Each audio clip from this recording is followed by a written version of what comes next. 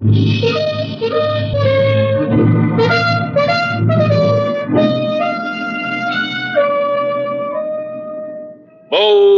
Venture. Adventure, intrigue, mystery, romance, starring Humphrey Bogart and Lauren Bacall. Together in the sultry setting of tropical Havana and the mysterious islands of the Caribbean. Bold Venture.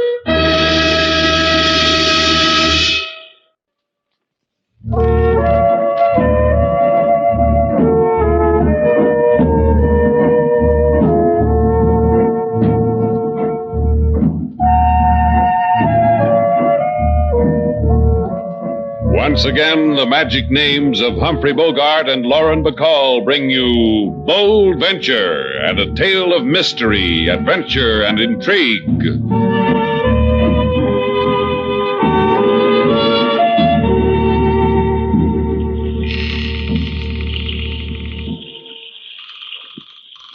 All right, sailor. Havana, Cuba, where we started from, where we get off. Out.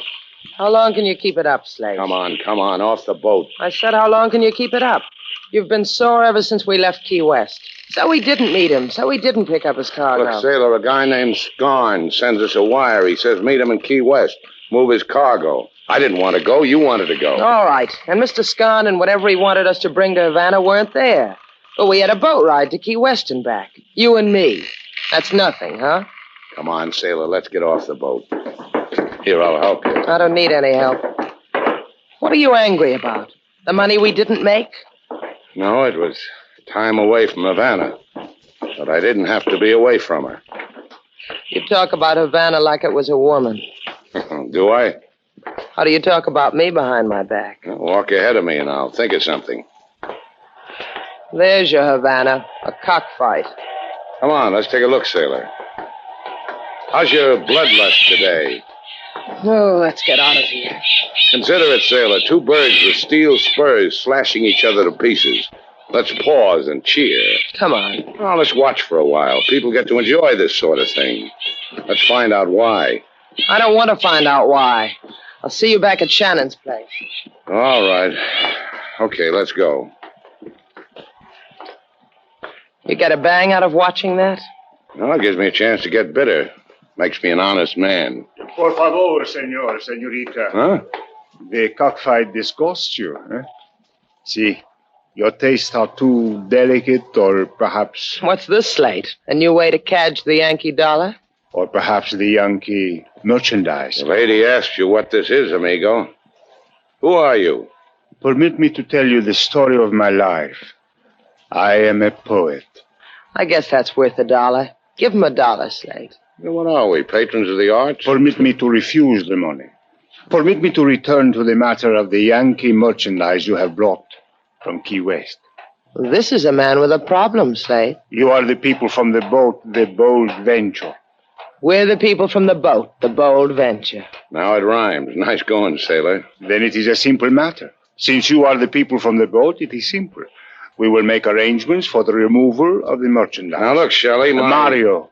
My name, permit me. That is my name. Mario, sure. I forgot. My memory's a little shaky. Mine, too. Hers, too. So we're having a tough time remembering what this is all about. Slower reading, huh? Are you trying to be clever, mi amigo? Or perhaps you have pleasure in tweaking my patience? The merchandise. Permit me, but the merchandise. It is a matter of life and death. When shall we remove it from your boat? The poet only knows one poem, Slate. Yeah. Wave him goodbye. A fond farewell, Mario. But it is a matter... You cannot. The merchandise, it can mean life, it can mean death.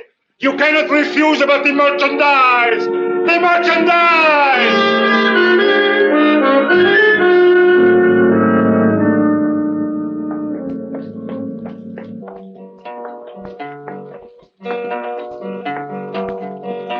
If you want to be happy and lead a king's life, never make the pretty woman your wife. Therefore, from a logical point of view, marry a woman uglier than you.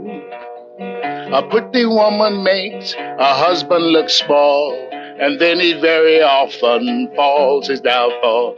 Therefore, from a logical point of view, marry a woman uglier than you.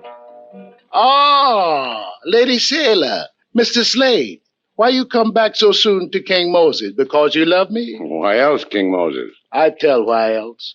Because on trip to Key West, something sour must have turned more sour. Am I inevitably correct? You are inevitably correct, King Moses. You come back to make King Moses sloppy with happiness, Mr. Slate. Therefore, order me about. Bring us something to eat, King. Oh, an ecstasy, a joy, a frenzy, a kick. Just bring us something to eat. Right now, Mr. Slate. You really do love him, don't you, Slate? Uh-huh. Like he was my own. How long does it take for someone to be your own? Ah, that depends. Ready with the food, King? Ready. Yours, Mr. Slade. Yours, Lady Sailor. You talk, I smile inside myself. I get my guitar, I got song for you. Sing it, King. A lady approach who waits for Slate. A lady so handsome no one can hate. A lady who in hotel did register. A lady who bring joy, maybe despair. Perdóneme, Señor Shannon, but I think perhaps you were looking for me. For Bibi. No, Señor? Well, I don't know you, but I think perhaps I was looking for you. For Bibi. Slate.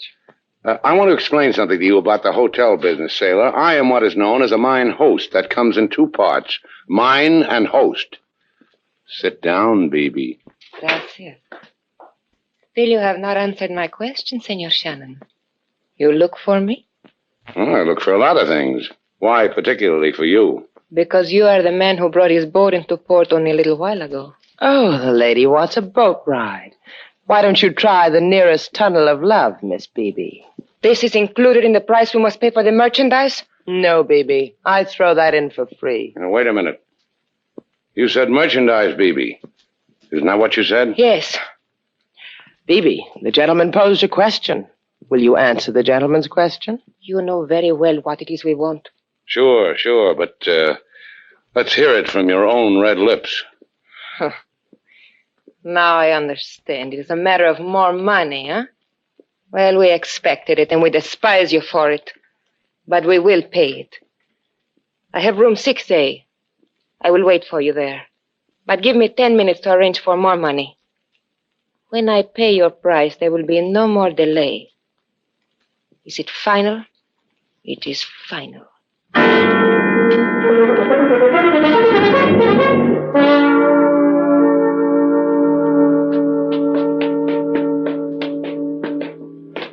Now, let's see. 6A, she said. That's what she said, Slate. That's just what she said. You know, sailor, I think I can handle this alone. Why don't you wait for me downstairs, huh? Because I'm afraid of the dark. I cry in it. That's what I thought. Now you know. Slate, that noise. It's already happened to us once today. Well, maybe the little lady's a bookie for gamecock fights. Hey, let's go.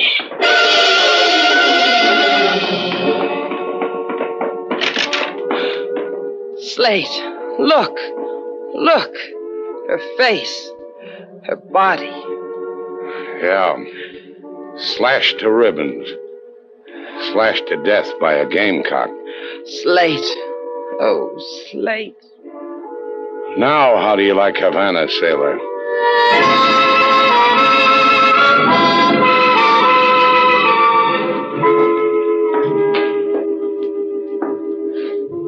Mr. Slade! Mr. Slade! Mr. Slate is wearing out his office floor, King Moses. Tell me, I'll tell him. The police have made a fare-thee-well to the front door, Lady Sailor. They are 5 minutes gone. Thanks, I'll tell Mr. Slate. You want anything I can do for the after the police occasion, Lady Sailor? You, Mr. Slade? No, I'll call if we want anything. My guitar and me in hammock outside. You open the window and whistle for King Moses if you want something. Slate? Slate? What are you trying to build? All right. I don't blame you, Slate. I know. It's hard to believe. What's hard to believe? Beautiful woman killed by a fighting bird, a bird with steel spurs on it. Oh, Slate. And at my hotel, girl locked in a room in my hotel with a bird bred to slash for blood. I don't like cops in my place.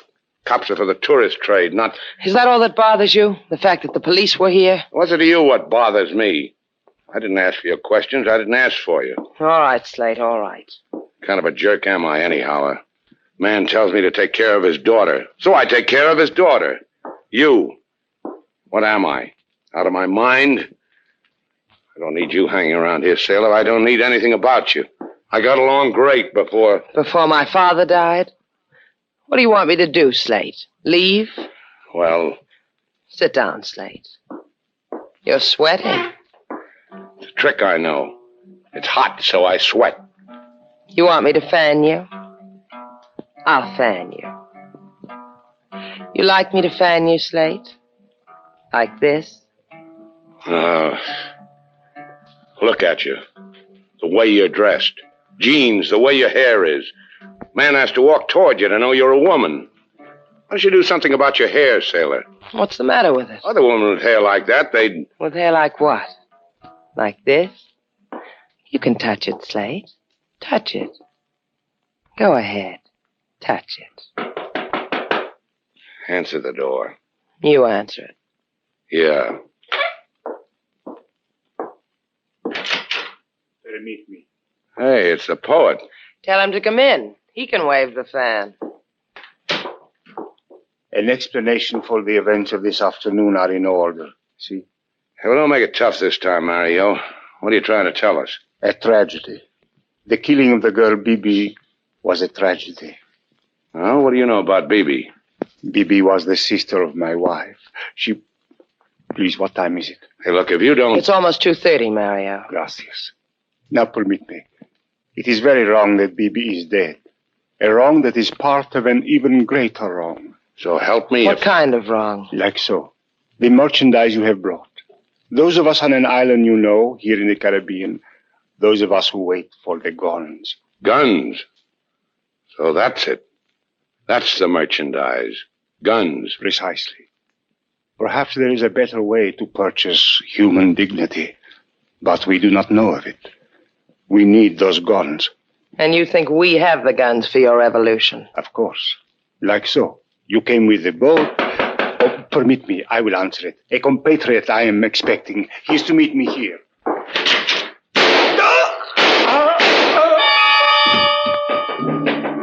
Mario! Slate! Help him! He's shot. Yeah. Yeah, shot dead. Like so.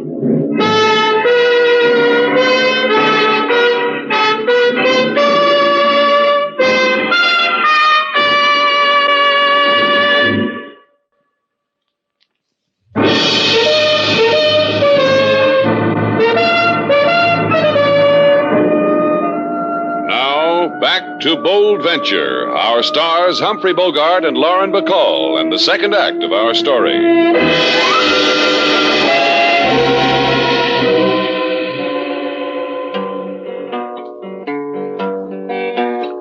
A lady, she come to Shannon's place, a delicate figure and clothes of lace. Then the lady, she died in Shannon's place. A gamecock with spurs, he slashed her face. A poet, he came to Mr. Slate, make big apology for being late. He explains his wants to Mr. Slate, but bullied in heart bring him poor to stay. Mr. Slate, he turned to Lady Sailor. He says, you know... That's enough, King. Do I call the police again, Mr. Slate? No. 2 people die in my place, that makes it personal. I like that poet. You're not always a real tough man, are you, Slate? I said I like that poet. And that girl, Bibi? And that girl, Bibi. What about her? Did you like her, too? Well, she had a problem. She came to me for help. She died. My father said you'd be a man like that. Why don't you get out of here, Sailor? Why don't you go back to the States? Look at the mess. I'm in it, you're in it. Why don't you leave, Sailor? You don't know, do you? Mr. Slate, Yeah, what do you want, King? here are the dead gentleman's papers from his pocket. Oh, let's have a look. Mario Havana, 64 Avenado, Lorca. We're going calling, huh, Slate?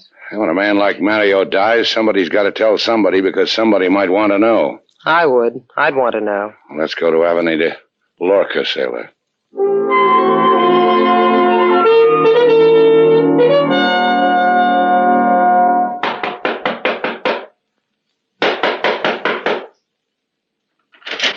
Yes?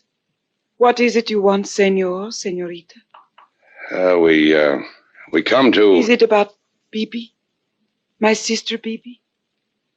If you have come to tell me of her death, it has already been revealed to me. Oh, just a minute, Senora. I am called Celestine. Will it not be easier for you so? Yeah, easier. If you're Bibi's sister, then the poet Mario... Mario... He is my husband. Yes, a poet and a husband. I'm fortunate, am I not? You are friends of Mario's? Yes, friends. Sailor, I can't do it. You tell her. Thanks loads. Senora Celestine, your husband... What? He... What is it of my husband? What is it? He's dead. Okay, Sailor. How long can you take to tell a woman her husband's dead? He said he was going to the waterfront to write me a verse. A little verse. Who are you? Are you of the police? We're Mario's friends. We want to find his murderer. It will not bring him back. Mario was telling us something before he died. About a revolution, about guns. Mario was to me a man who loved me, who wrote little verses for me.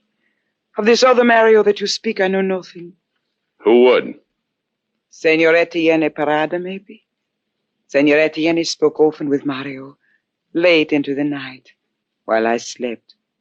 I would bring them food, and then leave them to talk among men. Where would we find Senor Etienne? He has a villa, 17 Avenida Cuarteles.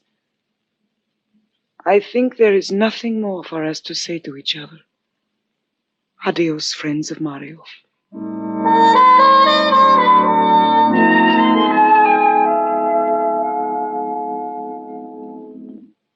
Come right in, senorita. Is your name Etienne? No, senor. I am the butler. Where's Etienne? In the auditorium with the rest of the guests. There is a concert. This way. In here.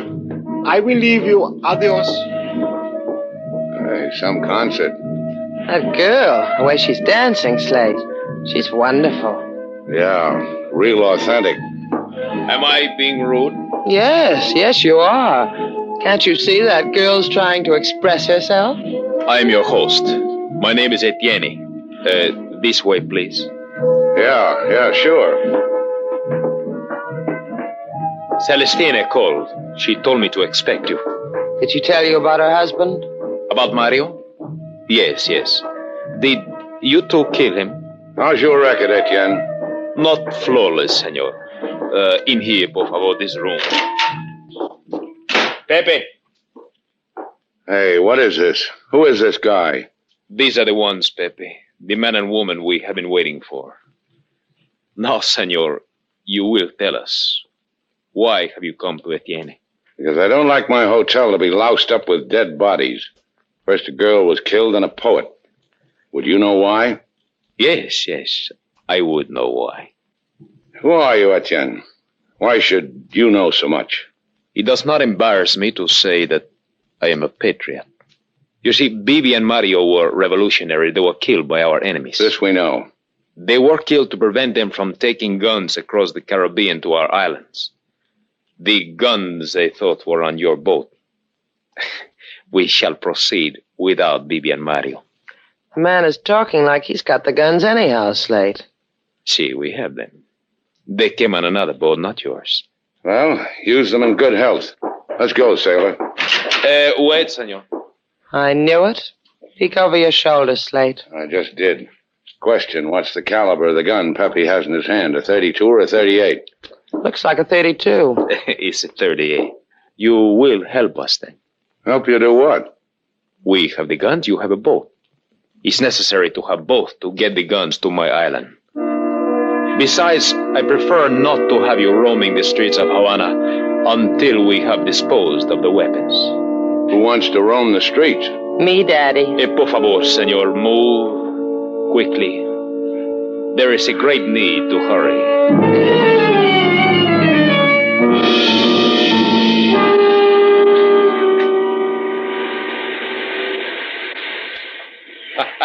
You admire the view, senor, eh? This cliff that screams down into the sea, or perhaps senor is afraid of such height. But the view is magnificent, no? The guns are nice, too. You have exquisite taste, senor.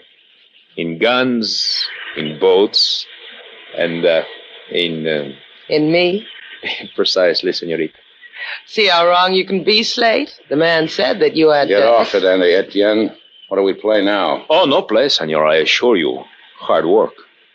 Pepe is below in your boat waiting for the guns. You will see that he gets them. Then you will take us to our destination on your exquisite boat. You mean I lug them all the way from this cliff down to the boat? Not quite so hard, senor. You see, we are prepared. The cargo net, winch. You place the guns in the net, then lower them to Pepe. Quick, simple. Like pie. It'll be like pie, won't it, Slate? I'll help. No, senorita, no. You will simply stand there, because you will inspire the senor to magnificent effort. You may begin, senor. What happens when we're through here? You will be killed. Ask a silly question. Oh, but it's so easy for you. You have but to die. Me, I have to commit a murder. My heart bleeds for you. Thank you, senorita. That's enough, senor, for one load. Lower the winch. Aquí, Juan! Aquí! See, Celestine! Celestine!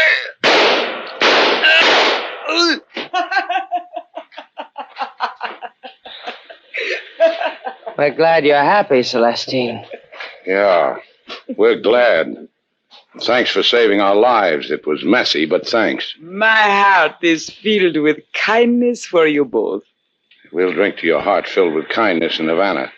Tell your boy to take that gun away and we'll go. You were so kind to come and tell me of my husband's death. I want to do something gracious for you. In Shannon's place. Do something gracious for us in Shannon's place. I will not permit one to kill you. You will die as suicides. I wouldn't have it any other way. Tell us about killing people, Celestine. Were you born that way, or did it come on you all of a sudden? They tried to make a revolution. You were foolish enough to stumble into it. It is a pity you stumbled into the wrong side. You and Juan here are the right ones. You are all alike. Poets, revolutionaries, adventurers. All with the intellect of trained fleas. Bibi, Mario, Etienne, Pepe. Oh, yes. Pepe is dead also. Juan took care of it. Bibi was your sister. And Mario... They were fools. They are happier dead. Now walk. To the edge of the cliff. Walk. You happy now, sailor? You real happy? What? You came to Havana. You got what you came for, huh? Excitement, romance, a tropic moon, people killed. You've gone crazy. What are you talking about?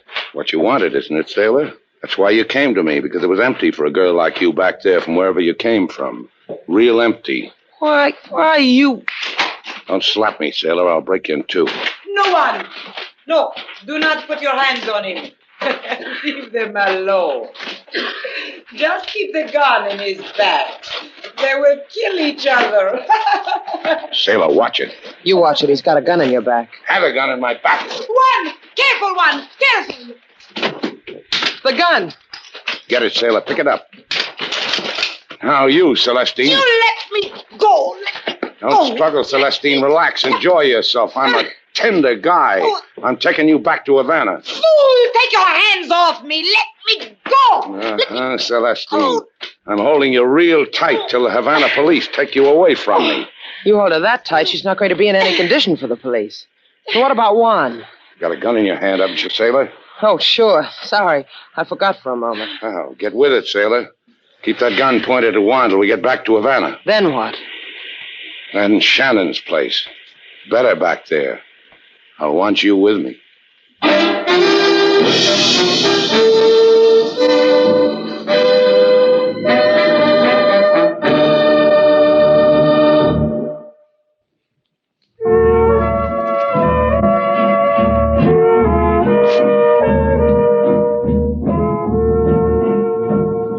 How do you like it, Slate? Like what? Dancing with me. Oh, it's all right. I'm wearing a dress now. Yeah, I noticed. And my hair. You like it this way? You like my hair this way, Slate? Let's get out of here. I like it here. Come on, let's go. Go ahead. I'll find somebody who likes to dance. I said come on. Why? Well, there's a breeze outside. What's a breeze got to do with it? I want to see what it does to your hair.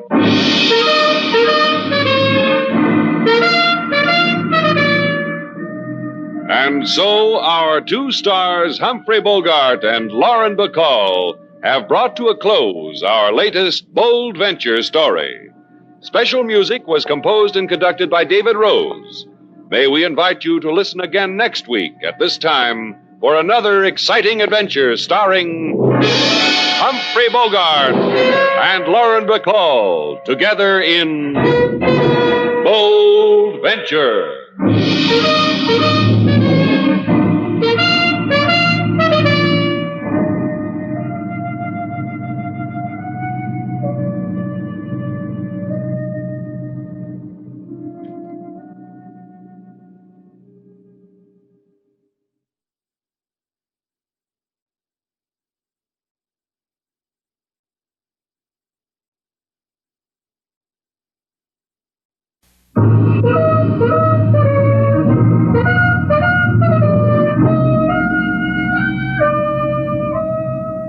Bold Venture. Adventure, intrigue, mystery, romance, starring Humphrey Bogart and Lauren Bacall. Together in the sultry setting of tropical Havana and the mysterious islands of the Caribbean. Bold Venture.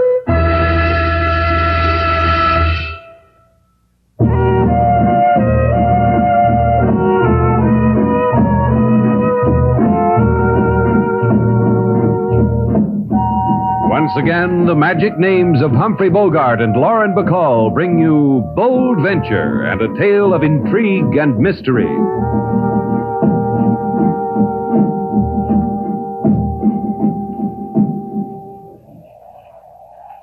You can't tell much about Havana from a boat tied up at the waterfront, me long, especially at night. But you like Havana. It is a strange place. But to one who has lived her life in China, all other places are strange. It won't be that way for long. There's a little bit of all the other places in Havana. Mr. Shannon. All right, I'll get your suitcase, me Oh, long. no. Oh, no, that is not it, Mr. Shannon. It is the other thing. Why did Sam Chu have me brought here to Havana? You mean you don't know? I know only in Shanghai a letter came to me from Sam Chu. A letter with money, with instructions. Then a man came with more instructions and took me away from Shanghai. Why, Mr. Shannon? If I'd known you were in Shanghai, I might have brought you here myself. What manner of man are you, Mr. Shannon? I run a hotel, I own a boat. I meet freighters somewhere in the Caribbean. Because I have a client named Sam Chu who's in a hurry to see a girl named Me Long. Hello! Anyone aboard? Yeah. Is your name Slate Shannon, sir? That's right. Good. Excellent. Come aboard, Mickey. We'll talk to Slate Shannon. How do you do, Mr. Shannon? Say, what is this? What do you guys want on my boat? Let me hold the gun, Mickey, so Mr. Shannon can see it better. Good. You did that very well, Mickey. And you, young lady, how do you do? Mr. Shannon, who are these men? The lady asked the question. We're friends of yours, Mr. Shannon, and hers. The closest friends you have in the world. Don't you think so, Mickey? Mickey can't talk. He just agrees with me. Don't you, Mickey? You see, what did I tell you? Now that I know who you are, off the boat. You hear that, Mickey? He wants us to get off the boat. To pick up the thread of the conversation, Mr. Shannon, what we want is the statue. The Kuan Yin the lady brought with her from China. You know what they're talking about, Me Long? I have brought nothing from China. A suitcase, that is all I brought from China. Does that end our conversation, close friends of mine? Mickey and I think the Kuan Yin is on this boat, Mr. Shannon. Don't we think that, Mickey? Well, then ask Mickey where it is. With my holding a gun on you, you say that? Say, look now. Go ahead, Mickey. Well done, Mickey. Easy, easy. There'll be other times, Mickey. Mr. Shannon will not disturb us for quite a while. So, young lady, where is the Kuan Yin? I do not know what it is you want. Search the boat, Mickey. Start with the suitcase. Now let us assume, dear young lady, that the Kuan Yin is not aboard. Where did Mr. Shannon stop this boat and hide it? Do not touch me with your hand. It offends you, my dear. Yes. Yes. You slapped Zender. You slapped Jeffrey Zender. That's most unfortunate. Most unfortunate. I detest killing. Now I'm afraid, dear young lady, your body will be washed up upon some shore, and someone will wonder why.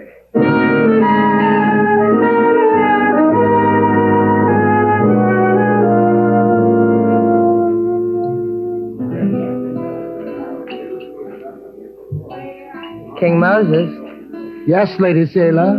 what's that you're playing? Waiting type song. Waiting for Mr. Shannon type song. You are married? King Moses will have melody written in stone, so it never dies. Thanks. How long have you known Slate? Longer than you. Longer than anybody. Anywhere. How long? Since many years. In Port-au-Prince, I see man walking on waterfront. A man.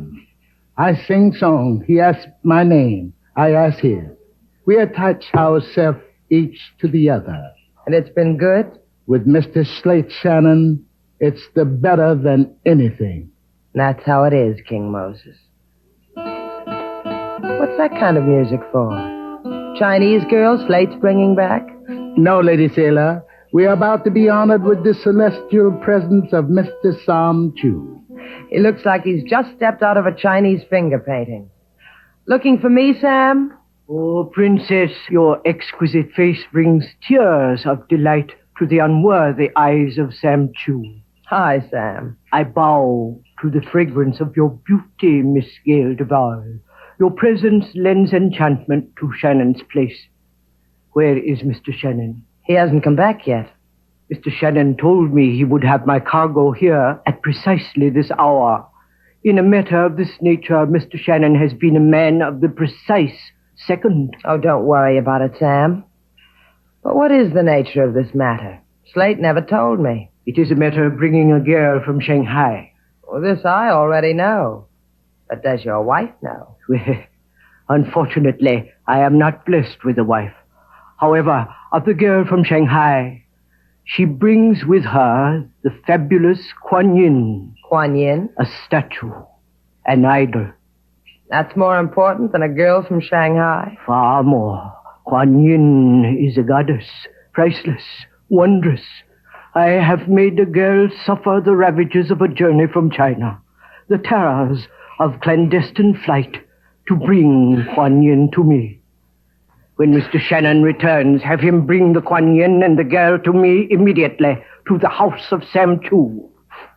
Thus, I end the delight of your presence. Likewise, I'm sure. Bye, Sam. King Moses. Yes, Lady Sailor.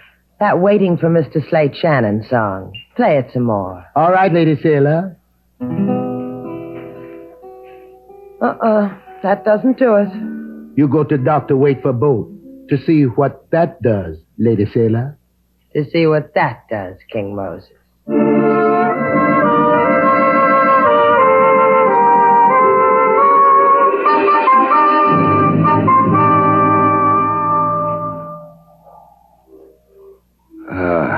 Lie still, Slate. Won't hurt so much if you lie still, with your head in my lap. He was good, wasn't he? He went over me real good. Who? Man who was owned by another man who owned a gun, I told you it would hurt if you tried to move. If you want anything, I'll get it for you. All you have to do is touch my hand. You know about pain, huh, Sailor? Not like yours. Other kinds I know about. Like what? If I ever tell you, throw me away. What happened to you, Slate? Why did somebody try to make you over? They thought we had something called the Kuan Yin. Me and the girl. Hey, where is she? There's no one else on the boat.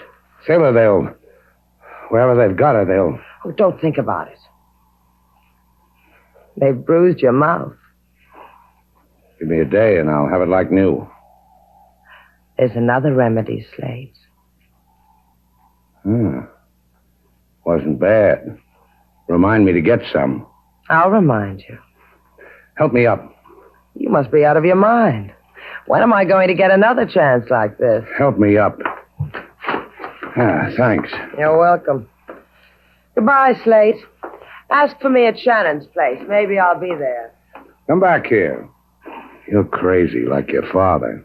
My father was crazy to will me to you when he died? What else could he have done with me? He could have turned you over to decent people, to safe people. People who don't get beaten up, who go on Sunday picnics, walk in a park. You're stuck with me, Slate. You hate it? You didn't answer me. Do you hate it? I'll think about it. Come on. Put your arm around my shoulder and I'll take you back to the hotel. We call on Sam Chu. But Slade, you're hurt. You can't go. We call on Sam Chu. Tell him I messed up his mission. To ask him why I did. Anything you want, Slade. To ask him why he hired me to pick up Me Long. Why she disappeared. Why a man beat me up for a statue I didn't have. I can steer a fine course to the house of Sam Chu. Just keep the arm around my shoulder.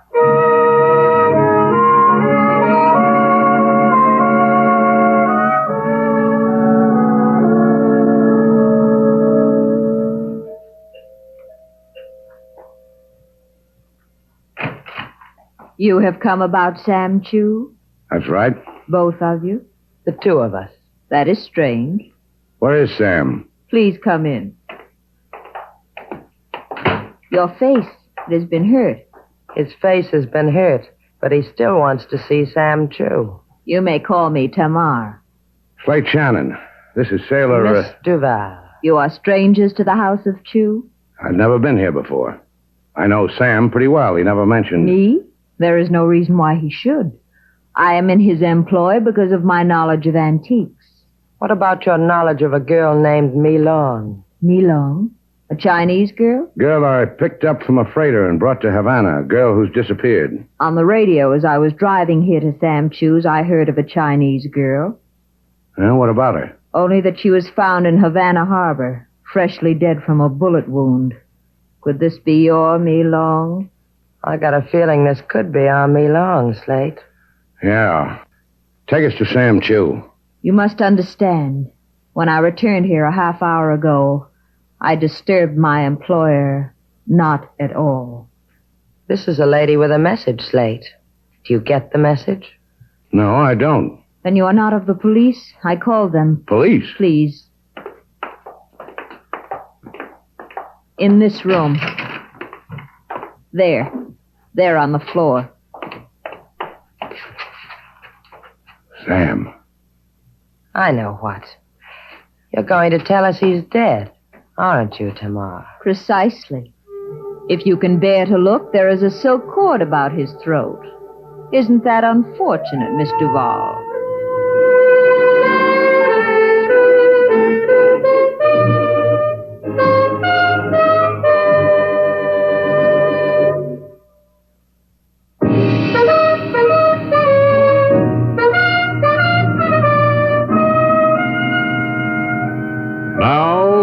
to Bold Venture. Our stars, Humphrey Bogart and Lauren Bacall, and the second act of our story.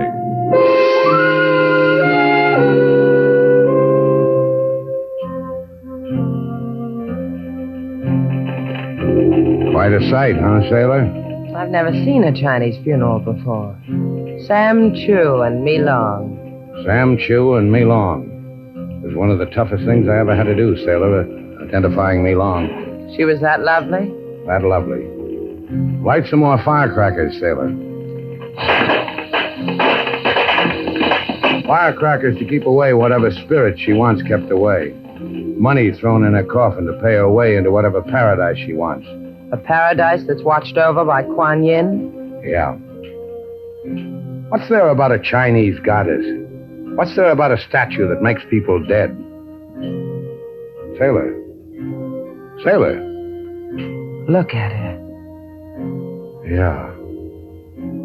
Tamar. Tamar in a mandarin robe like... Go ahead, say it, Slate. I'll agree with you. Like an enchanted princess. I'll see you, sailor. Where are you going? To join the funeral. To get a princess to tell me a story. Slate! Hey, wait for me, Slate! A fascinating and pathetic spectacle, don't you think? What? Oh, that's right. Fascinating and pathetic. Who are you? If you don't mind, I am Geoffrey Zender. I don't mind. That's your problem. And you are Miss Duval. And I am Miss Duval. How did you know? Merely because the late Sam Chu pointed you out to me one day at Shannon's place, and I have never forgotten. Oh, you knew Sam Chu? Quite intimately. He was my business associate.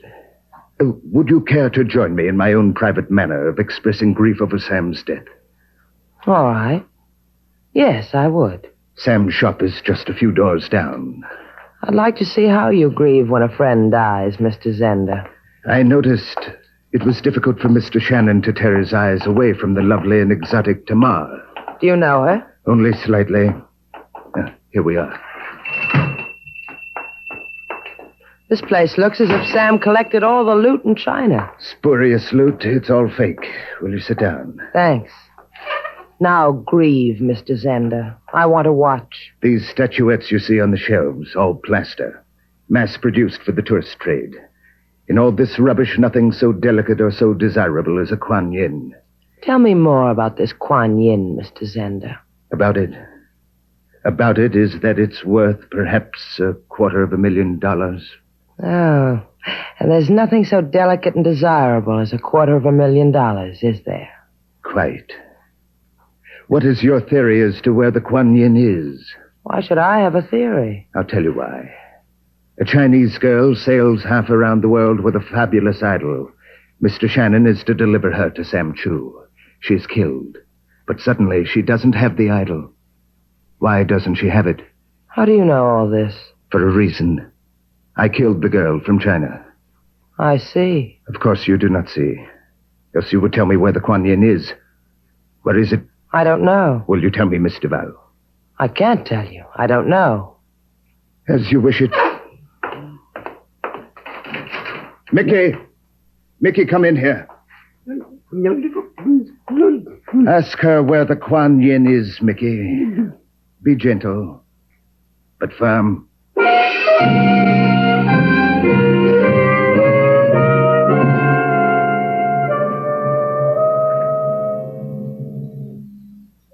I knew you would come back to me, Slate Shannon. And we both knew it, didn't we, Tamar? I saw you when you were watching the funeral procession. It was a very long funeral, and all the time your eyes were on me, as they are now. You find me desirable? An understatement, Tamar. Guy wants a lot of things. Some of the best, a mark don't touch. I am not fragile, Slate. I will not break. You may touch me. Anything you say. You see, I am not an illusion. Here, I will show you. Yeah. I see what you mean. It is said the goddess Kuan Yin could kiss a wound and make it vanish. The image of her is believed to be just as miraculous by some. It is a pity she has been lost, is it not? Yeah. Maybe if Kuan Yin weren't so miraculous, the girl I picked up at sea, Me Long, would still be alive. And Sam, too. This Kuan Yin, does it kiss away dying, Tamar? If you gave her to me, gave me the Kuan Yin. Yeah, but what makes you think I've got it? Because a man like you, it would have been simple to steal from me long. Yeah, it would have been, but I didn't think of it. Also, she didn't have it. Now it's your turn again. I don't believe you. I don't believe... Besides the miracles, how much will the Kuan Yin bring in Yankee dollars tomorrow? The Kuan Yin image is a symbol of the tears of Mother China. Your having her is a desecration. Oh, where did all the gentle go, Tamar? Look, if I had the Kuan Yin, maybe I'd give it to you. That would make us pals again, wouldn't it? You and me and Mother China. Get out. Get out of this house. Your presence is insulting to the memory of the dead. Yeah, we almost forgot about that, didn't we, Tamar? Get out! All right. Some other time, huh?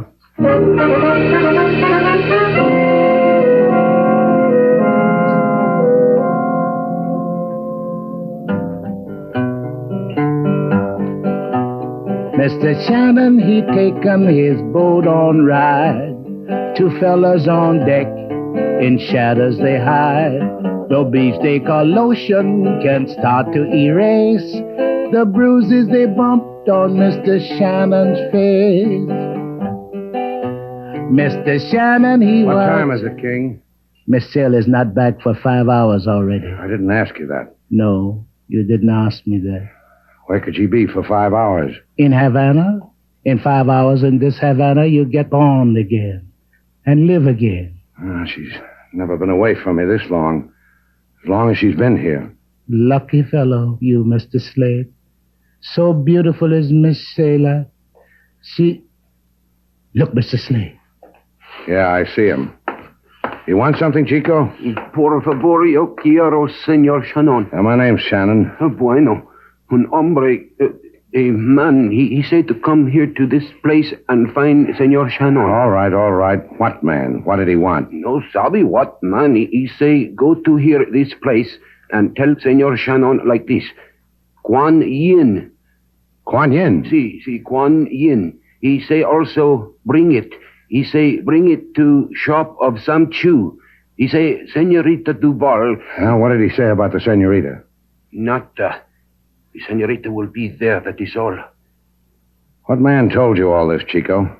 I do not know. What man? What man told you this? I do not know. I swear it by my mother. I do not, senor. Un hombre on the street, he tells me to... Okay. You did all right, Chico.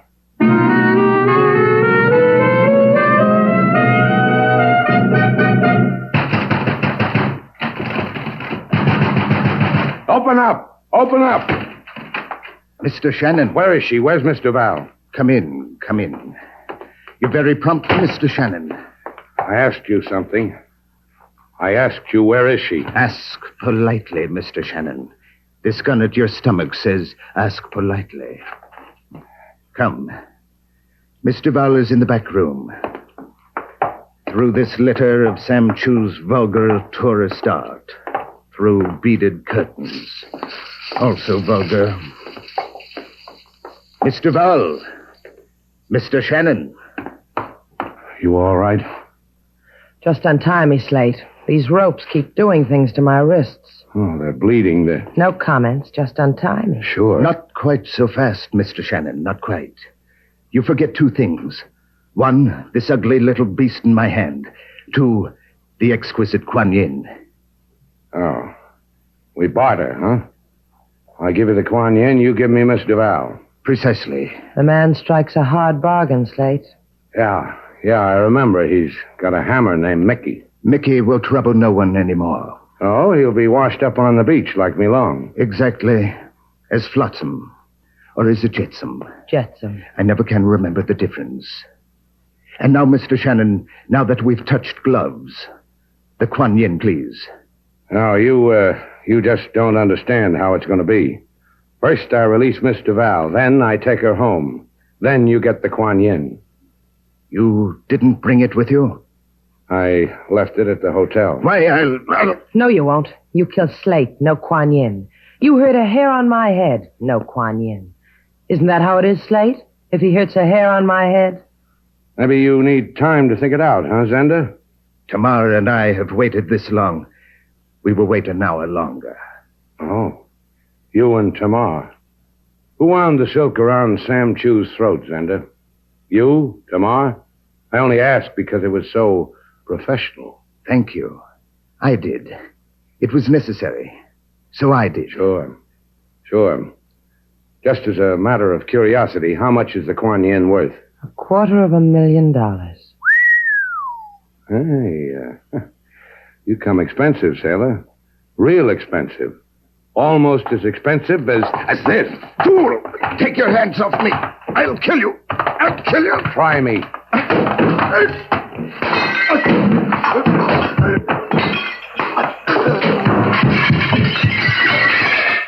Now you can untie me, Slate. Yeah. You did good. Yeah. Now, let's go, sailor. Wait a minute. Look, over there in the corner. That shining statue. Like something lighted inside. Hey, what do you know? It's the Kuan Yin. Kuan Yin. It's beautiful. Oh, leave it alone, sailor. It's beautiful. And it killed Sam Chu. Leave it alone. Must have been here all the time. The oldest trick in the world. Sam has something valuable, so he covered it with something cheap, plaster, like all these other phony plaster statues. If it hadn't fallen off the shelf during the fight, it would have been lost forever. And the whole business, the girl from China, all of it, a little Chinese play staged by Sam Chu to trick whoever else wanted the Kuan Yin. Now leave it there, sailor. Let's go. To Tamar? To Shannon's place. The cops can have Tamar and the Kuan Yin. You sure you don't want to go see Tamar? To Shannon's place. You coming, sailor?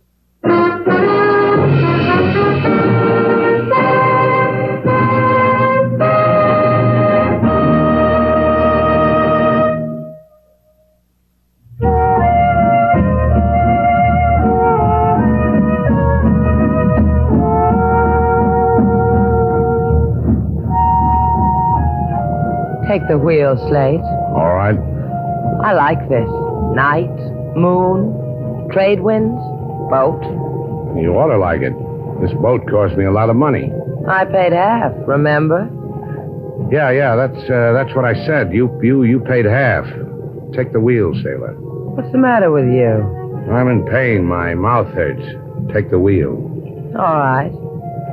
It's bad, huh? Awful. Take the wheel. All right. Slate. Yeah, sailor? Hey, who's got the wheel? Be still, Slate. What can we run into in the middle of the Gulf Stream?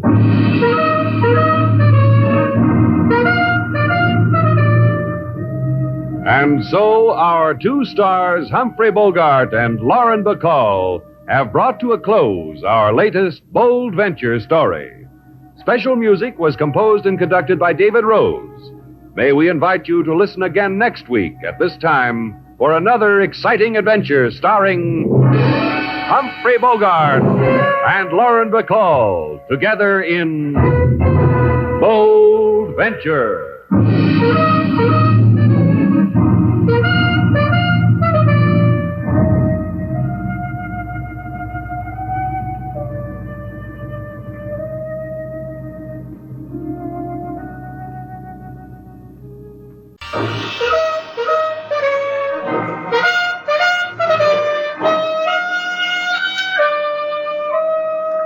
Bold Venture. Adventure, intrigue, mystery, romance, starring Humphrey Bogart and Lauren Bacall. Together in the sultry setting of tropical Havana and the mysterious islands of the Caribbean. Bold Venture.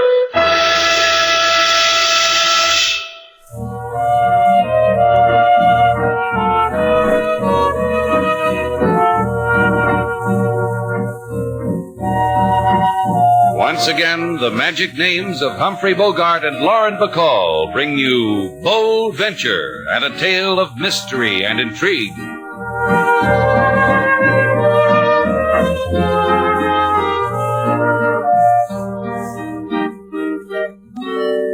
No people come to Shannon's place.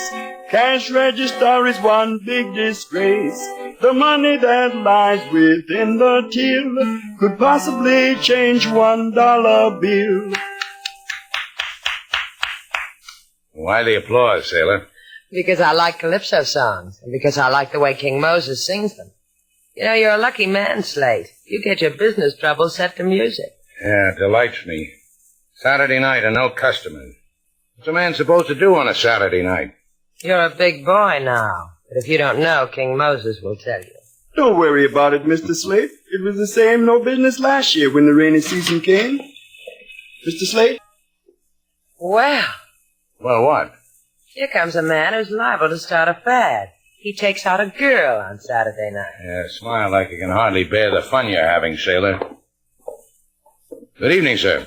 Table for two in the corner, mister. Hold the menu till I whistle. Lady's not hungry. Are you, baby? No. Not thirsty either, are you, baby? No. See what I tell you, mister? Don't bother, I'll find myself a place. Yeah, don't forget to whistle. Everything all right, baby? You happy? If I were dead, I'd be happy. Oh, baby, Dolores, baby. Oh, no. Come on, sit down. That's my girl. Take your hand away from me. You don't tell Vic what to do, remember? Remember? Yes, I remember. Well, now, that's good, real good. Fine. All right. You said you wanted to talk to me before you gave me the papers. Talk. If I give them to you, You're starting off all wrong. There's no if. Just give me the papers and you talk your head off. I'll listen and smile and nod. Anything you want to say. how do I know? If I give them to you, how do I know everything will be all right then? Baby. How do I know? You don't know anything at all. You're hurting my arm. You're hurting me. Shut up. Oh! Told you to shut up. Haven't whistled yet, mister. Those welts you're raising in the lady's arm hurt my eyes. Outside, Buster. By yourself. Out. You want to play? You want to play, huh? Well, good. Fine.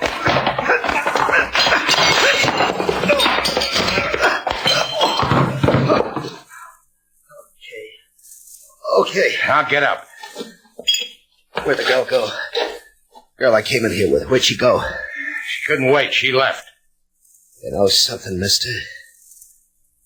You just don't know what you did.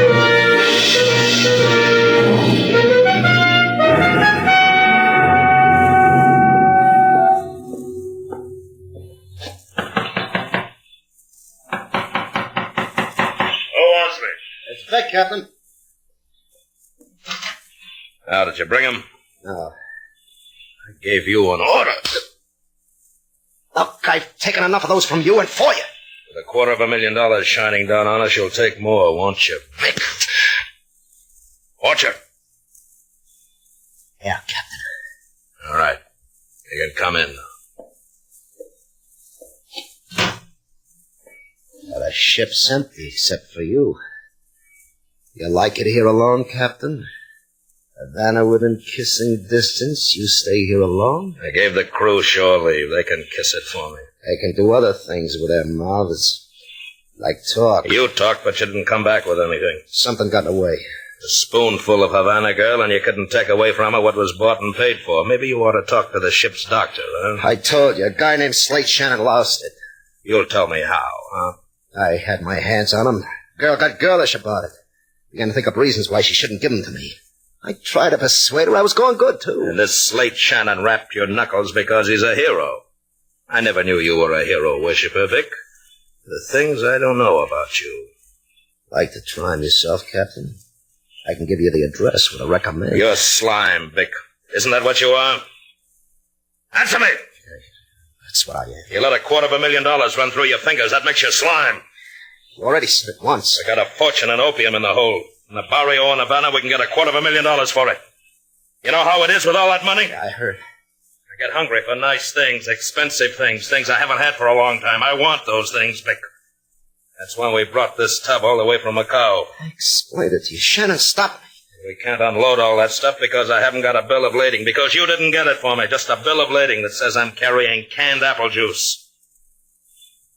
That's too much to ask, Vic. I'll get it. Sure you will. Vic! Sure you will.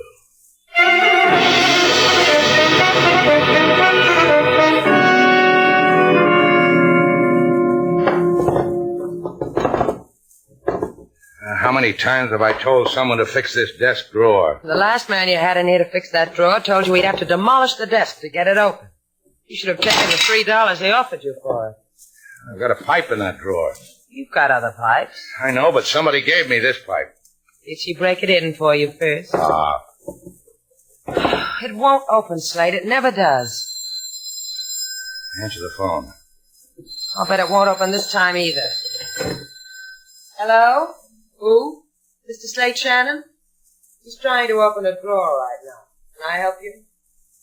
Oh, sure. Yes, he's here. Slate.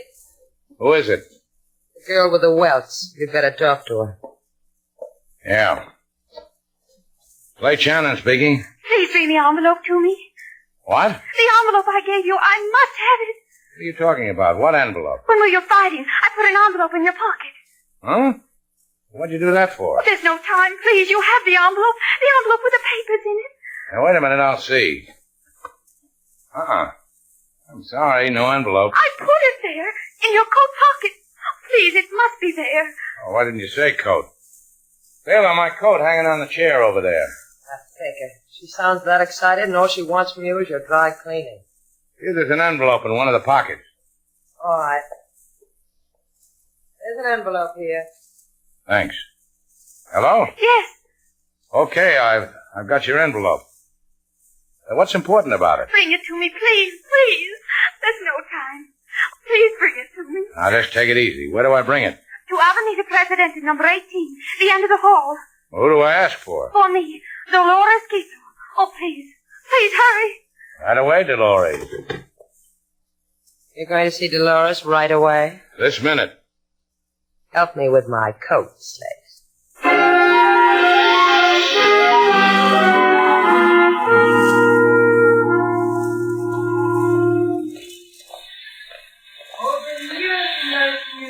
You care for guided tour through many charming places in Havana?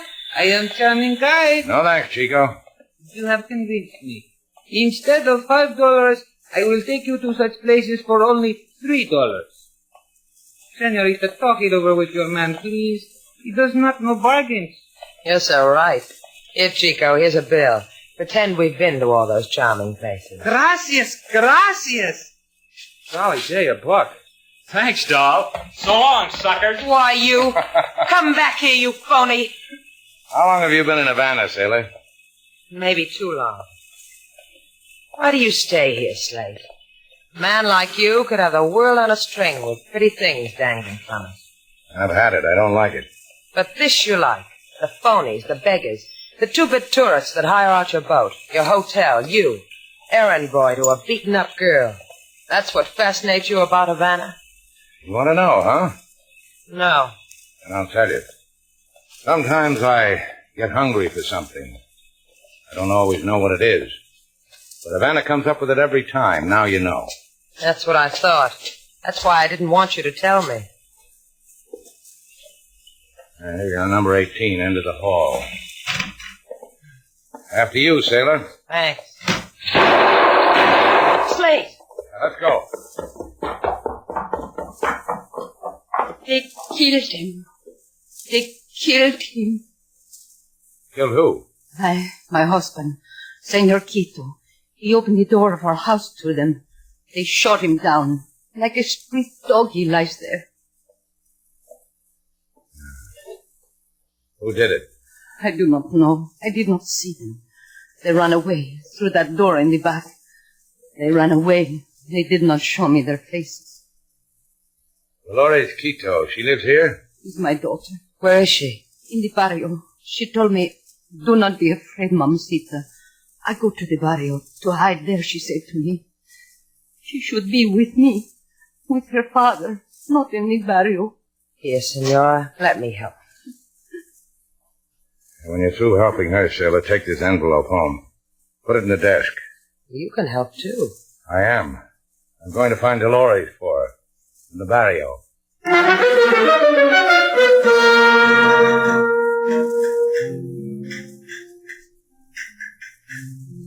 Dolores Quito, know where she is? You are not needed here, senor. I'll look. Do not try, senor. Dolores Quito is unknown to us.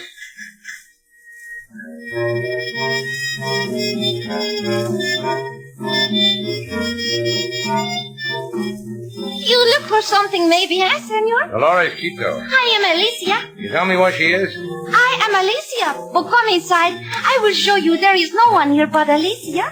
You dance with Alicia? Huh?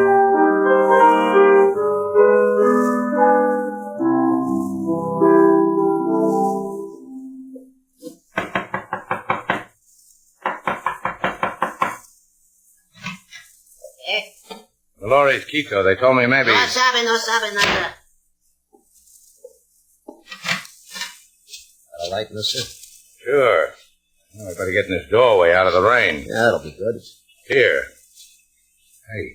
Hey, you're the guy. That's right, I'm the one. He's yours, Captain. Yeah. You did good, Captain. Real good. Fine.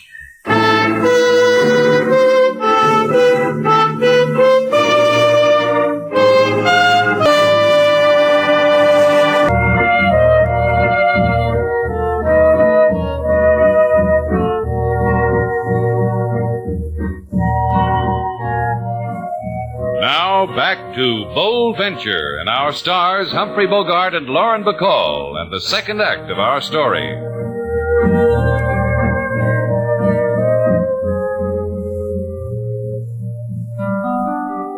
Mr. Shannon, he go to Barrio, the place of danger where the lights are low. A fella, he bang on Mr. Shannon's head. Mr. Shannon, he think pavement is new bed. Slade Shannon, Well, don't rub it in, King. Sailor? Uh-huh. Give me that envelope out of my desk. I want to see what's in it that makes me bleed. It's not in the desk. The drawer won't open, remember? I don't care where it is. Just get it. It's in the safe. I'll get it, Lady Sailor. Left 23, right 14. Not so loud, King. Don't get excited, Slate. The only thing in that safe beside the envelope is a necktie. Say, I've never seen you in a necktie. How do you look? Nifty and dapper. Here's the envelope, Mr. Slate. Thanks. I don't get it. What is it? Bill of lading for the steamship Capricorn. Look. It says they're supposed to unload 6 cases of apple juice in Havana Harbor. Apple juice? What do you mean, apple juice? Apple juice means apple juice. What else does apple juice mean? I don't know, but I'll bet it's the first time in history anybody ever got beat up for apple juice. Think of some more clever things, Sailor. When I come back, you can tell them to me. Put the envelope back in the safe, King. You going out? Sure. The rain's stopped, the moon's out, the sea's calm. Who knows? I might find me a steamship.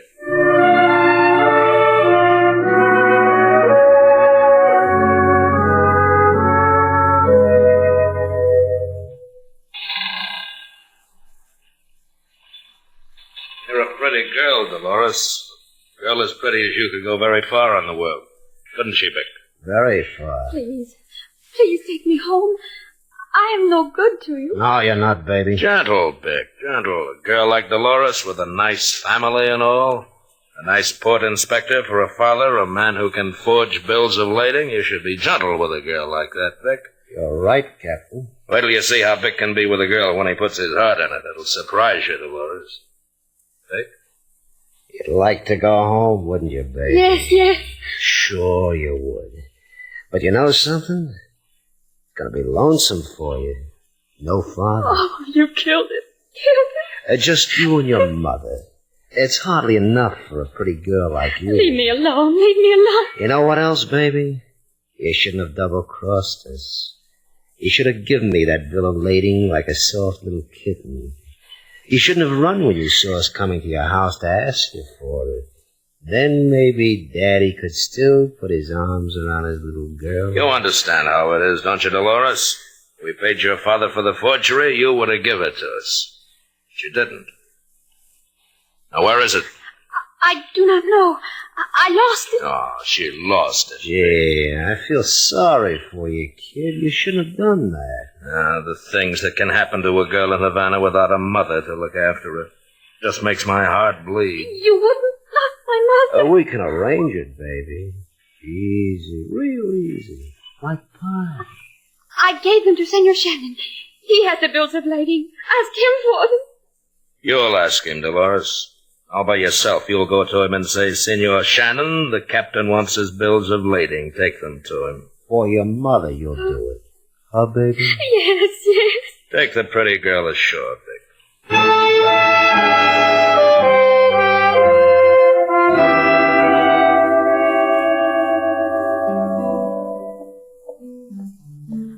I beg your pardon. What can I do for you, miss? I want to see Senor Shannon. He's gone. Where? Where he is where. I don't know. Miss Sailor, she here. Miss Sailor's standing over there under the fan. Maybe she can help you. Thanks. Is your name Sailor? That's right. Hot, isn't it? I'm looking for Senor Shannon. The feeling's mutual. Oh, please, I have got to see him. Why? Listen to me. No, you listen to me. About 5 hours ago, you came in here. And since then, there's been nothing but trouble. Slate gets beaten up. A man gets shot to death. My father. Oh, that's right. I forgot. I'm sorry. If you're truly sorry, you will help me.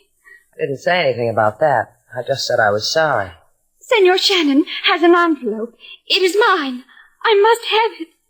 Now I have to be sorry again. I can't give it to you. You do not understand. Right now, I only have to understand one thing. Slate Shannon is somewhere along the Havana waterfront looking for whatever he has to find. He's going to find it, and he's going to do what he has to do. I'm not going to take a chance of messing it up. Sorry. No envelope. They will kill me. They will murder again. Oh, no, nobody's going to hurt you. King Moses will see to that. You stay here. Those men, you do not know what they are. Slate does. That's more important. My father, dead. My mother. Here, sit down. I'll get you a drink of water. King Moses. Yes, Miss Sailor. Did you ever see a Saturday night like this?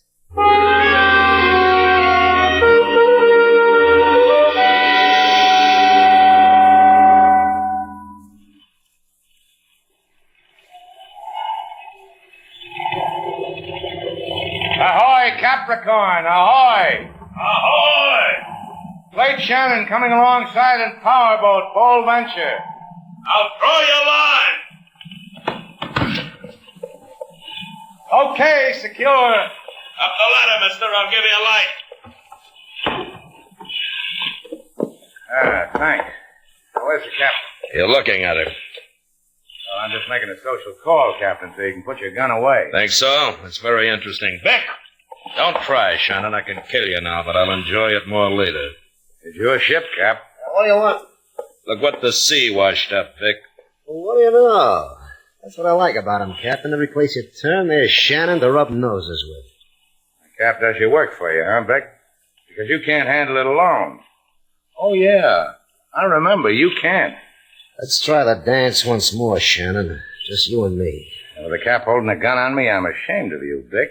You think I'm crazy or something? Maybe you can dance later, boys. All I need now are the bills of lading. Dolores told you to bring them, and you brought them, huh, Shannon? Dolores?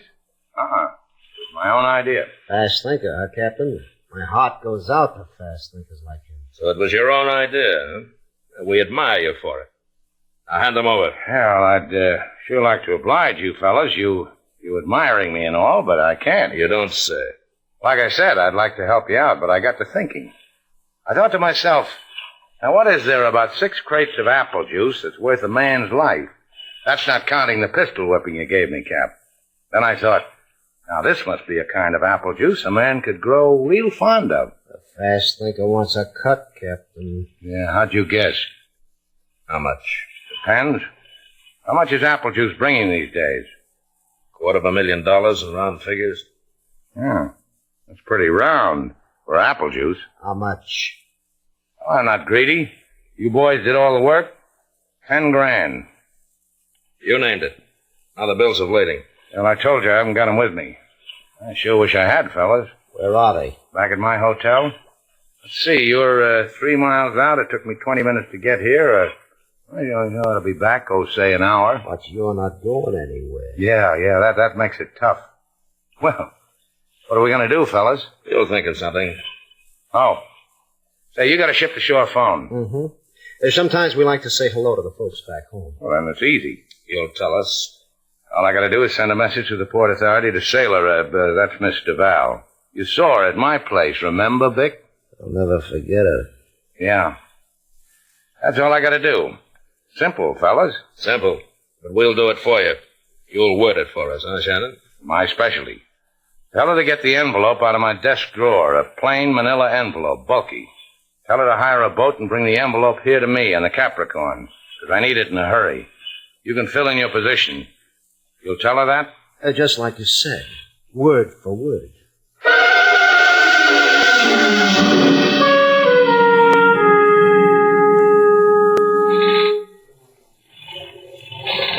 It sounds like your girl got here fast, Shannon. Good for our side, huh? It's always been good for us. It's getting better for you. Yeah, you don't know what I can do with those 10 G's. Like what?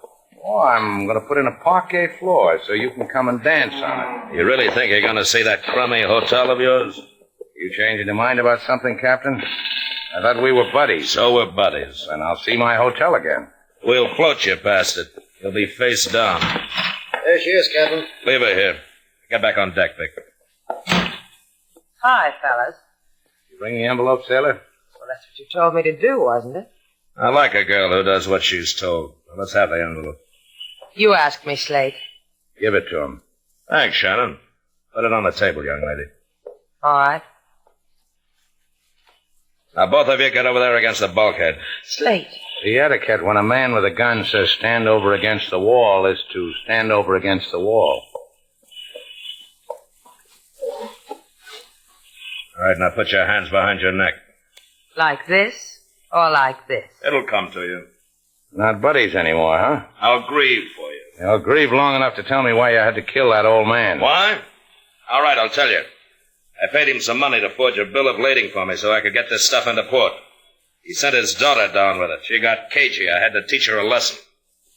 What did he promise you, Slate? 10 grand. That would have been nice. Yeah, it would. Let me take a look at this bill of lading. Been waiting for it so long. I waited a long time for this piece of paper. $250,000. $250,000. Something wrong, Captain? Now, this paper, it's blank. It's a blank. Get him, Slate. Yeah. Nice going. Sailor, I could kiss you. I knew when the message said get the envelope out of the desk, something was wrong. The desk drawer doesn't open. I switched papers.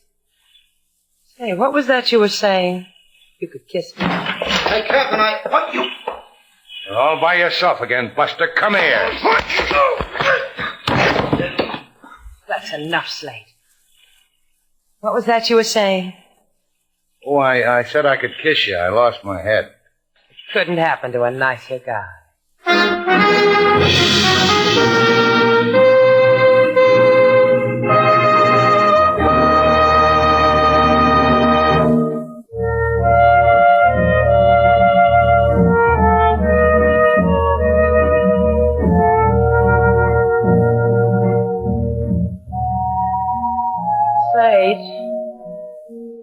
Slate.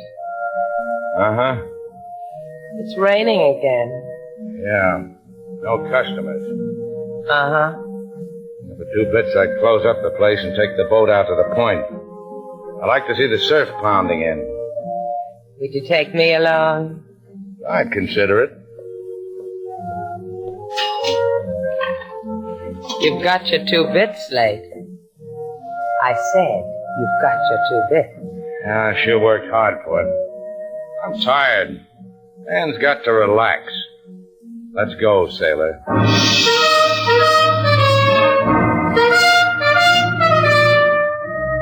And so our 2 stars, Humphrey Bogart and Lauren Bacall, have brought to a close our latest bold venture story. Special music was composed and conducted by David Rose. May we invite you to listen again next week at this time for another exciting adventure starring Humphrey Bogart and Lauren Bacall together in Bold Venture.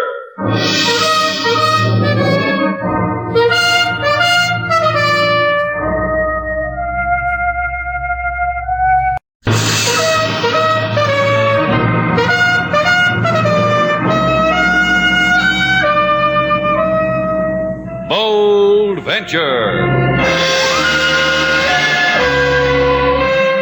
Adventure, intrigue, mystery, romance, starring Humphrey Bogart and Lauren Bacall.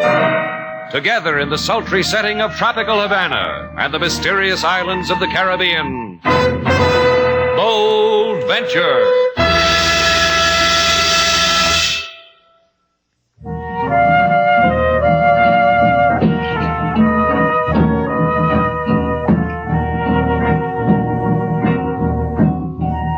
Once again, the magic names of Humphrey Bogart and Lauren Bacall bring you Bold Venture and a tale of mystery and intrigue.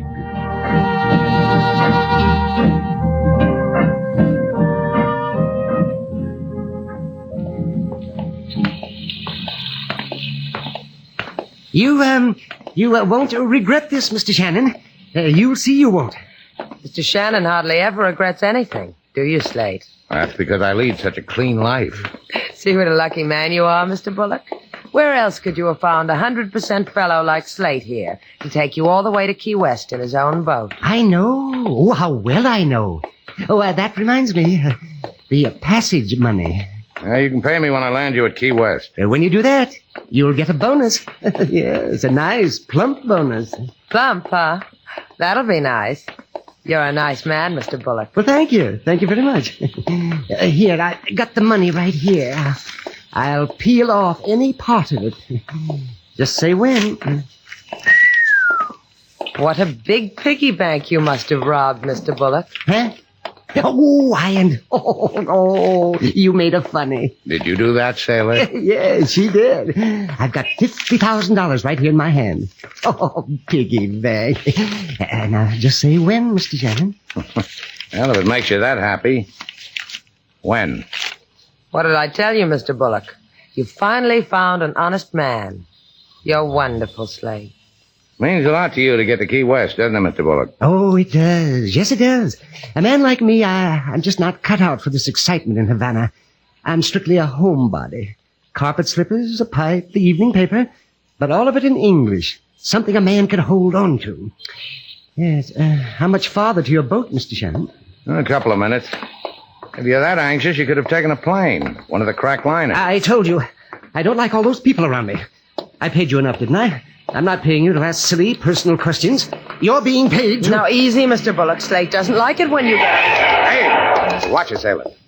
Hey, what's with you guys? You know better than to drive in Havana with your headlights off? You could have... Keep the mouth polite, friend. All we want is to ask a friendly direction. Mr. Shannon, look out. They're the men who... The men who... What do you know? It can still talk. All right, move it, my check. Johnny will be proud, won't he, my chick? Huh? Yeah, he'll be proud.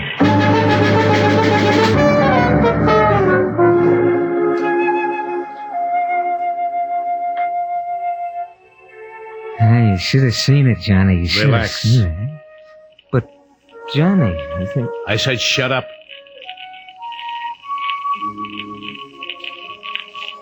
Turn off the record, Marchik. Yeah. Man doesn't need anything but music like that. Sure, Johnny. Sure, Johnny. Tell me how Bullock died. 4 slugs in the chest. Can you imagine that, Johnny? A little guy like that, and it takes him 4 slugs. Who was driving? Him. My chick, him. I was driving, Johnny. I don't know about you, Marchek. I really don't. I said Dolly drives. You were going to handle the gun, remember? Oh, what difference does it make? Sure, Johnny, what difference? I didn't mind. He took 4 slugs. You should have seen him. Marchik. Uh-huh. Next time you do like I say. Next time you'll do it my way, won't you, Marchek? Sure I will. Sure you will. You understand. It's the little things that annoy me. Take Bullock. He annoyed me. A bookkeeper who walks out with $50,000 shakes my faith. The money is incidental, Marchek. It's the annoyance of it. Gives me butterflies. That's Johnny. Johnny, when do we go? Soon, real soon. And when we get back to the States, it'll be like old times, won't it? Running things from Havana is okay, Johnny, but I like the States. Like old times. When are we getting out of here? Sometime I'll whisper it in your ear gently, Marchek. Sure. There's no chance of a slip-up on Bullock, is there? We were driving without lights. Nobody followed. That's right. It happened too fast even for the guy and the dame to What guy and dame? The ones that Bullock was talking to. What guy and dame? Bullock came out of the hotel with the guy and the dame. What hotel? Called Shannon's place. Get them. Bring them here. Sure, Johnny. Now turn on the music, Marchek. Uh-huh.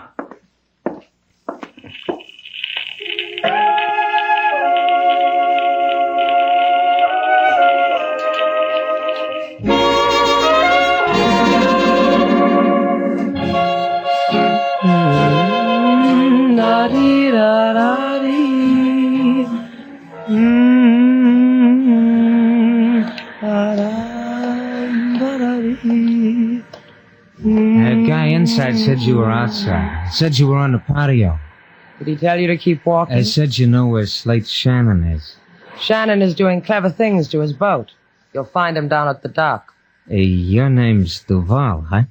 Who are you? You got in trouble a little while ago, didn't you? You walked with a man and he dropped dead from bullets. Look, don't make me repeat myself. Police, that's all. For a Cuban policeman, you've got quite an American lilt to your voice. Yeah, I go to all the American movies. Come on, sis. What are you talking about? Talking about come on, with me, the police. I'm arresting you. For suspicion. Suspicion of what? Show me a badge. Come on, sis. I get experience dragging people, too. Take your hands off me. Why, you're the man in the car. Yeah, you gonna stop fighting, or do I break the soft arm? Sailor! Slate, hurry. You did wrong, sis. Wrong. What's the... Slate, he's got a gun. Okay, drop it. Sailor, get the gun. You're gonna be real sorry, mister. He's getting away. Yeah. You all right, sailor? He slugged you good, huh? Are you all right? Let's go inside. He was the man who shot Mr. Bullock. Yeah, I noticed. Like you said, he slugged me good. I'll get you something. Hey, wait a minute. We've got company. Sitting over there. Yeah. Wonder what he wants. Good evening, Senor LaSalle. Buenas noches, senor. Senorita. Are you sad also like me?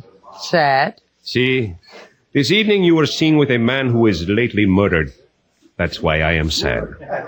You are under arrest, both of you.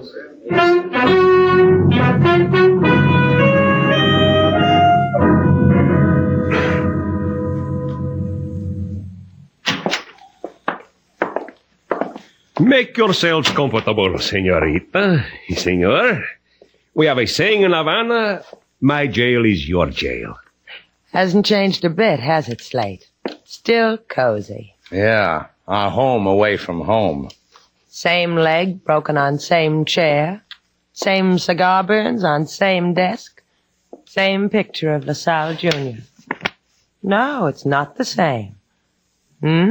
Junior's a big boy now. How Junior has shot up. Thank you. Don't mention it. How is Junior? Remarkable. He is now in attendance at Yale. Bula bula for him. Oh, you are too kind. Well, how long do we crook our pinkies at each other, LaSalle? I gave you the hoodlum's gun. All you have to do is trace it. That gets you Bullock's murderer. That gets us out of this coffee clutch. You and us. This we shall do, senor, the tracing of the gun. However, there's also a matter of questions. I've already chosen my category. How about you, Slate? And what's the question? We told you he shot Bullock down in cold blood. We were taking a walk. Bullock didn't get to finish it, that's all. This murderer of which you speak, you know him? You can describe him? He was American. He carried an American gun. He's got a cold right cross. What else is there to know about a man in the dark? I could think of something. The license number of the car. You jotted it down? I knew we forgot something, sailor. Next time I'll bring my ballpoint. Yeah, do that. Which brings us to the 64 peso question. Junior has written me of such. What business had Senor Bullock with you? He hired me. He hired my boat. Take him to Key West. He was a simple little man. Still, he had almost $50,000 on him. Perhaps you will tell me why. Sure. Simple little men put their pennies in Christmas savings. You'd be surprised how it adds up. It could have been a good fee to take him to Key West. $50,000. Perhaps this hoodlum you speak of, perhaps he had fear you would not share with him, eh? Hey, look, I told you what happened. Buenas noches, Senor LaSalle. Everybody. Well, will you be glad I'm here, Shannon? You and the lady. Will you be glad? What is it you want, Senor Armand? A favor, Senor. Just release Shannon and Duval. Because I ask you. Because I've got a writ that says you have to. Give it to me. It is in order. You are released. But walk careful in Havana, eh, senor? Senorita? Just like you say. Give my regards to Junior, huh? Let's get out of here. Yeah. Well, I told you. The chief and me, we're just like that. I do favors for him, him for me. And you for who else? Your benefactor. Lovely man. He arranged it all. He's dying to meet you two. Let's not keep him waiting, huh? He sounds like a doll. Shall we go, Slate? Not you, just me and Buster here. Now, look. I said go home, sailor. You'll take me to my benefactor, huh, Buster? I don't want to share him with anybody.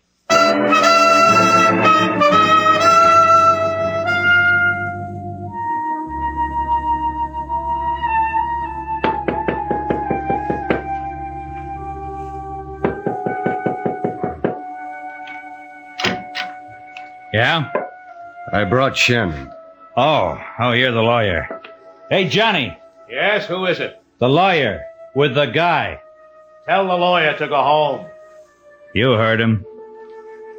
Come on in, Shannon. Right in here. Here he is, Johnny. Hello, Shannon. Are you staring at me because you recognize me? Hey, I've seen you. Your pictures. You're Johnny Rice. That's right. How many states do you want it in, Johnny? The original 13 and 7 more besides. You like music, Shannon? Sometimes.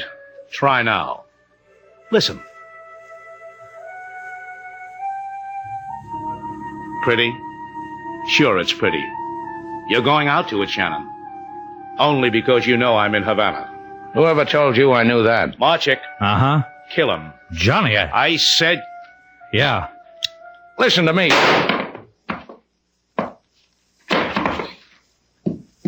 Now throw him away, Marchik.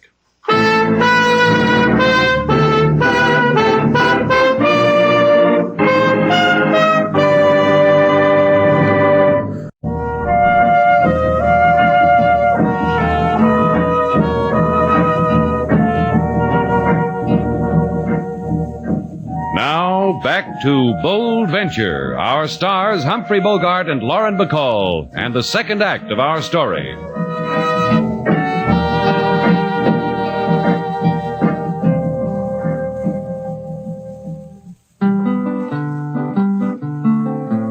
A man he come to Shannon's place, have plenty of money and anonymous face. This man so rich want to live in states, but die in gutter decree his face. The police they come and arrest Mr. Slate, also Lady Sailor, his fair lady of late. Then lawyer he come with writ, 3 cheers. Lady Sailor come home, but Mr. Slate disappears. Now Lady Sailor, she bit her lip, her eyes are sad. Does it show that much, King Moses? Maybe not to somebody else, but to King Moses it shows like it was in neon lights. Funny. Slate never sees it. Mr. Slate sees, but he does not believe. You are someone he has not known the like of ever before. He do not think himself worthy of you. That'll be the day he underrates himself. I know him longer than you, Lady Sailor. Well, then maybe you can tell me where he's been all night. Because you know him so well. I cannot. In Havana, there are many places. One goes because one has a desire in his heart also. Or what, King? Or there is a desire in someone else's heart to please or to do harm. Slate can take care of himself. Yes, but sometimes a man gets hurt taking care of himself. Sometimes... How could he have got hurt? We were in the police station. A lawyer named Harmon came in with a writ. Slate went. Get me my coat, King. You go someplace, Lady Sailor? Yeah, to see our lawyer. We got him for free yesterday. Maybe he'll tell me where he took Slate. For free.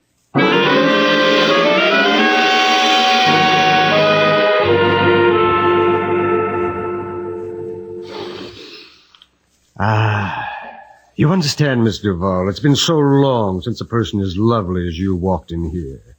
Mostly until you... dregs. Unfortunate people with burdens. Mr. Harmon, where did you take Slate Shannon? Really now. Look, Mr. Harmon, I could go away and come back. Only then this office would be cluttered with half the police in Havana. Let me explain something to you, Miss Duval. I am a lawyer. I was hired to get you and Mr. Shannon out of jail. I succeeded quite well, don't you think? Where did you take Slate? Here I was only half successful. I was supposed to deliver both of you. Where? You must realize I'm not going to say where or to whom or why. And may I make a suggestion? What? Should you bring the police here, I would lie. I would lie and say I dropped Slate Shannon in the middle of downtown Havana, in the street. I would lie and you would become a fool. Beautiful, but nonetheless a fool. Goodbye, Miss Duval.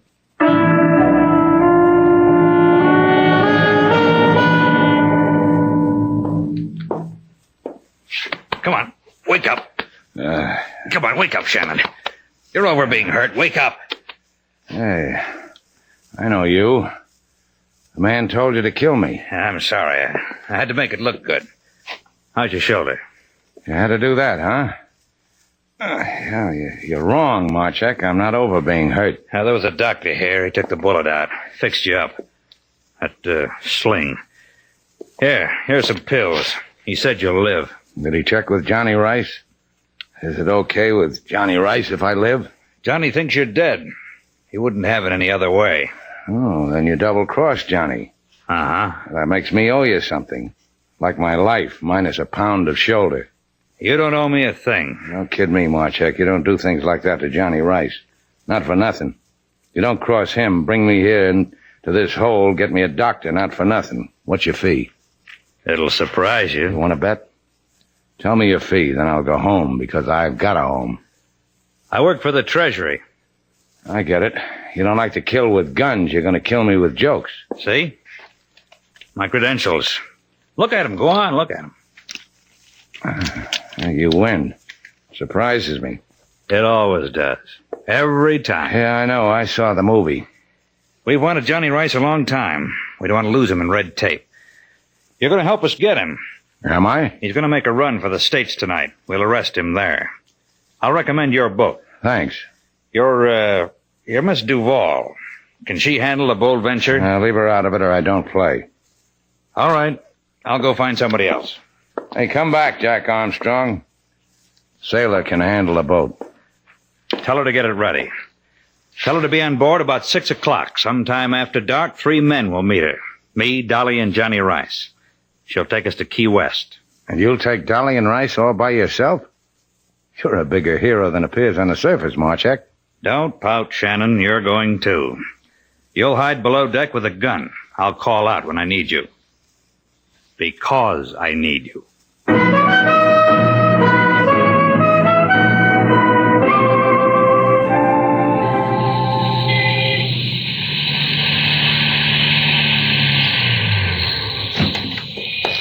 See you later, Marchek. Yeah.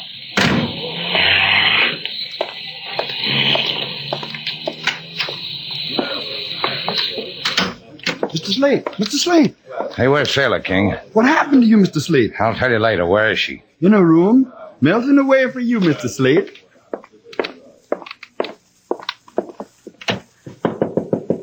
Sailor. Slate, where have you been? Why didn't you... Here, watch it. Your tears are getting my bandage wet. Hey, what's the matter with you, sailor? Your arm. Ah, it's my shoulder. Used to have a bullet in it. Slate. Cut it out, will you? Man spends a hard night getting shot. He likes to come home and see a girl with her hair combed and lipstick on, looking nice. Look in the mirror. I'm sorry. Forget it. We're going to Key West. What are you talking about? You're hurt. We're going to Key West as soon as it gets dark. You'll be on the Bold Venture. 3 men will meet you there. One named Johnny Rice and Marchek and Dolly. I'll be below deck. I'll have a gun.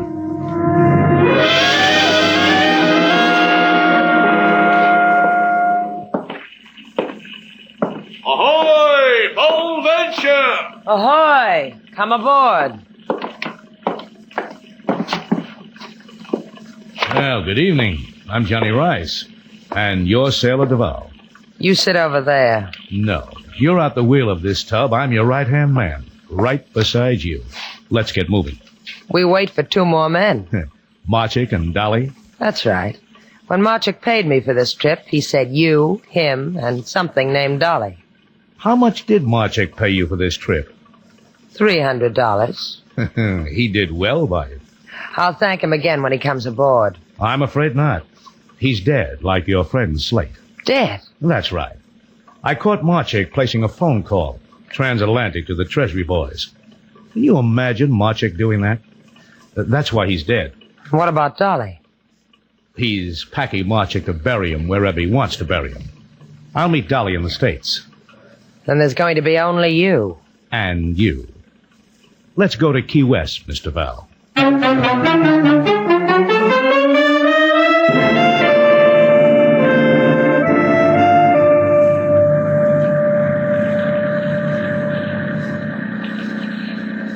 Ah, beautiful night, isn't it? I haven't looked.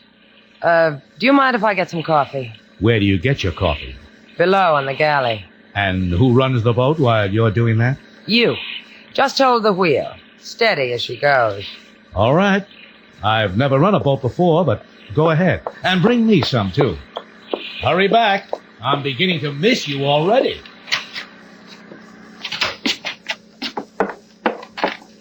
Slate. Hey, what are you doing here? Where's Marchek? He's dead. They found out who he is and they killed him. You mean you've been up there all alone with Rice and Dolly? No, only Johnny Rice came aboard. He's waiting for some coffee.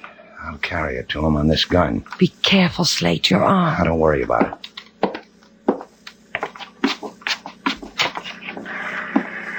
Yeah, you were quick with the coffee, Mr. Val. No coffee, Johnny. We're all out. Huh? Well, what do you know? Marchek didn't kill you. I should have figured that. You enjoy handling a boat, Johnny? Yeah, I'm happy like this. Shoulder's bleeding, huh? Drop the gun. Drop it. Thanks, Shannon. Now I'm going to have to spend the voyage with a gun in my hand, huh, Shannon? Did you hear what I told your boyfriend, Mr. Val? Slate! Slate, you're hurt. I'll take the hurt away from him in a little while. Get on this wheel. I'm sorry, sailor. I lost. Come on, get on the wheel. You know something? I forgot how to run a boat. If I took the wheel, this boat would go around in circles till we ran out of gas. I can blink an eyelash, Mr. Val, then shoot you dead. Slate can run the boat. It's a big coincidence. I forgot, too. What's on your mind, Slate? Throw my gun overboard and I'll see you get ashore. Where I want to go? Key West. You got my word for it. All right. That was my gun, Johnny. Now yours. Now I'll take the wheel.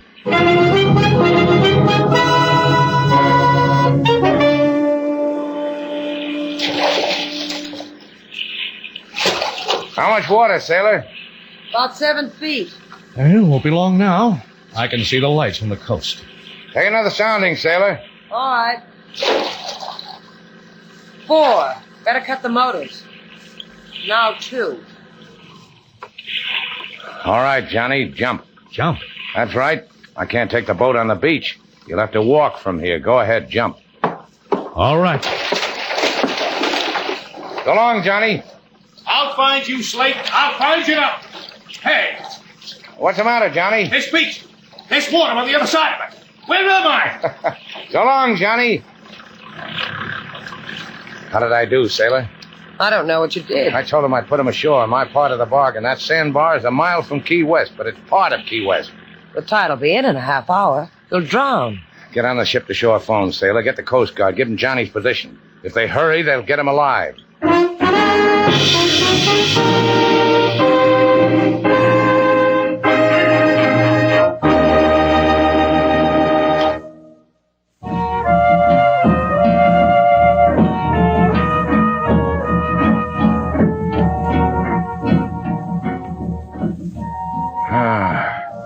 Nurse, where am I? Nurse. Take it easy, Slate. I'm not a nurse. This is Sailor. Water. Water. So help me, Slate. If I thought you had a fever... The room is spinning. Everything's going black. I've got no pulse. I'll go get you one. Oh, thanks, nurse. I'll be right back, baby. It's time for your 10 o'clock feeding. Why you nurses always talking shop? Come here. Let go of me. Oh, come here. Boy, you really have got a fever.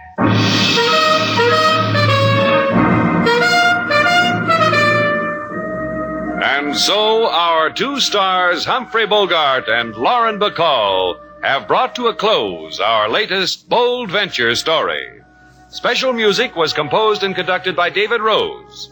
May we invite you to listen again next week at this time for another exciting adventure starring Humphrey Bogart and Lauren Bacall together in Bold Venture.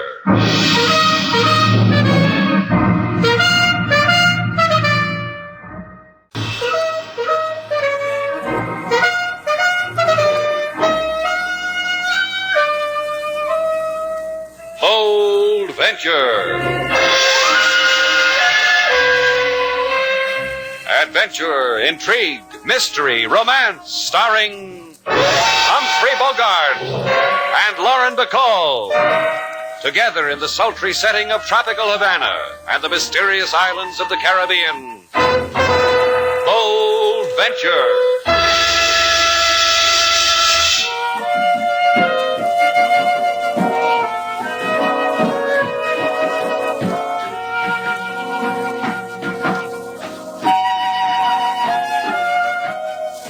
Once again, the magic names of Humphrey Bogart and Lauren Bacall bring you Bold Venture and a tale of mystery and intrigue.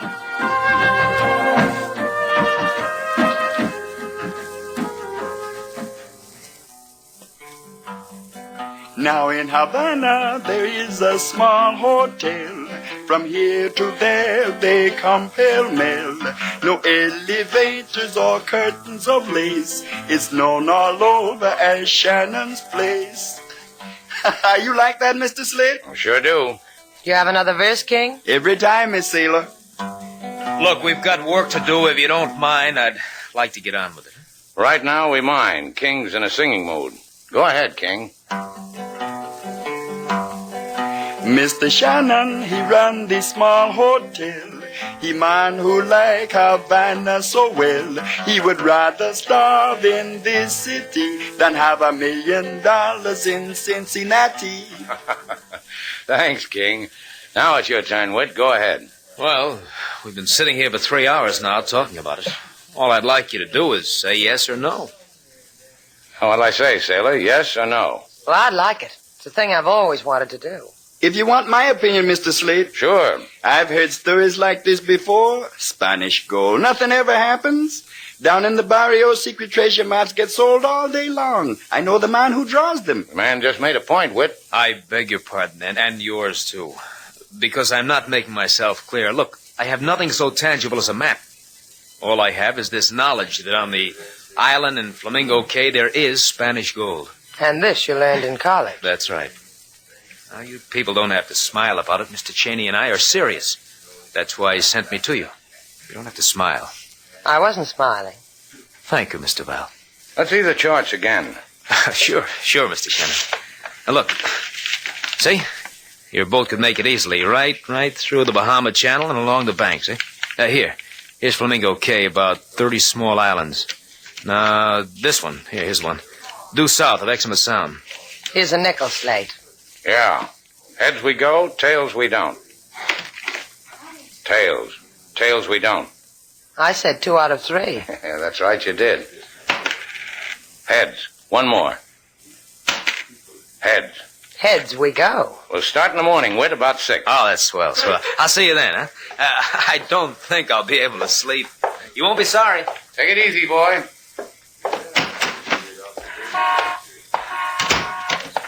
Whit. Uh-huh. Did he bite? I learned a word for his type in college. Sucker.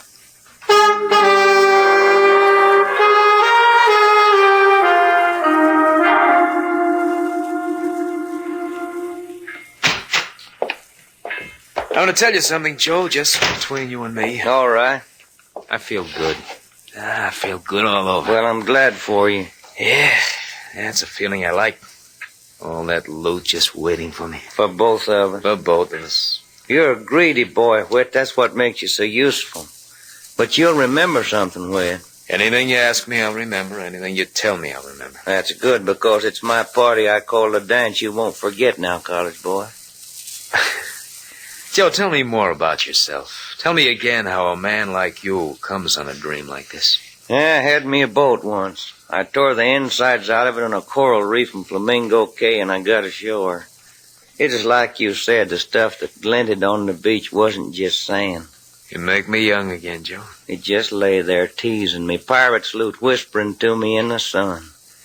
Then a shadow come over, a guy and his wife. Mr. and Mrs. Mark Bryan? Yeah, college boy, Mark Bryan and his wife. He told me the island belonged to them. He told me don't touch. He told me fix your boat and go away. I went away. But he won't do that to us again, will he? College boy. And our sucker, Slate Shannon. And that pretty dream that hangs on him. What do we do with them, Joe? We use them. Then we lay a Spanish doubloon on their foreheads so they shine in the sun. So the seagulls can find them. Thank you, Joe. I can sleep now.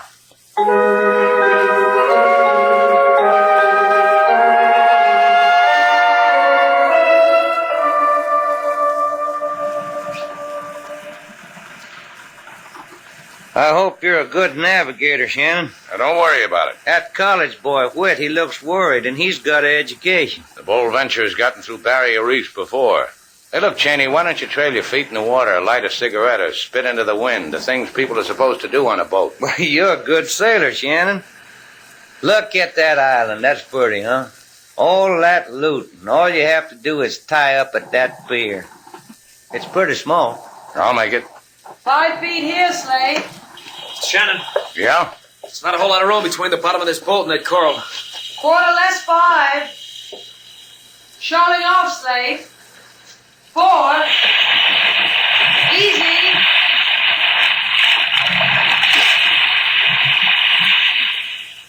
Yeah, that does it. We'll tie up here. Maybe. Huh? Look what we got, a committee standing on the beach. He's got a gun, Cheney. What is this? What it is Mark Bryan and Ms. Bryan. Looking as red-headed as usual. Sailor, come here. What is it, Slade? Make her fast. I'm going calling. Hey, that looks like a shotgun the man's holding. He couldn't miss with it if he tried. Just make her fast, sailor. Hello. Get out of here. Your name Bryan? And you're Mrs. Bryan. My name is Slate Shannon. Hello, Slate Shannon. Get back on your boat and get out of here. I've counted 4 on your boat. We can put you up. We're lousy with bamboo shacks. I weave 'em in my spare time. You've come for the gold. It's dug up and put away. I didn't say anything about gold. Who are you trying to fool? That man, him, standing on the pier? Don't you think I know him? Joe Cheney. Why don't you just listen for a minute? Listen? You listen. What do you think Oh! Bryan. Oh, that crazy college punk. Shot my husband. What do you know? Someone finally called Mark's bluff. Pick him up, Mr. Shannon. As I said, I've got accommodations for everybody.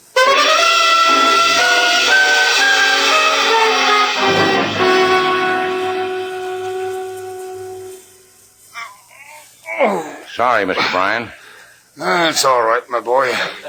I don't expect you to mend me without some hurt. One more twist of bandage and you... You know, you're good, Slate. If I'm ever shot in the shoulder, if I'm ever hurt, remind me to call you. Yeah, I'll do that. 2 weeks and you'll have your shoulder back, Mr. Bryan. You want me to be grateful? Shall I kiss the hands that heal me? I think we could bear it. Don't misunderstand me, you two. It's only that for me, the difference between living and dying is very slight. I rather wish your friend had potted me into eternity. I'll go get your wife, Mr. Bryan. No. Leave her there with her newfound excitements. 2 new men. That can make Lucy very happy. See? This occasion is a rare delicacy for Lucy. Life with me on my island bores her. It's bored her for 12 years. You could have taken her away. Anywhere in the world she wanted to go. And maybe she'd be with you when you're hit. You mean the gold? The gold you and your friends are so hungry for? You're quite right. I could have used it for that. But I have no taste for it. Then this wasn't a college boy's fairy tale. There is gold here, Mr. Bryan. Enough to make all men kneel at your feet, Miss Duval. I need gold for that, Slate. You heard what the man said. Then listen more to what I say. This is your fee for probing in my shoulder, for trespassing on a world I meant to keep for myself. Wash up, Slate. Get your money and let's get out of here. Not money, Mr. Val. A suggestion. I suggest you and Mr. Shannon take your friends and get off my island. I suggest you forget its existence. I suggest you will never find what you're looking for. Except that.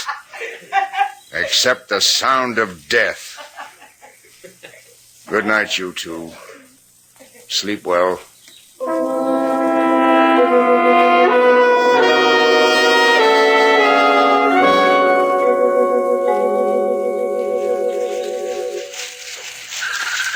You done good, college boy. You impressed Miss Bryan, I could tell.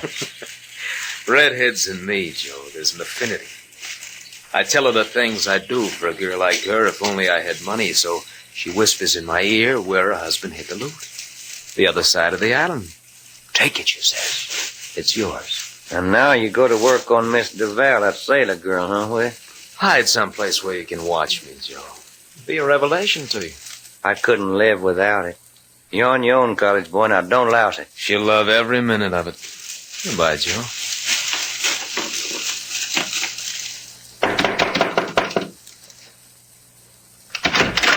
Oh, it's you. I thought You have the look of a girl who's sorry she's alone, Mr. Val. As if you were waiting for someone to knock at your door. But not me. Right again. Not you. Mr. Shannon.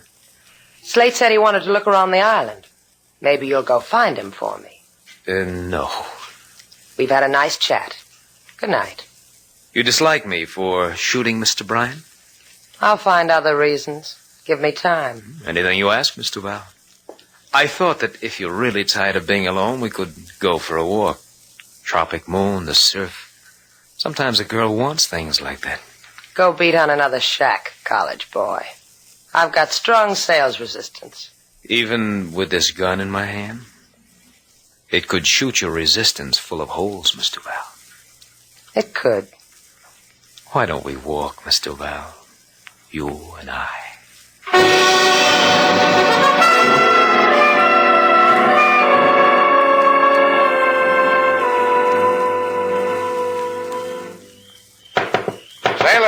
Sailor, get decent and open the door. I thought maybe you'd like to walk. Walk right in.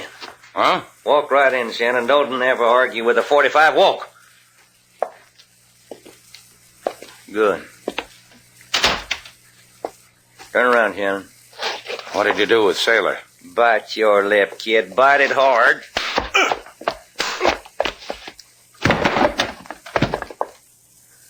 You stay unconscious too long, Shannon, you'll rot.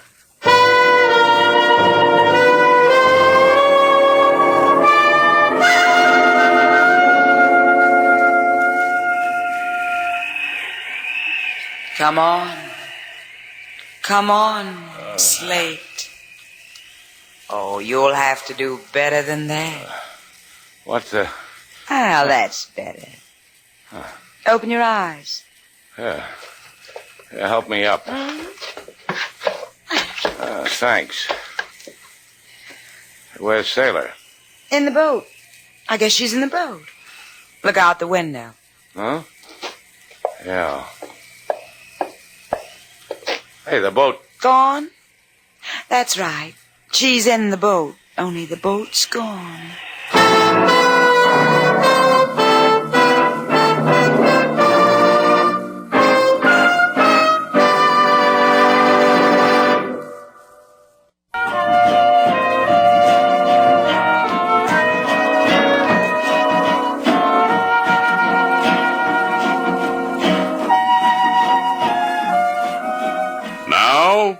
To Bold Venture, our stars Humphrey Bogart and Lauren Bacall, and the second act of our story.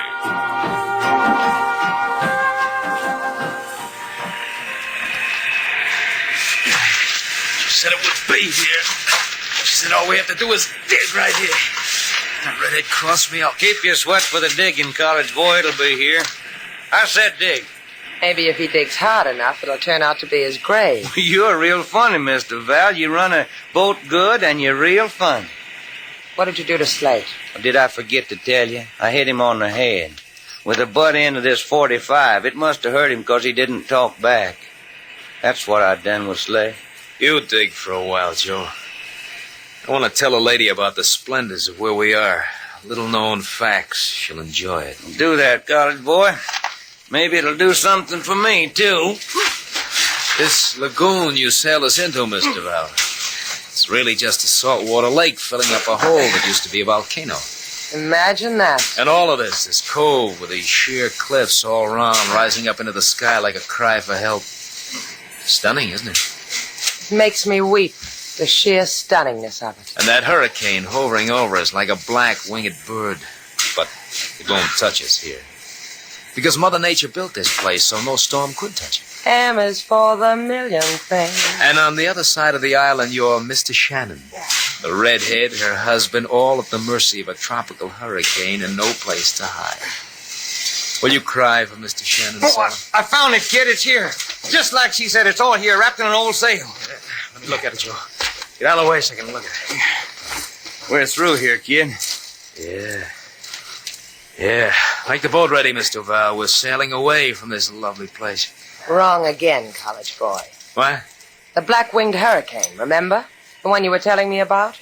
Boats die in it, even with me sailing them. Joe, she's right. We wait here till it blows away. I don't mind, Joe. I don't mind a bit. I got the gold to keep me warm.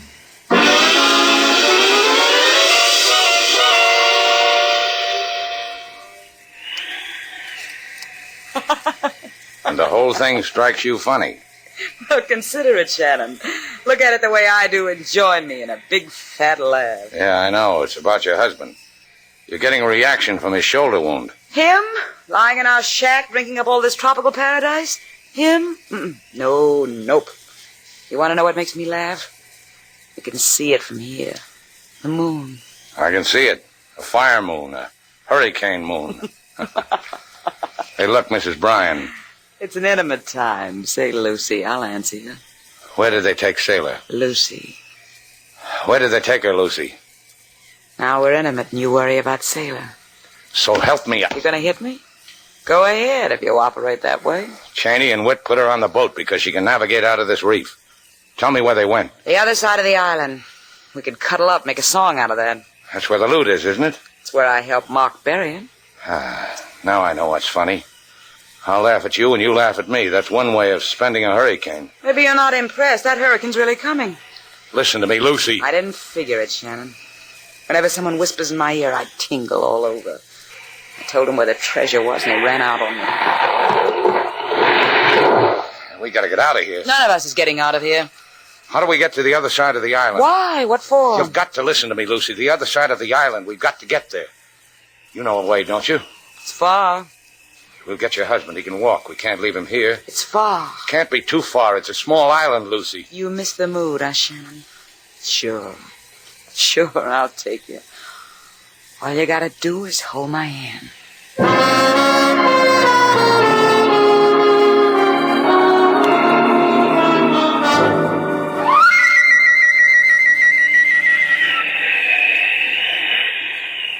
You know something, Joe? What? I'm glad we're down here and not up there. People could die up there on top of the island in that hurricane, and we don't want to die, do we, Joe? That's right, kid. I sit here and I dream of what I can do with all this loot. Makes me shudder. Sends chills down my back. Care to share it with me, Mr. Rock? Maybe I would. What? Because I see you in a new light, college boy. That would be the reflection of all this gold, wouldn't it? That's part of it. Tell me, what else would there be? You, the way you are. The dark things you stir up in a girl once she gets to know you. And when did this wonderful thing happen to me? It began when you came into Shannon's place. It built when you shot Mr. Bryan. And the way you handled me when you made me bring you here in the boat. I liked it. You surprised me. I didn't figure for this kind of girl. No? How do you figure me, Joe? I don't have to, I know. Leave her alone, kid. She's got a point, Joe. It interests me. We, burn up dreams, you and me, huh, Sarah? Burn them. Blow the ashes away. Start new ones. Whatever you say. Uh-huh. Joe? What's the matter, you kid? You gone crazy? Put that gun away before I slap you across the mouth with it. You won't be able to do that, Joe. I'll tell you why.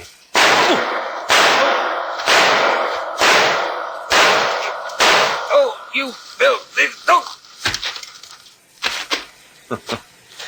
That's why, Joe. Brush your cheek against mine, sailor. I'm in love.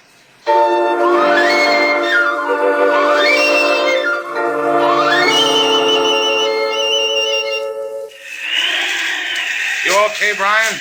Yeah, you didn't have to take me. Two of you could make it faster. You lean on me. Leave him alone, Shannon. What's the matter with you? I said leave him alone. You love him all of a sudden? Shut up. How much further? We'll never make it. Never. Down that crater. There's a passageway that leads to the other side. Then we can... That tree! Watch out! Mark! Help me with him! Help me! Oh, it's no use. Help me with you! I can't budge the tree. Come on, Lucy. You can't help him. Lucy. Get out of here! Get out! You can't stay here. I did wrong, Mark. I did wrong, and this happened. It's my fault, Mark. It's my... He's dead. No. No, it isn't my fault. It's your fault, Shannon. Coming here with that boat. Those men. Get out. Get out, will you, and leave me with my husband. The wind's dying. You'll be all right. Can't you understand? I want to be with Mark. Tell him how sorry I am.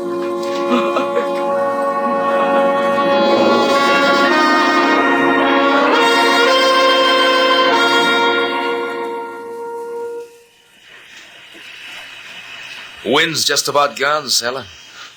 Let's go see all those pretty places we were going to see. Maybe we ought to stay around for a while. Maybe the hurricane will start up all over again. No, it never does. Let's go. I think we ought to wait. Come on. Give me a hand with this stuff. Wit. Come on, I said. Look at it, baby. How much you think there is there? I wouldn't know. It'll be enough for what we want it for. That's a happy sound. Wait a minute. Well, what do you know? Look what the storm blew in. Slate. Slate Shannon, trying to be quiet as a mouse. You're clumsy, Mr. Shannon. Try it with your hands in the air. You all right, sailor? Yes, she's fine. When I have to tell you something, Mr. Shannon, you're going to have to die. I'm going to have to kill you. Let him be, Wit. Just let him be. I asked you something, sailor. I asked you if you're all right. You didn't tell me. Slate, don't come near me. He'll kill you. No, you're wrong. I won't kill him. You'll kill him. You're fond of me, remember? Here, take my gun. Go on, take it. That's right. Now shoot him. You're not a very bright college boy, are you, Whit? Phi Beta Kappa. Don't point the gun at me. Point it at him. Go ahead, shoot him. Don't come any closer. Sailor, let him have it. I warned you, Whit. You aren't really fond of me at all, Sailor. Stay where you are, Mr. Shannon. This other gun, Joe's gun, is loaded. All the bullets in the gun Sailor's holding are in Joe. What do you do with us now? Kill us both? Only you. Slate. You tried, Sailor. Pick up that sailcloth with the coins in it. Pick it up, Shannon. That's right. Might as well lead a short and useful life. Now carry it over to the boat. Show 'em the way, Sailor. That's right. You get your feet wet, but it won't matter. What are you going to do with all this money? Convert it into coin of the realm, then live. Sailor helped me plan the whole thing. Dry him off first, Whit. Why, you... Watch it, Sailor. I'll tell you. Start holding your breath, Whit.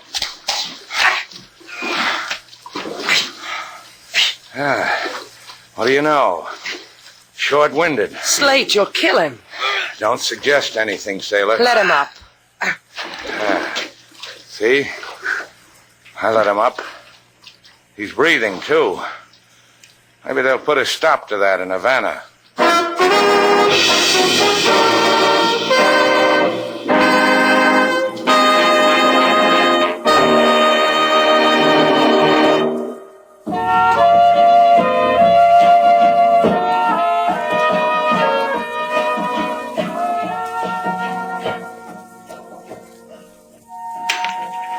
There it is, Sailor. It's pretty. Piece of 8. We go on a treasure hunt and we come up with one crummy piece of 8. Mrs. Bryan said you could take all you wanted. This is all I wanted. Flip it. What for? Well, it's night. I want to go for a walk on the beach. You never want to take me. All right. Heads, I'll take you. Tails, I won't. Tails, I won't. 2 out of 3, Slate. Oh. Tails again. Sailor. Uh-huh. 3 out of 5. Isn't that the way we play it?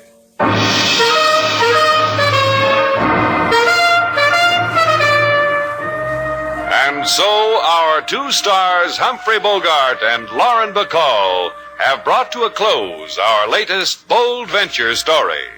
Special music was composed and conducted by David Rose. May we invite you to listen again next week at this time for another exciting adventure starring Humphrey Bogart and Lauren Bacall together in Bold Venture.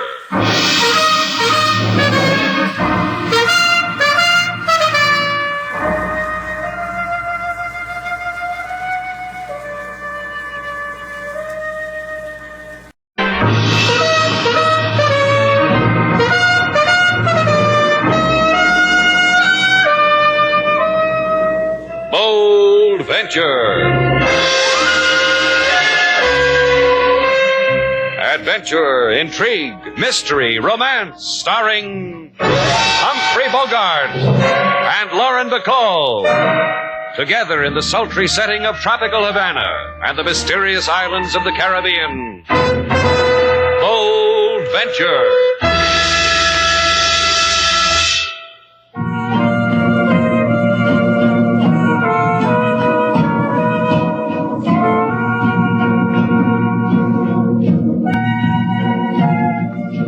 Once again, the magic names of Humphrey Bogart and Lauren Bacall bring you Bold Venture and a tale of mystery and intrigue.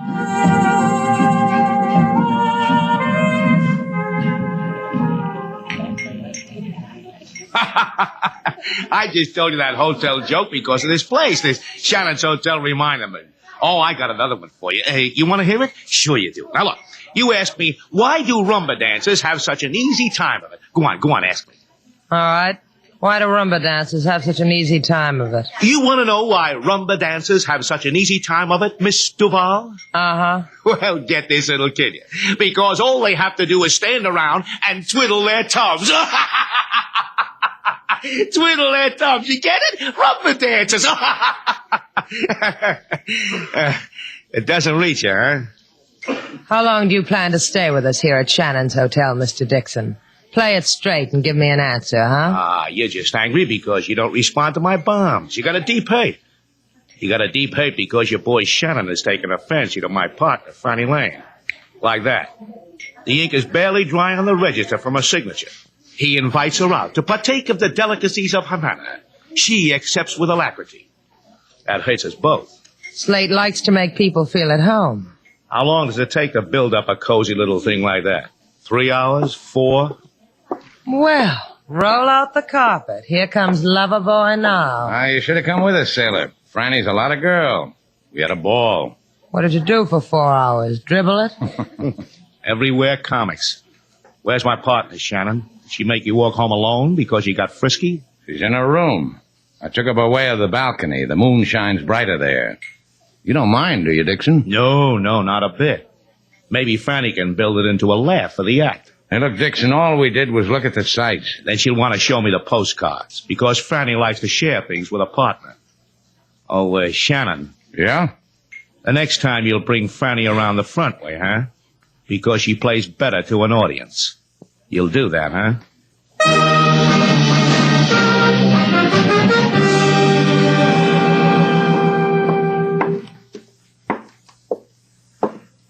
Franny. It's Hal, Franny. Come on, open up. That's my little Franny. Okay, what do you want? Inside. Wait, Invite me to sit down. have you gone crazy? Tell me a thing, honey. You like Havana? Sure you do. What are you talking about? How much money you got stashed away in Havana, Franny? 20 grand? 100? That's the funniest joke you ever told in your life. I'm a funny man. You want to know another thing? I know who you are. Hal. The first time I saw you, I knew about you. 5 years ago when we teamed. For a purpose we teamed.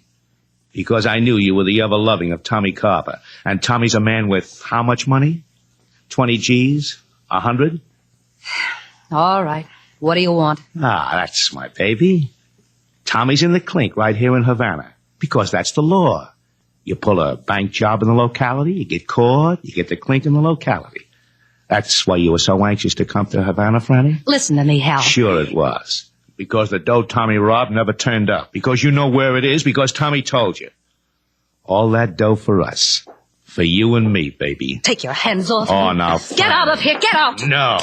You don't talk to Hal like that. Never like that. Franny, get up, baby.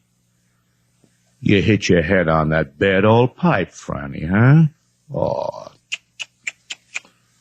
Come on, get up. Hey, baby.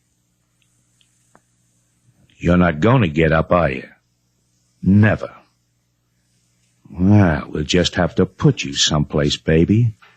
An alley? Sure, an alley. You went out with a guy named Shannon tonight and you never got home.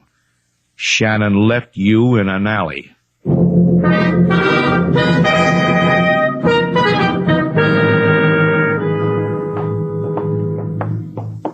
Did you bring the passkey, Shannon, like I told you?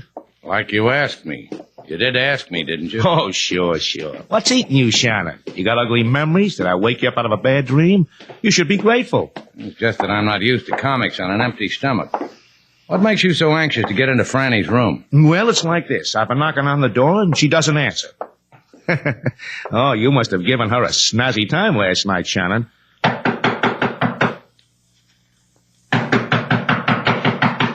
Franny, your partner says it's time for you to get up. No, I've been through all that, Shannon. So make with the key, huh? Even if it breaks your heart. Yeah. Well, Franny. What do you know? Franny isn't here. What did you do with my partner, Shannon? Look at the bed. It hasn't been slept on. Hasn't even been sat on. And no nylons hanging up to dry. She never came home, Shannon. What did you do with her? Exactly as I would have phrased the question, senor. Huh? What are you doing here, LaSalle? Aha, policeman, Havana type. Well, you two will want to be alone. Thank you for the courtesy, senor. Here's a pass to my show, Chief. I'm a comedian. You'll enjoy me. Gracias. I asked you a question, LaSalle. What do you want here? Maybe what I want, Shannon. Maybe he wants you to bring back my Franny to me. Have fun, fellas. This was Senorita Franny Lane's room, eh? Yeah. What about it? She is murdered, beaten to death. We found her body in an alley with a room key to your hotel, Franny Lane. Oh.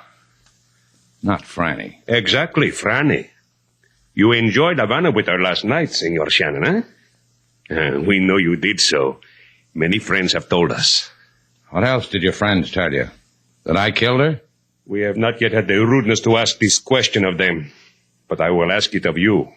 I brought her home. She said goodnight here at the hotel. Far from an alley, no? You know who the girl really was, senor? Franny Lane, part of an act, Dixon and Lane. She was more than that, senor. She was the wife of a convict whose name is Senor Tommy Carpa. Yesterday, Senor Carpa escaped from our escape-proof jail. It makes me sadness. I bleed for you. Thank you. The Senor Carpa, it is good for you he escaped. If he had not, I would arrest you for the murder of his senora. As it is, you will have no impulse to depart our Havana. No, Senor Shannon?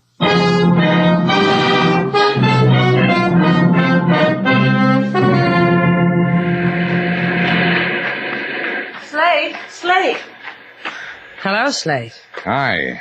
I've been looking all over the beach for you all day. What do you want? Nothing.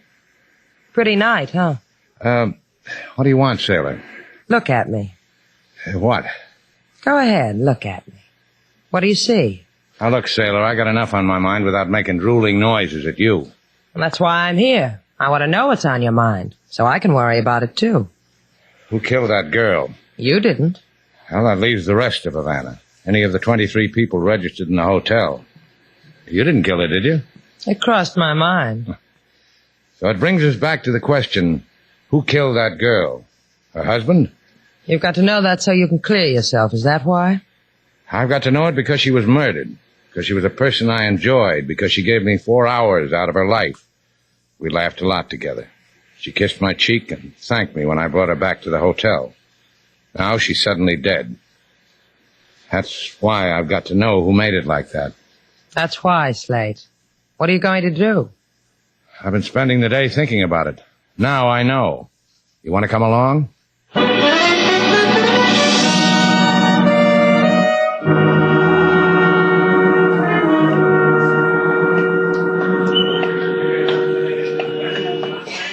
We going to walk around Havana for the rest of the night, Slate?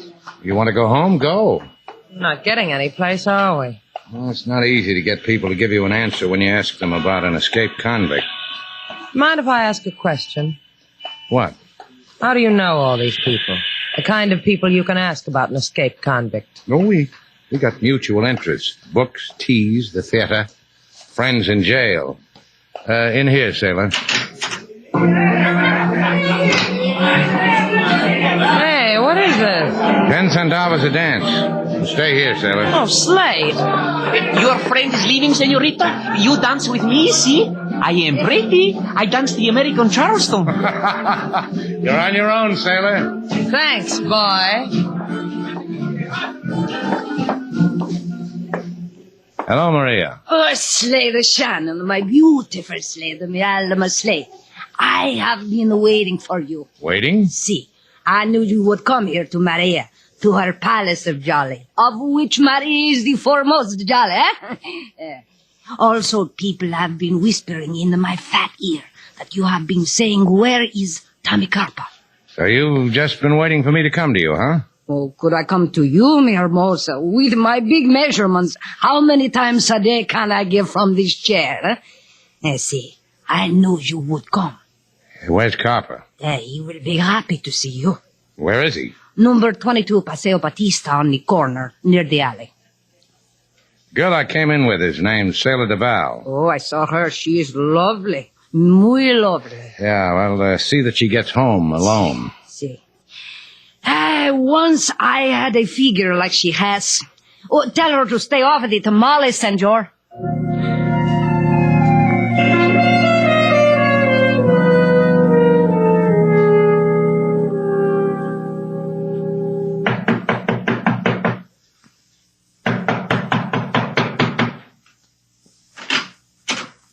You would be Slate Shannon. The word got to you, huh, Carper? Word moves fast in Havana. Doesn't it, though? Come on in. Make yourself cozy, Shannon. The sofa there. And a pillow for your head. Don't refuse me, Shannon. I'm sensitive. I'll be hurt. Yeah, but the gun in your hand will help you get over it, huh? Sure it will. Comfortable? Uh-huh. What have you got in these pillows, Carper? Goose down? I never looked. Another word reached me, Shannon. A word that said you showed my wife a big time. Then you killed her. Is that how you operate? One pleasure on top of the other? Now, look, Carper, I came to you... You came to me to die, Shannon. That's why I want you to be comfortable. All warm and cozy. Because pretty soon, Shannon, it's going to turn cold.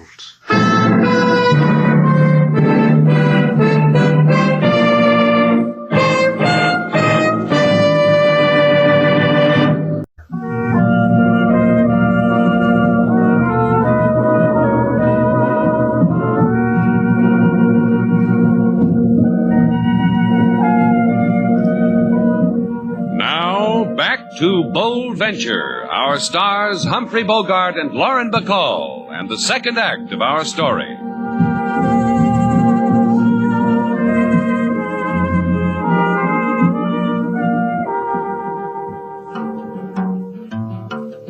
Lady Sailor, she go to dime a dance, the place of jollies and bell-bottom pants. Lady Sailor, she try like a hostess to pose. Mr. Shannon, he take powder right under her nose. What are you laughing about? I made $1.30. How that man could Charleston. You mean you danced, Lady Sailor, and let Mr. Slate get away from you? How did I know he was getting away? I turned my back and he was gone. I needed cab fare home.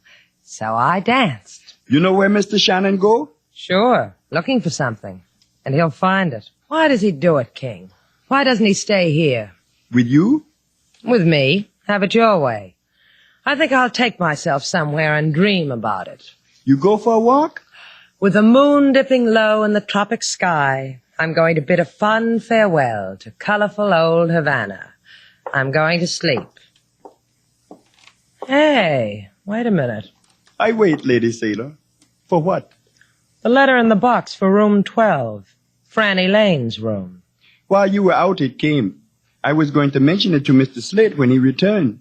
A letter for Franny Lane. For a murdered girl. Registered. Postmarked Miami. And no return address. Let's see what's in it, King.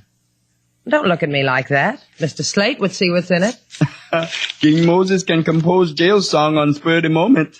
Well, what do you know? What is it, Lady Sailor? A baggage check for the check room at the plane terminal.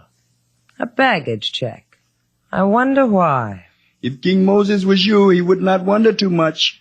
He would wait for Mr. Slate to do the wonder why. Sing me a song, King Moses, about how I was going to sleep to dream of Slate Shannon. About how I decided to wait up for him to show him a baggage check. Go on, King. Sing to me about Slate Shannon.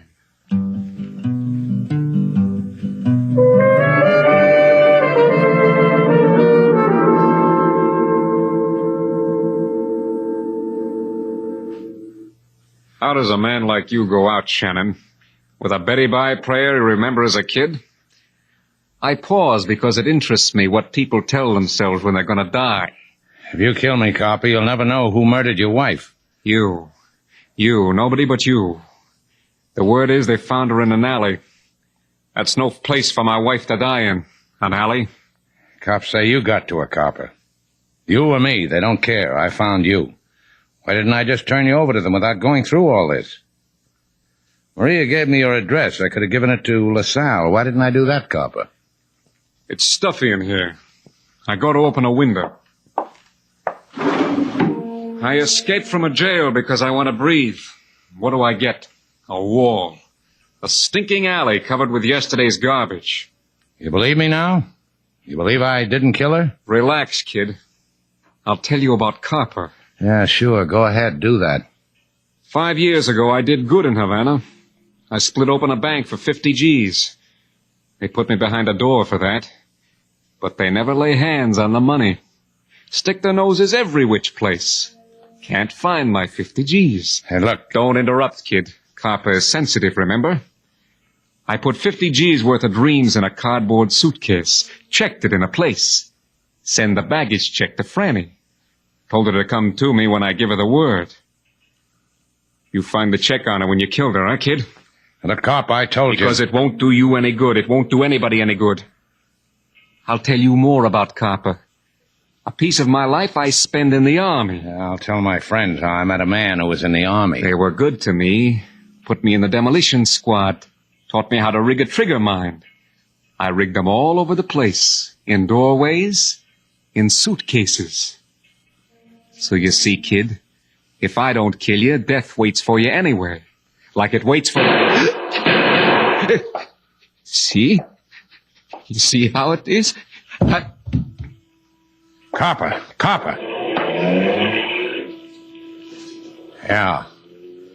Yeah, someone just killed you. That's how it is.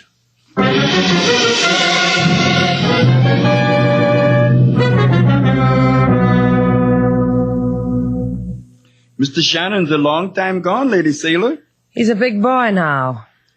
What am I trying to be funny for? I'm worried. Maybe the funny man will make a ha-ha for you. What? Funny man. He just come in, Lady Sailor. The way he's standing there at the desk looking at you, he liked the inside of Shannon's hotel better than the outside of Havana. I wonder what he wants. I just asked myself what you wanted, Mr. Dixon. Oh, a big smile? See, I'll give it to you. What do you want? Let's play post office. All right. Go stick your head in a mailbox. I'll send you home to Mother. Oh, that's good. Very good. Very good. Say, ain't that letter in box 12? What about it? Give it to me. Over my dead body. Yeah, it might just have to be that way. There's a gun in my pocket, Sailor Doll. It's pointed upward. If I pull the trigger, the bullet would hit you, say, somewhere between your throat and your heart. Over your dead body. Now, how am I going to top that one? The letter's addressed to Franny Lane. Poor Franny. Bumped a little head. Franny Lane had a pain in the back of her head. It made her dead. You want what I gave her? Here's the letter. Goodbye, Mr. Dixon. Goodbye, Mr. Dixon. How funny can you live? You tag along, doll. Wave goodbye to your friends over there. Make it jaunty and carefree and happy. King Moses. Yes, Lady Sailor. Ta-ta, King Moses, and toodaloo. Tell Mr. Slate I couldn't wait any longer. Jaunty enough, Mr. Dixon.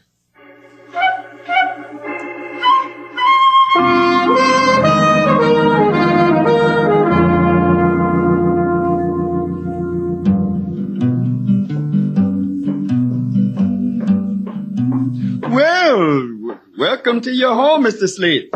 Anyone been asking for me, King? Me, Lady Sailor. Anyone else, like police? So far, it has been a very beautiful night. Full moon with no shadow of police. However, I bring one if you want one. Suddenly everyone's a comic around here. Oh, I had no desire to be funny, Mr. Slate. I thought perhaps you would want a policeman. Now look at me, King. What could make you think I'd want a thing like that? The letter, maybe. Huh? The registered letter that came from Miss Franny Lane. Oh, where is it? Here, in slot room 12. I knew you would want to peek into it before... It's gone. So it's gone. Who took it? Lady Sailor, maybe. Maybe she could not resist the curiosity of the baggage check she found in Miss Lane's letter when she opened it. Ah, that's what was in it. Only that. A baggage check from the plane terminal. I peeked also. Where's Sailor? In her room? Oh, no. On the arm of the man with the not-too-funny jokes. They went away together someplace. I know not what place. Yeah, but I bet I do, King. Funny man could kill a girl in a place like that. Because he killed before? Uh-huh. How'd you guess?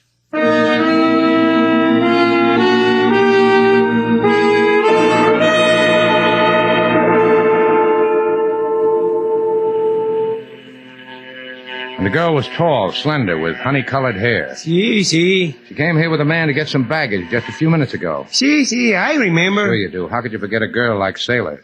Frankly, senor, the thing I remember about the girl was her baggage check. It was 5 years old. It was for a suitcase. A suitcase? Ah, that's what Copper meant. It's booby-trapped. Please, senor. The name booby I do not like. Hell, where'd they go? Out that door there, where the taxi cabs are. Thanks. Hey, cabby. Senor. You see a tall girl and a man, both Americans, come out of here a few minutes ago? They had a suitcase. See, they just took a cab. And where'd they go?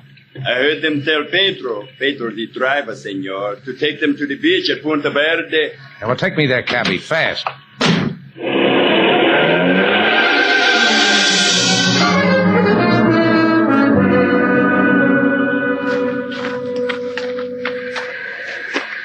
You tell me where to stop, doll. What have I got to do with it? You've got the gun. Pick a place that's pretty, because it's your dying place. I want to do right by you. What's it to you if I'm dead or alive? You've got to be dead, doll. There's maybe $50,000 in that suitcase. I killed Franny for it and Copper. I've got to kill you so you won't run to the police. I know a joke to fit the occasion. You want to hear it? Wait a minute.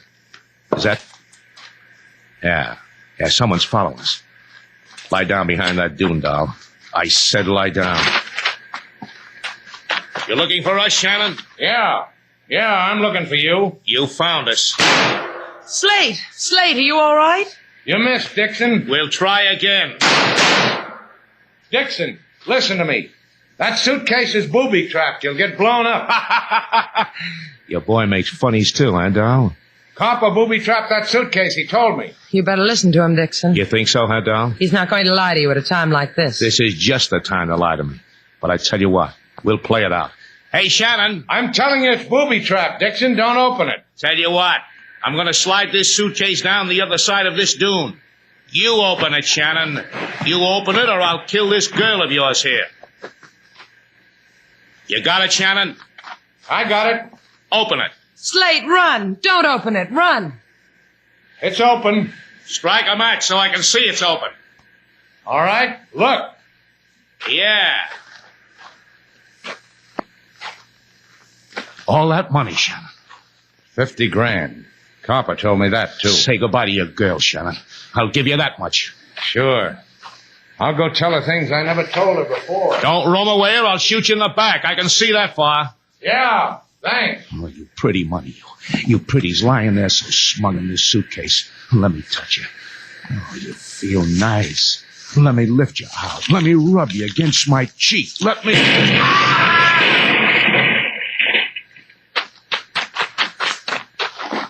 Turn around, sailor. You don't have to look.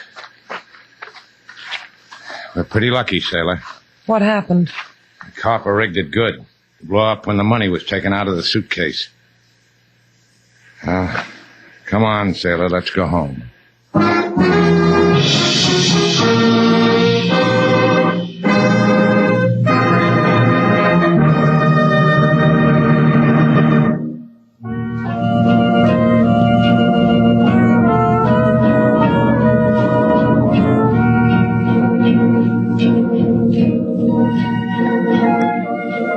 Down there, Slate. Doesn't the beach look lovely? Who needs it? I know a deserted hunk of it where there's 4 clumps of palm trees. So? So you can gather yourself a lovely bunch of coconuts. Goodbye, Slate. Come back here. What for? Is that a way to treat a man who saved you from the jaws of death? The very jaws? Then come to the beach. For what? So I can pin a medal on you. Do it here. All right. Well? That's a medal? What do you think? Oh, I think it's a kiss. Maybe I'm wrong. Come here.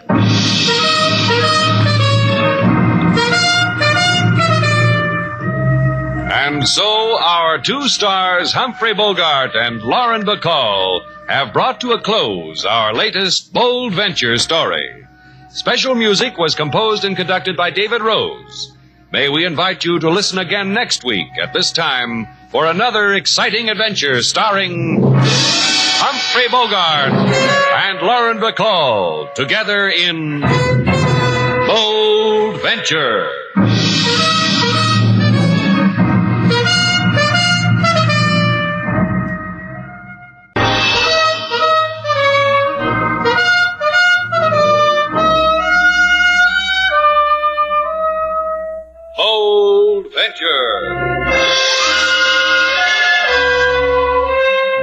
Adventure, intrigue, mystery, romance, starring Humphrey Bogart and Lauren Bacall.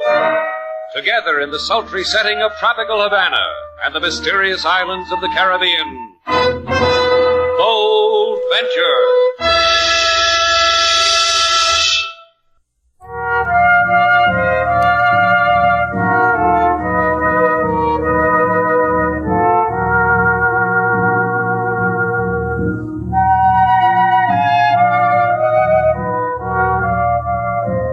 We bring you the magic names of Humphrey Bogart and Lauren Bacall in Bold Venture and a tale of mystery and intrigue.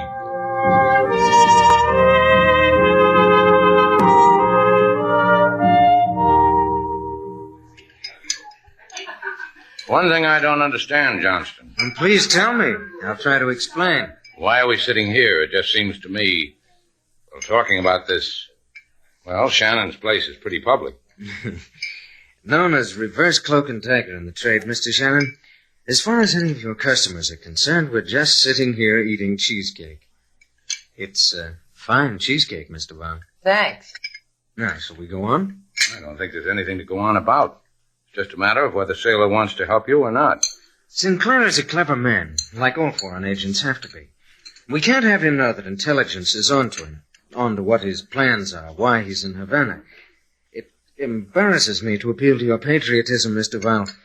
But whatever I have to do to convince you... All I have to do is go to this party, show an ankle, and bare a shoulder to Mr. Sinclair. Is that it?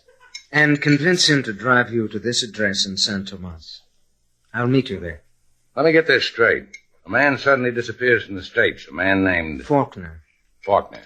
A guy loaded with secrets about nuclear physics. You think he's here in Havana and he's going to contact a foreign agent named Sinclair, right? Right. Of course, we'd just love to pick up Faulkner and take him back, but we don't know where he is. Sinclair, we do. And Mr. Val is going to bring him to us. I've gotten her name on the party's guest list. Am I going, Slate? That's a question. She's got a chance to wear a strapless, and she says, am I going, Slate? More cheesecake, Mr. Johnstone?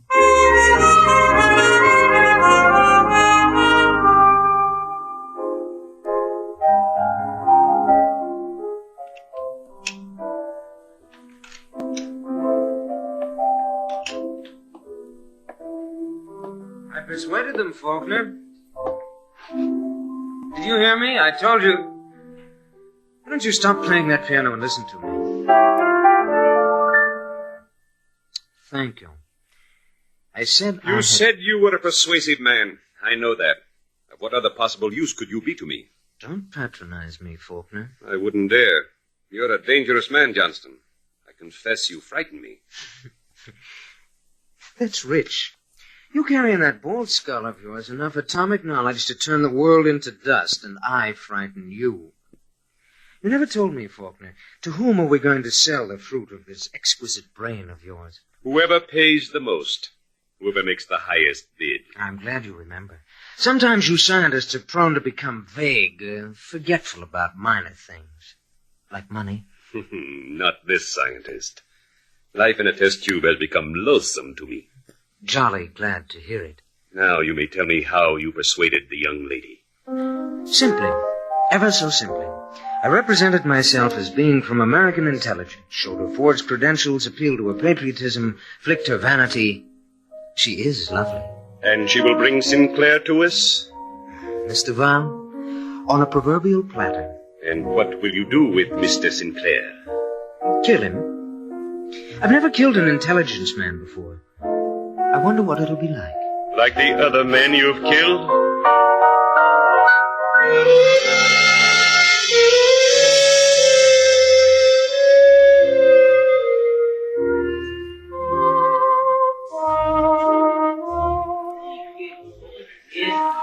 I know you. Oh, I do know you. You do? Yes. Oh, yes, indeed. You're that girl with a fanciful name. You're Sailor Duval. I've seen you. Oh, I'm so glad you've come to my party. What would you like first, some food or a man? We have assorted quantities of both.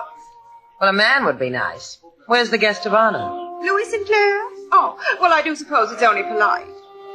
Louis, come here, darling. I have someone here just frothing at the mouth to meet you. Well, I would be delighted. Louis, this is Sarah Duval. If you need any help, Louis, scream. Hello, Miss Duval. Hi. Well, now. Well, what? tell you the truth, ma'am, I don't know. I'm guest honor at this party, and folks come up and talk to me, and I've been saying, well, now, well, it's been getting me by. You don't like parties, huh? Well, now, well. Look, Mr. Sinclair, you don't have to give me the routine. Relax. I'll tell you what. You can tell me about Texas. Oh, the pleasure's all mine, ma'am. On the balcony. With you, Sugarfoot? Oh, you're so pretty in that Havana moon. It can't touch a Texas moon. The balcony, Mr. Sinclair. Call me Louis. You're a real devil. Rootin' tootin'. Look at it. Havana. You ever been in Houston? No, but I've dreamed about it. Sweetest dream a fella can have. Where you from, Miss Duval? Tennessee. What you doing in Havana? There was a man in Tennessee. That's why I'm in Havana. Texas man wouldn't let you go. He didn't let me go. He followed me to Cuba. Bob's like that. The whole Faulkner family is like that. Who? Bob. Robert Faulkner. Tall man, grin at the temples, little scar on his cheek, one of them brainy guys. Worked in a government science project, didn't he? That's right. You know him? Oh, do I know Bob Faulkner. Bobby used to spend summertime on my ranch. What you know, Faulkner here in Cuba. Would you like to see him? Oh, the sooner the finer. Well, he's got a little place in San Tomas. It's about 20 miles down the coast. We can get there in 15 minutes, depending on the traffic. Bob Faulkner in Cuba.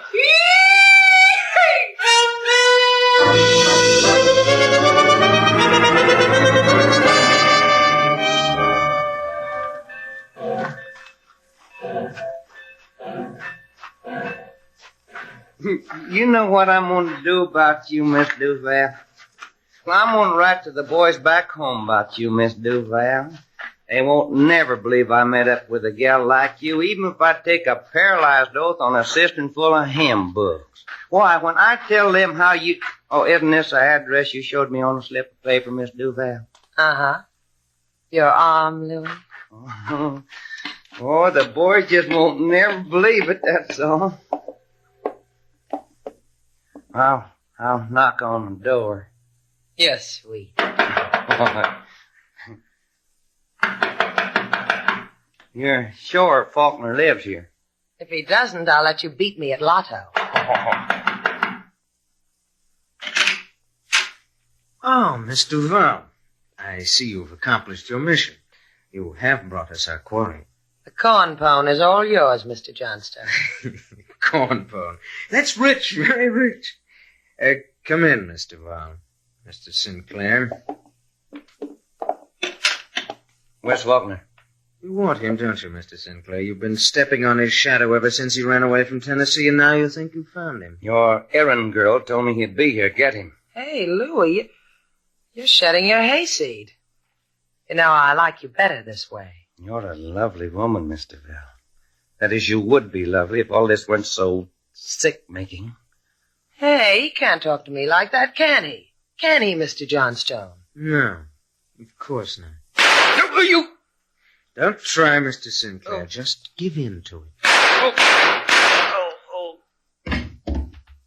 Now our Mr. Sinclair will never talk that way to another woman. You killed him. Cold blood. Mr. Sinclair was a tedious man. He wanted to arrest my Mr. Faulkner so desperately. Oh, yes, because Sinclair really was from intelligence. True blue. And I brought him to you. We have many rooms here, Mr. Val. Choose one suitable for weeping over him. He died a hero's death.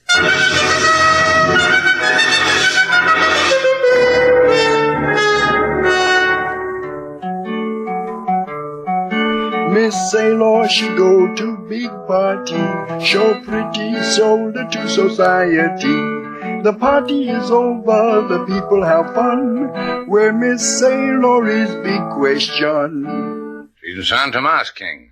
Morning's getting ready to start, Mr. Slate. She can be in San Tomas and back 4 times. 5 times, maybe. I figured it out, and it came to 6. I was going to say 6, but I didn't want to worry you. Thanks. You worry about Miss Sailor all the time, don't you, Mr. Slate? Just when she's supposed to be home and she's not. Maybe I ought to go get her. What time is it, King? 5, a few minutes before. Coast train leaves at 1:15. I think you ought to get Miss Sailor, Mr. Slate. Now, don't worry about it. I'll bring her back to you.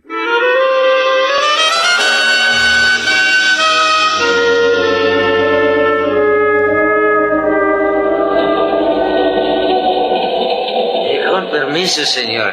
You will not mind that I sit next to you, eh? Not at all, Chico. Sit down. Gracias. Muchas gracias. I could see by your face that you are a very simpatico fellow. Thanks. Oh, that Havana. I think Jose Clemente outdid himself in Havana. Jose Clemente is me. Slate Shannon. Had a big time, huh, Jose? Oh, in certain places in Havana, they will remember my name. I carved my initials on the walls. They'll never forget you. Don't be too sure, senor. In Havana, the profession is to forget. A man, his name, the days of yesterday. Help me, senor. What's the matter? You feel sick? An ugly pain chases itself inside me, around and about. Please, I need atmosphere. Lots of fresh atmosphere. Come on. We'll go out on the observation platform. My paper bag. Where's my paper bag? All of Jose's in this bag. Here it is. I've got it. Come on. Gracias, senor. I told you, you are very simpatico. Right out this door. You'll be all right. Here we are. Take a deep breath, Jose. You'll feel better. Give me my paper bag, please, senor. In it I have pills to heal the sickness of going away from Havana. Here you are. Gracias. Little pink pills. And this. It surprises you, Senor Shannon, that in this paper bag Jose Clemente carries a gun? It does. Especially when you point it at a simpatico fellow like me. And this is a remarkable little gun, Senor Shannon. So little and still big enough to make you fall from this train. You never get to San Tomas. I will shed tears and say you were drunk. But you and I will know that the little gun did it. Might not be that easy. It will, senor. If you do not fall, I will make a hole in your simpatico face and then throw you over. You have a choice, senor. Thanks. Thanks a lot.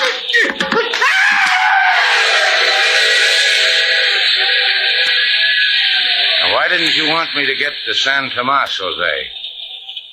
But you can't tell me, can you?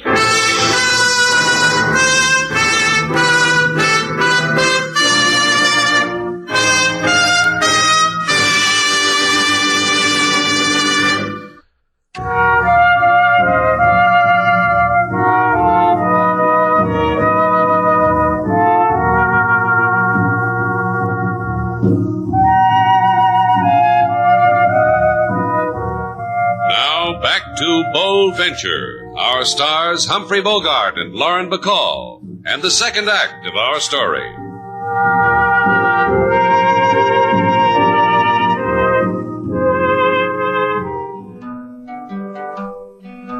Mr. Slate, he gone to San Tomas to look for Lady Sailor by train first class. On train he meet a little man with gun who try to keep him from his destination.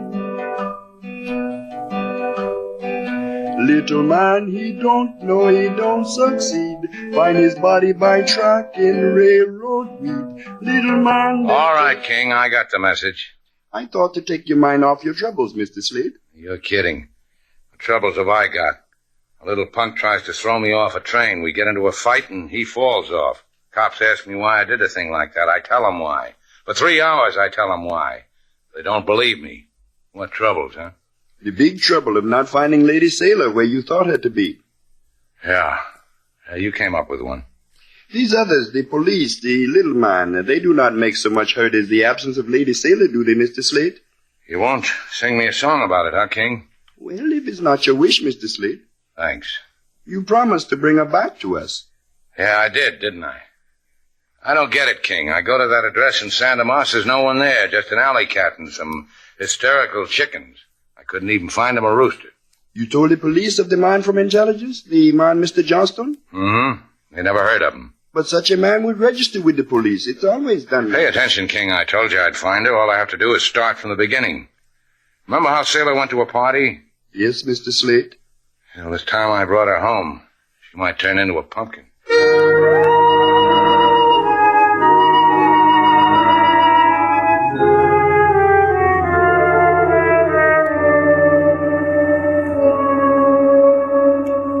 Comfortable, Mr. Vaughn? Why did you bring me back to Havana? Because the method of your disposal has not been contracted for. If I'm to kill you, the man has to tell me.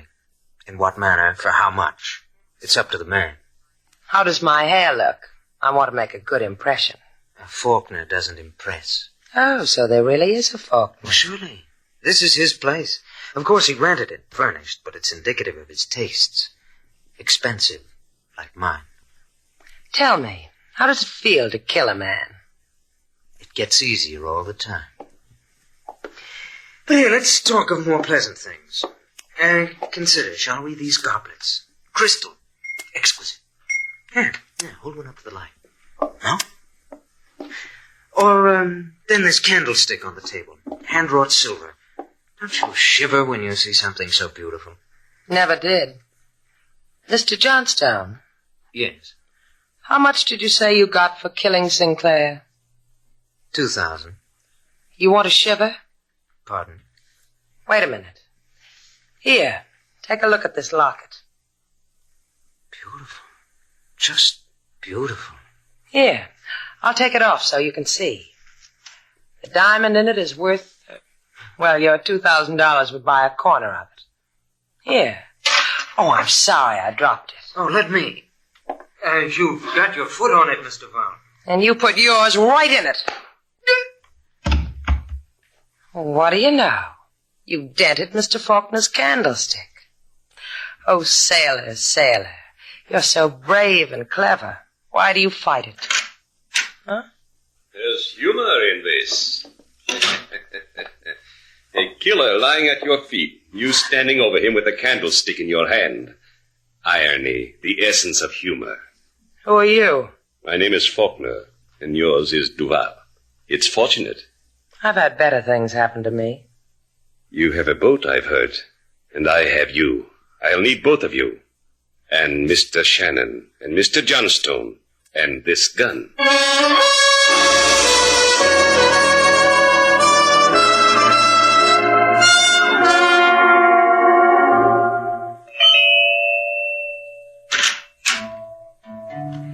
Whatever you're selling, go away. I'm Slate Shannon, Miss Grant. May I come in? Oh, the exciting, the notorious Mr. Shannon. That'd be delightful. Come in, Slade. Ricky, darling, this is Slade Shannon. Oh, don't be frightened, darling. I'm here. That's right. You just sit here at my feet and play your native songs and let me run my fingers through your curly, black hair. Hiya, Ricky. And likewise, I'm sure. What is it you want of me, Slade? My presence at your little dive to lend it chic? Your presence does that in the dive? Isn't he divine, Ricky? Now tell me, what is it you really want? A charity contribution? I'm looking for Miss Duval, Sailor Duval. Oh, then it is a charity contribution. Why do you come to me looking for another woman? You're gauche, Slade. That means crude. Uh-huh. Where is she? I haven't the slightest idea. The last I saw of her, she was on a balcony with Louis Sinclair. Louis yelled, "Yippee!" And they were off together into the somewhere. Into what somewhere? Wherever girls and boys have fun yelling yippee at each other. How would I know? But you know where Sinclair lives. Mm-hmm. You want to know, too? Yeah. Now. Mm-hmm. Tease me for it. So help me, Miss Grant. If you don't give me Sinclair's address, I may hit you over the head with guitar, curly boy and all. Ricky, are you going to sit there fingering that stupid guitar and let this wonderful man talk to me like that? Of course you are.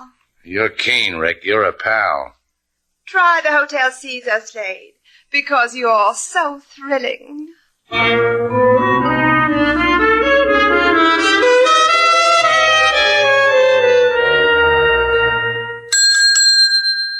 how about some service around here? Service! Si, senor. I am the service. ¿Qué can I do for you? ¿Qué can I do for you? ¿Qué means what? I throw in a Spanish word so I am colorful. This way the tourists don't mind no bath with the room. Do you have a Senor Sinclair with a room? Sinclair. Aha. Well, stop being so colorful. Just tell me where I can find Sinclair. Por favor. 1 second. I shall return. 1 little minute. Yeah, hurry back. Senor, senor. Someone came for Sinclair? See, very dangerous looking man. I see him. I say to myself, aha. Then when he asks for Sinclair, I say... Gracias. Oh, Senor Slade. Hey, what is this? I ask a man for Sinclair and I get $1 million to the law. How come I get you, LaSalle? I ask you the same question likewise. And so? Look, Sailor went to a party. She was supposed to meet a man named Sinclair. She hasn't been home. If she married him, I want to shake her hand and wish her things. If she married him, she should be crying. What? For she would be a widow. Sinclair is dead? Murdered. Shot. He was found beneath the pier at San Tomas. Where's Sailor? I do not know, amigo. But one thing we do know. Senor Sinclair was not as he appeared. He was a member of the intelligence of your country. Sinclair was? I thought... Thought what? I don't have to think about it. Sailor's in trouble. I've got to find her. Senor Slate. Arrest me later, LaSalle. I've got to find Sailor. Good luck, amigo. There's a gun on your back, Shannon. Well, Johnston. I know. You want a dime for a cup of coffee. If you don't want to die in the gutter, get into that car.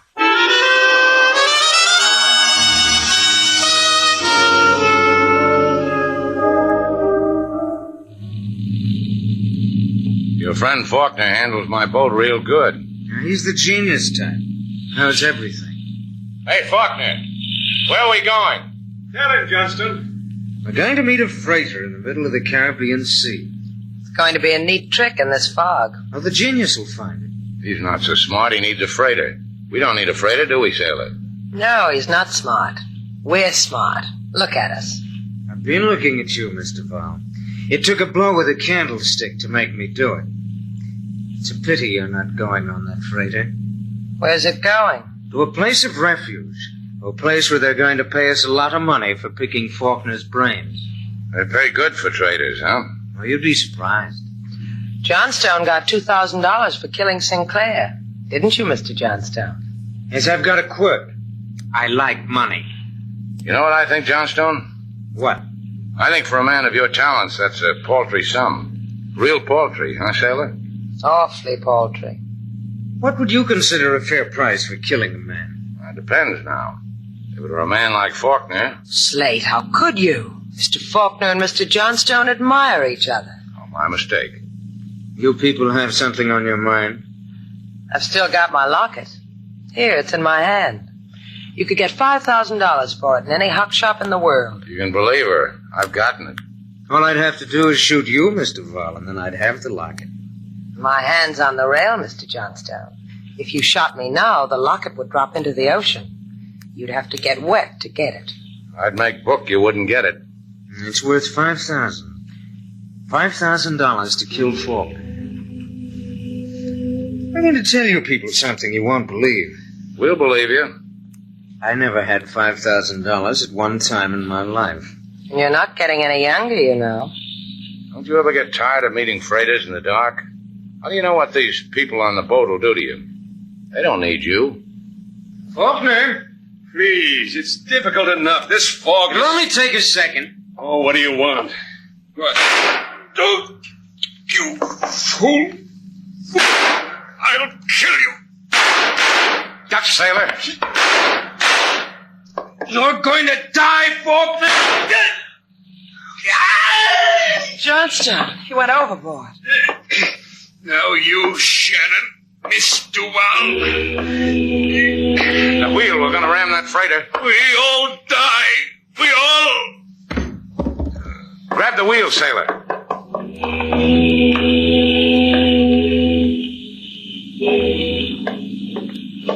You did good, Sailor. Faulkner. He's dead. Take the wheel, Slate. Maybe I'll be a girl for 2 minutes. Maybe I'll faint.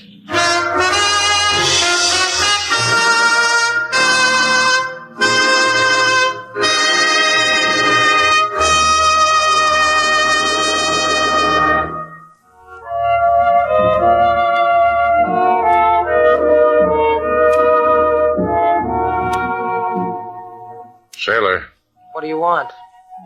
where'd you get that locket? A man gave it to me. What man? A man. You love him? A lot. He was my father. Why'd you let me hock it last time? You were nice to me. Come here. What did you do that for? I want to hock it again. I might have known. The first of the month. Mm-hmm. Payment's due on the boat. I thought you owned the boat. I put a mortgage on it so I could get the hotel out of hock. Don't you own anything outright? Yeah, the moon. Come on outside and I'll give it to you.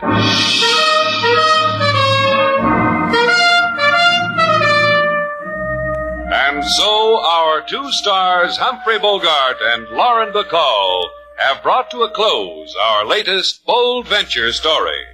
Special music was composed and conducted by David Rose. May we invite you to listen again next week at this time for another exciting adventure starring Humphrey Bogart and Lauren Bacall together in Bold Venture.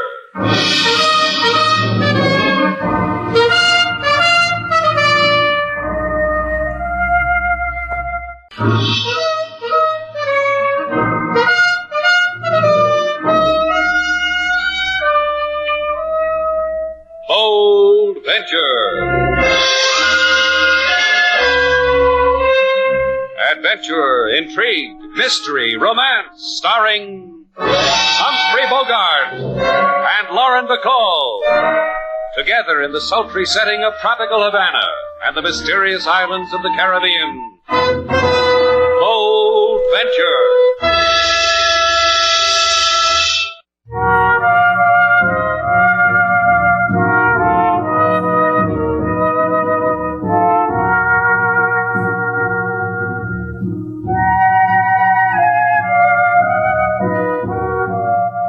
Once again, the magic names of Humphrey Bogart and Lauren Bacall bring you Bold Venture and a tale of mystery and intrigue.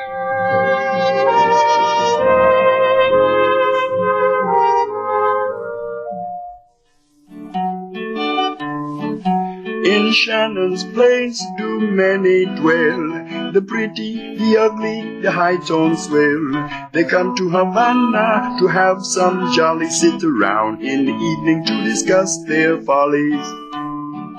Right now this small hotel is graced by charming lady with handsome face and husband who get younger by the hour, thinking how he wife is pretty like a flower. Oh, isn't that lovely, Robert? Yes, Martha. Oh, you sing beautifully, King Moses. It's, I don't know, joyful, haunting. Thank you, Mrs. Palmer. You must be tired, Mrs. Palmer. All the sightseeing you've done today, you and your husband. Oh, Robert and I couldn't go to sleep now. We'll just go over there and sit in those handsome wicker chairs, discuss our follies, and watch. Watch the lights of Havana, the color. That's what we'll do, won't we, Robert? Just watch. Whatever you wish, Martha. Oh, I love you, Robert. Take my arm. You didn't mind those things I bought. They were... Anything you do, Martha, it's all right. I hope you were paying attention, Slate. Lesson 1 in how a gent treats a lady. Yeah, look me up when you get to be like Mrs. Palmer. That could take years. That's what I said. You know something about those two? What? I'll bet when they check out, we won't find one towel missing. Yeah, not even the one I put in their rooms. The one you swiped from the Hotel Muncie. Well, don't look at me like that, Slate. I just did it to make them feel at home. My favorite towel, and you... Senorita, you may not be aware of it, but a large thrill has just entered into your lives. Not tonight, Chico. We've got everything we need. Oh, you desolate me. Don't take it too hard, Chico. Here's $1. Senorita, the minute I put my eyes on you, I say to myself in my mother's tongue, here is a queen. See how the news gets around, Slate? Please, I cannot take dollar and give nothing in return. They built me this way when I was a baby. Here, have a picture postcard and wear it in good health. Adios, you thrill me people. $1 for a tourist postcard, a color picture of a flossy tourist hotel. Oh, you've been taken, sailor. Good. It was my buck. I can... Hey, look at this slate. It's already been written on. It's addressed to you. Huh? You mean you can't even send it to the folks back home? It says, I need you, Slate. Right now. Drop everything. Right now. Signed, Sam Meston. Sam Meston? What does he want with me? You won't go, will you, Slate? Not to help anyone like Meston. He said he needed me, didn't he? You coming, sailor? Sure.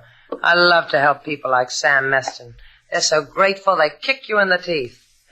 Good night, Mr. and Mrs. Palmer. We have to go out. Slate's trying for a merit badge. You coming? You see, Robert, I told you it would work. It was so simple, really. You're very clever, Martha. Here's your coat, Robert. You'll need it in the chill night air. Hurry, Robert. We'll lose them if you don't hurry.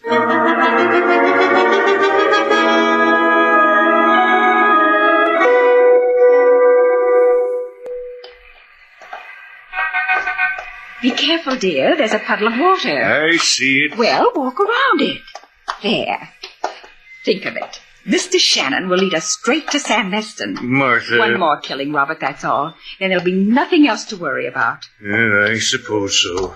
Don't hate yourself, dear. Couldn't stand it. Martha, please. After all, your first wife, Alice, was an old, tired woman. And wealthy. That has nothing to do with it. Oh, Mr. Shannon, Miss Duval, just turn that corner. We'd better hurry. Help me up the curb, dear. Martha, I have an idea. Oh? Tell me, Robert. Why can't we go back to Muncie before we do this thing, this killing? Forget all about it. And keep paying Mr. Meston all that money? He's so greedy, dear. Mr. Meston must be... Yes, I suppose so. It's the only way, Robert. And Mr. Shannon will lead him to us. Mr. Shannon knows everybody in Havana. That's why I had that funny little Cuban man deliver this note to him. I think we ought to go back to Muncie. Now, you listen to me, Robert. We killed your wife. Mr. Meston was hired by the insurance company to investigate her death. He found the gun I used, and he's held on to it. Blackmail. It has to stop. Yes, whatever you say, Martha. Of course. And, Robert... Yes? Isn't Havana a beautiful city?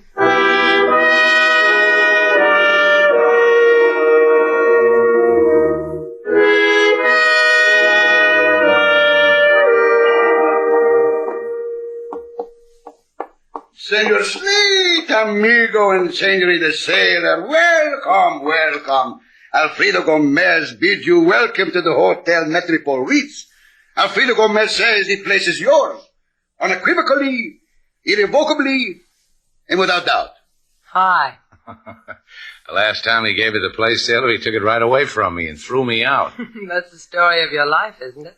I do not wish to interrupt, but por favor, why have I given you the hotel? Is Sam Meston still registered here? Sam who? Sam Meston. Who, Meston? S-A-M, Sam. M-E-S-T-O-N, Meston.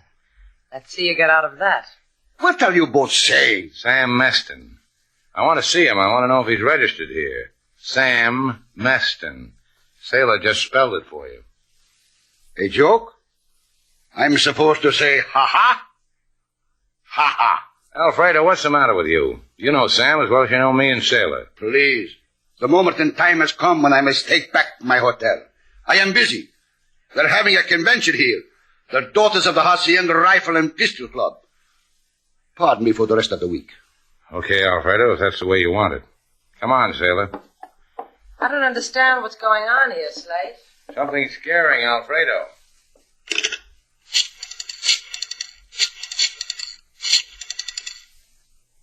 Sam Meston, this is Alfredo. They were looking for you, Sam. You better go far, far away.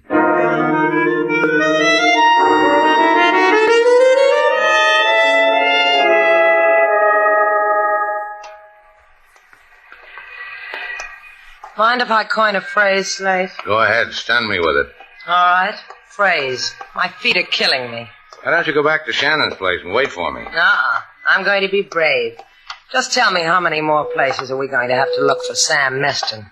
Consider it, Sailor. Here's a man who's known all over Havana, and all of a sudden people never heard of him, or they don't know who he is. Funny, isn't it? I'm tingling from the strangeness of it all.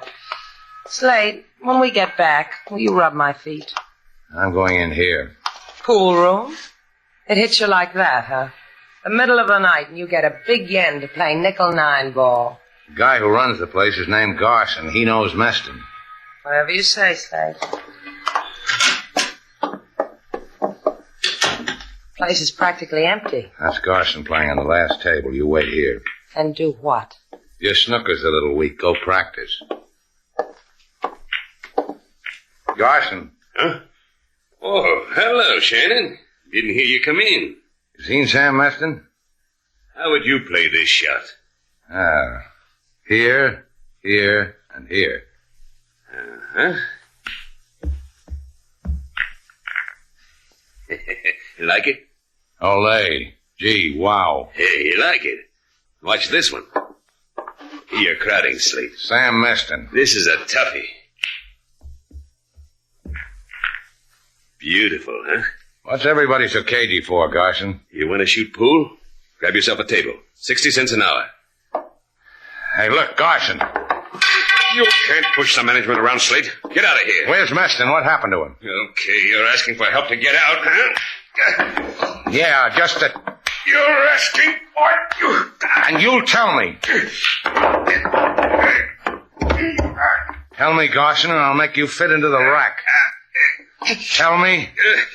Paseo Lima, number 14, ground floor. Huh. Now, there's one to try a man's mettle. You like that shot, Garson?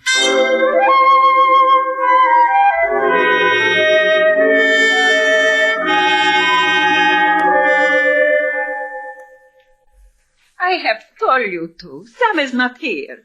I have not seen him since he went to the Estados Unidos many days ago. Look, Lola, maybe I didn't make it clear. Sam bought a guy to give me a postcard. It said he needed me. That's why I'm here, to help him. My husband, he needs no one. Maybe he doesn't at that, Slate. Look at the way Lola's dressed. From Paris, isn't it, Lola? Sailor's right, Lola. Sam must be doing good. Your clothes, that necklace, the new furniture. You notice it, Sailor? I've been rubbing my hands on it. Dusty. Now, if I had furniture like this, I'd Get out of here. I do not know what strange joke you are trying to play, but you have undoubtedly had your amusement. Now get out. Go home. Now, why didn't we think of that, Slate? Home. Place to sleep. A place to wash out my nylons. Let's go, Slate. First, I want to leave my calling card. A guy asked for help. A guy I could live without. I grub all over Havana for him. People make jokes at me, try to slug me. And why don't you take the lady's advice, Shannon, and go home? Huh? Sam Meston. Greetings, Sam. The whole world's been telling me you were out. You should listen to what people tell you, Shannon. You learn things that way and you don't get hurt. I'll remember. Just for the record, why'd you send me that postcard? You never got a postcard because I didn't send one. It'll have to be better than that, Shannon, if you want to cut in. Sam, please. Maybe it What is else not... could it be, Lola? You want a piece of what I got? You're here to put a finger on me and say, give us a piece. You'll never get it, Shannon. You can die at my feet and you'll never get it. Whatever it is, who wants it? Hey, what is this, a rest stop? It is the back door, Sam. I will go. Entertain our guest, Lola. I'll get it myself. What do you want? Hey. Sam, who was it? You wanted it, Shannon. Take it. The gun in the drawer. Take it. You'll get rich on it. Maybe you'll die on it. Like me.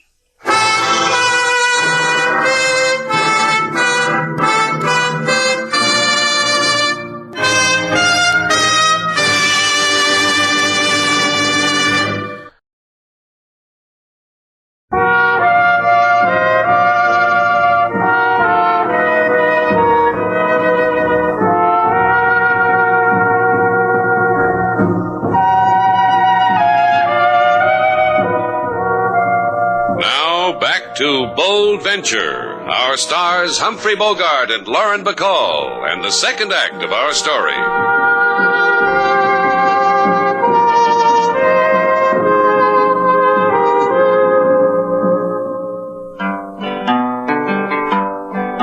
Mr. Shannon, he look all over town, up and down street, then turn around. This fella he look for, his name is Sam.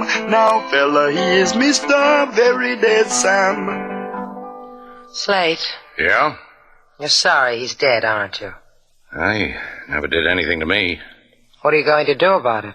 I phoned LaSalle. He's going to meet me at police headquarters about noon. I'm going to turn over the gun and... A lady come in, she walk real slow. She wear black lace for a new widow. She has the look of... Yeah, I see her, King. Be careful, Slate. She lied to you once. Good morning, Senora. I want you to know how sorry we are. Send flowers. We're going to do that too, Senora. But right now, Slate's being a gentleman. Allow him the luxury. Bueno, console yourself that you have killed my husband. What are you talking about? The killers follow you all over Havana. You find Sam, the killers find Sam. I said I was sorry. Anything I can do. There is what to do. You took a gun from Sam. The gun he told you was in the drawer. Give it to me. I don't like the way she asks. Look, Senora. Sam told me to take it. He must have had a reason for it. I'm going to find out what it is. Give it to me. Give me the gun. Now, I don't like the way you ask. Keep it then. Be a fool and hug it to you. Sam said it, and I will say it. That gun will kill you.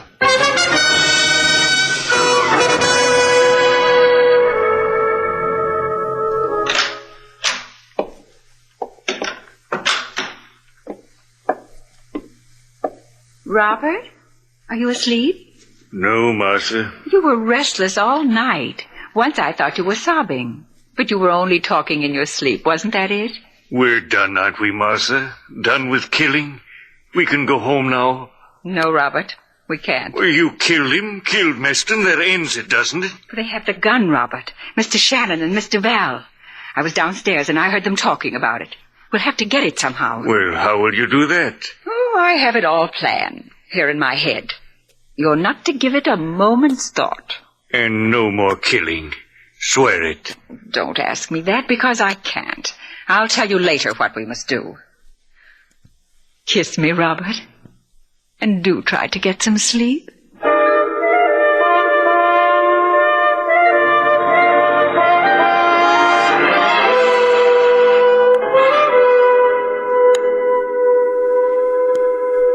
It's 11 o'clock, Slate. Don't you have to go to police headquarters and see LaSalle? I told you noon. You trying to get rid of me? I've got a reason. You don't want me to watch you bathe your feet in Epsom salts, huh? In bicarbonate. We're out of Epsom. Well, how come? You're supposed to take care of kitchen supplies. We're out of ketchup, too. Come in. Oh, if I'm disturbing you, just tell me to go. Not at all, Mrs. Palmer. I'm going to see the sights of Havana. Have fun and don't... Don't take any wooden nickels. I know. We've got that one in Muncie, too. The young men use it. Oh, we've got handsome young men in Muncie. Or eventually there would be no Muncie. Oh. Is there something we can do for you, Mrs. Palmer? Yes, there is. Mr. Val, would you go with me? Me? Well, there's so many places I've missed. You know Havana so well. You could show them to me. Mr. Val would be delighted. Slate, my feet. Now, you two girls just run along. Have a wonderful time. And sailor... What do you want? Don't take any wooden nickels.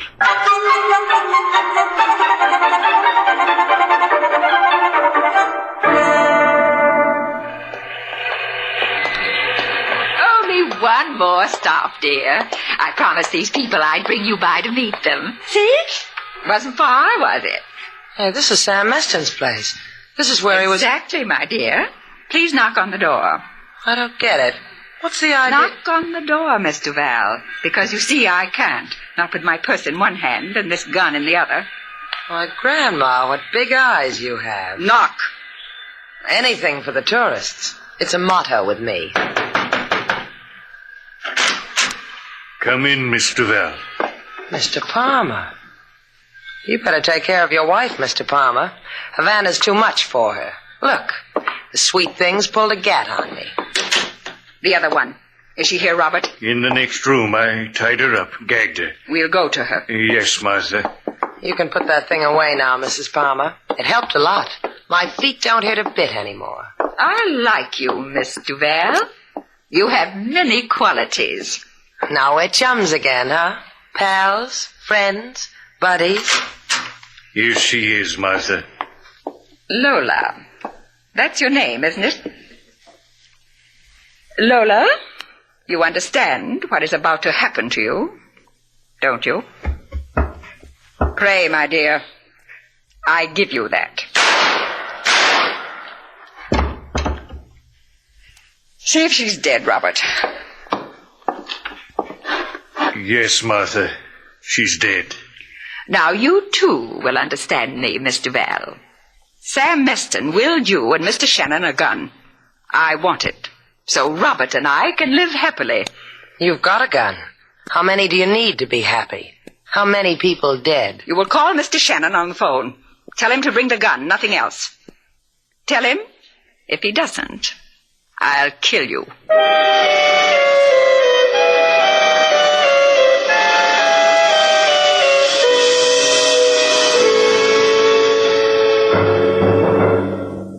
I don't understand, Senor Shannon. Why do you want me to return to you this gun you took from Sam Meston? What good is the gun to you? I'll tell you what good it is. Word gets around fast in Havana. And the current word is that I've got the gun. Someone's going to try to take it away from me. And you want to be the cuckoo? The pigeon. It is a matter of opinion. Another thing, you told me you had a file on Sam Meston. See? Senor Meston, ever since he has been in Havana, had no means of support that were visible to the naked eye, which made us lift an eyebrow. Last year, we investigated him. What did you find out? He was a private investigator for the Acme Insurance Company of your country. His last known assignment was for a murder case in a town with an impossible name like Duncy, Indiana. Muncie, Indiana. Muncie, Duncy. It is still impossible. But a murder case. The state of Indiana versus Robert Palmer. Robert Palmer? Please, you are taking the words out of my mouth. What about Mrs. Palmer? Mrs. Palmer was murdered. Well, what do you know? Por favor.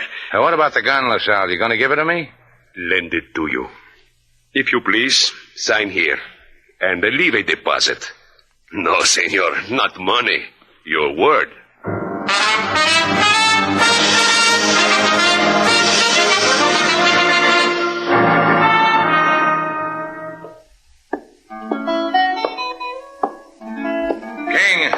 King, has Sailor come back yet? No, not yet, Mr. Slate. Perhaps she stopped someplace with the nice lady. Yeah, maybe we were wrong about the nice lady, King. Maybe I better go and find Sailor and take her away from the nice lady. Why? I don't think my girl ought to run around with murderers. She might get killed.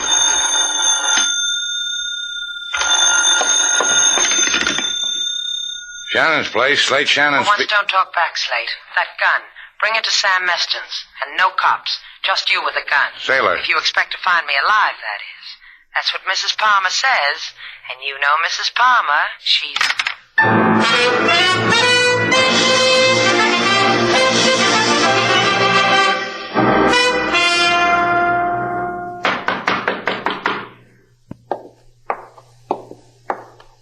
Mr. Shannon?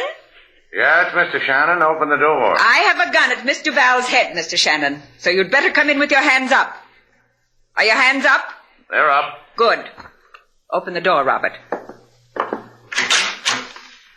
Have they hurt you, Sailor? She killed Mrs. Meston right in front of me. That hurt. My dear, there was no other way. Was there, Robert? Let's do what we have to do, Martha. Take the gun away from him. You have the gun with you, Mr. Shannon? It's in my pocket.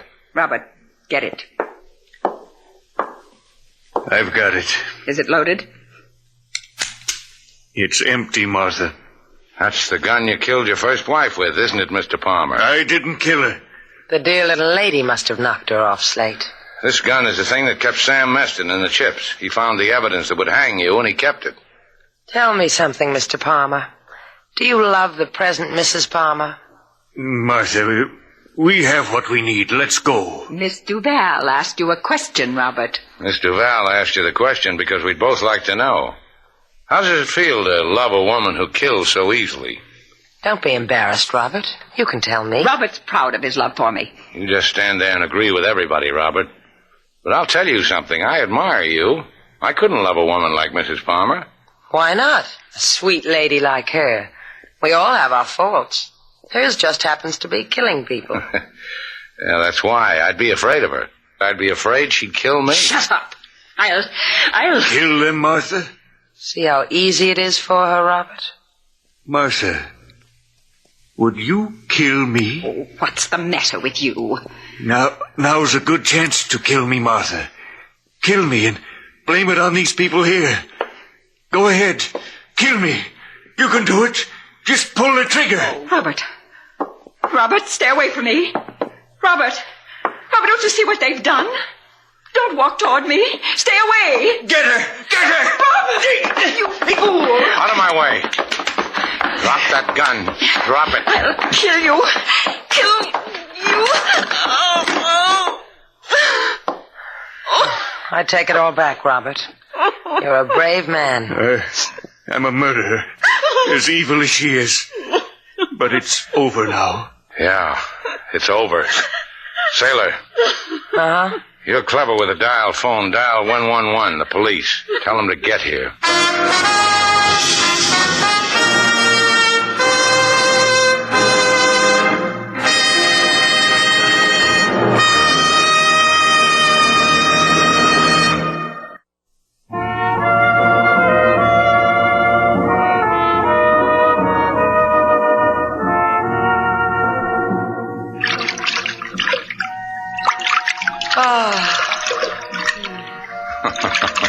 Finally made it, huh, Sailor? Oh, there's nothing like a foot bath. If anyone asks me to take another step... I know what you mean. Yeah. Uh-huh. That's why I'm not going to ask you to do it. Do what? There's a dance tonight at the Plaza Royale. I got 2 passes. Well, I guess I'll have to stagger. Hey, wait. Oh, don't worry about it. I'll probably meet somebody. Slate, you're not going without me. I can dance. Look. 1, 2, 3, kick. 1, 2, 3, kick. 1, 2. You'll be a sensation. Let's go dancing, Sailor.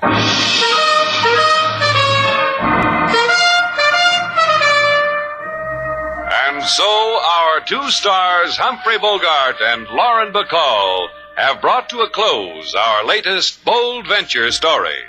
Special music was composed and conducted by David Rose. May we invite you to listen again next week at this time for another exciting adventure starring Humphrey Bogart and Lauren Bacall together in Bold Venture.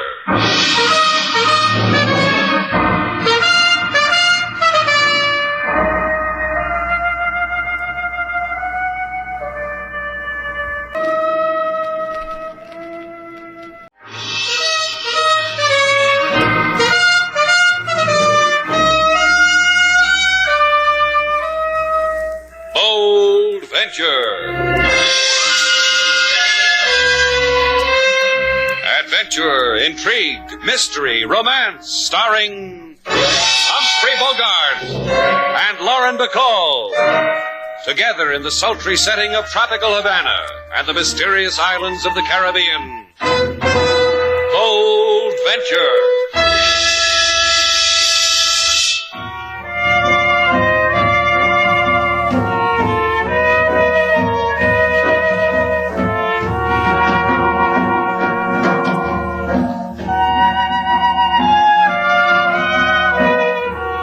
Once again, the magic names of Humphrey Bogart and Lauren Bacall bring you Bold Venture and a tale of mystery and intrigue.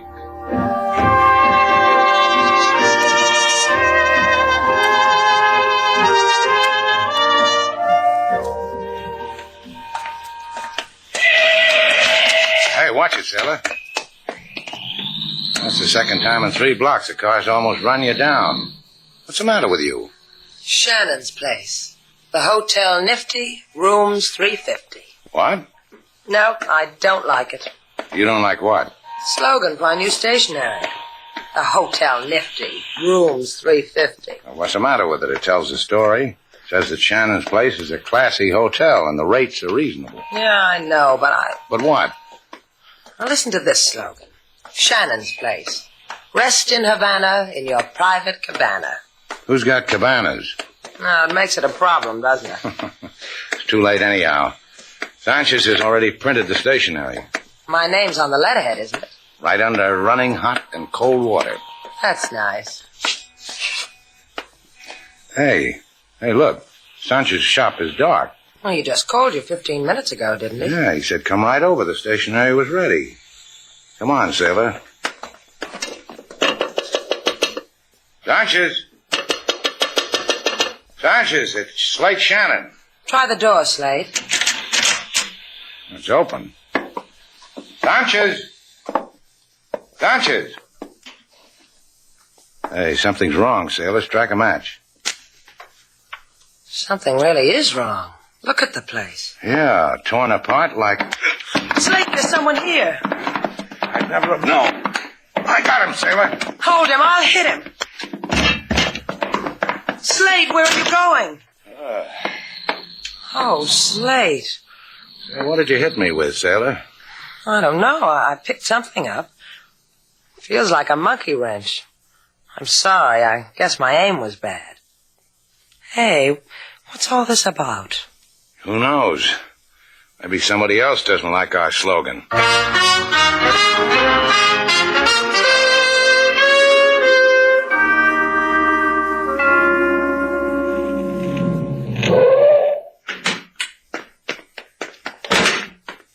We'll stop here first, Harry, at my place. That'll be nice.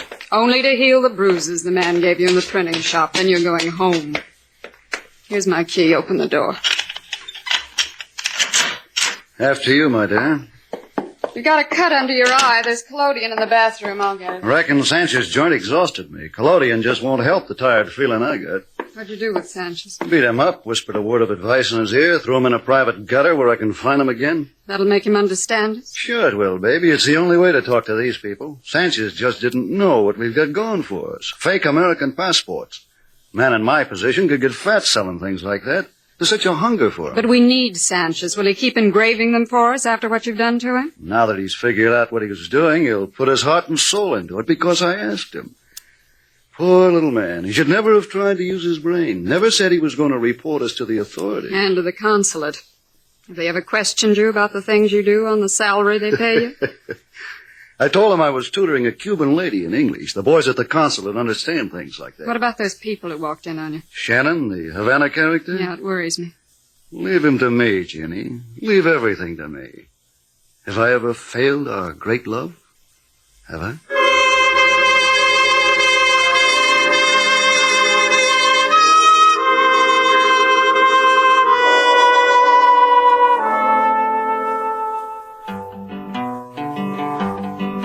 Mr. Shannon, he go to printing shop for stationery with name on top.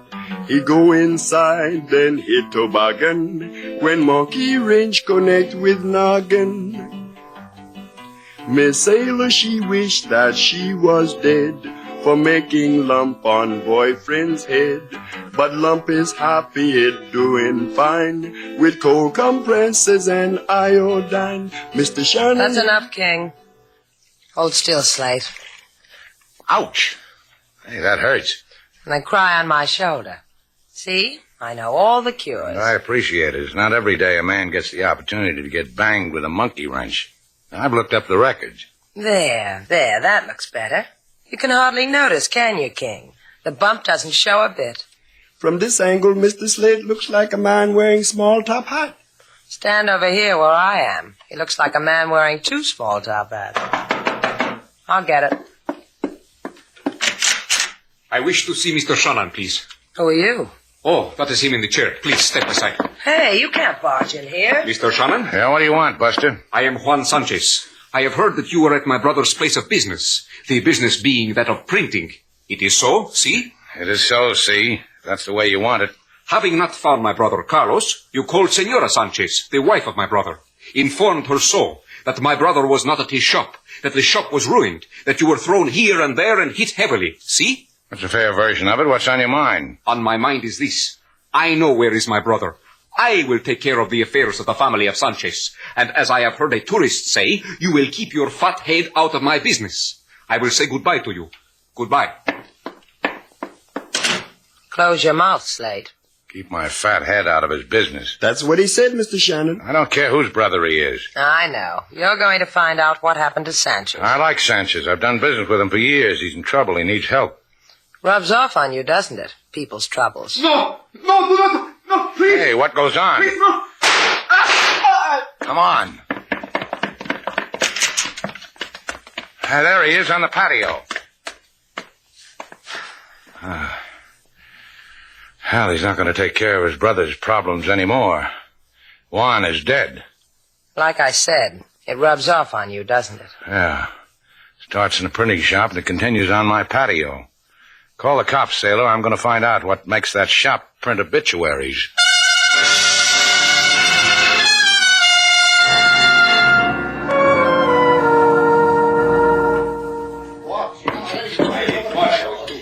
The rotary press goes in that corner, boys. Be careful with it. This is very delicate equipment, very expensive.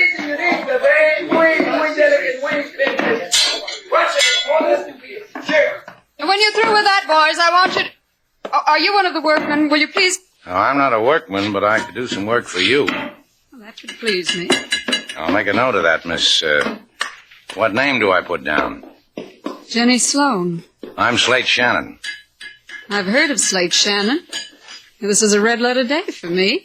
I sell a big order, and I meet Slate Shannon. A girl like you sells printing equipment? There must be people who want to take you away from all this. There are, they do. But maybe you can make a better offer? Yeah. But first I've got to find Sanchez. Why must that come first? His brother was shot down, killed in my hotel. I figure things like that has a priority. It does, doesn't it? And you'd rather tell Sanchez his brother was killed than... You don't know it, Slate, but you just made me an offer. I like it. We could tell him together. Where is he? He called my office from his home, ordered all this, asked me to install it for him. Because he was too sick to manage for himself. From his home, huh? Mm-hmm. So you'll understand I'm needed here. I couldn't go with you. The things I understand, Ginny. Just you wait. Is there a phone here? There on the wall. Need change? Thanks, I've got it.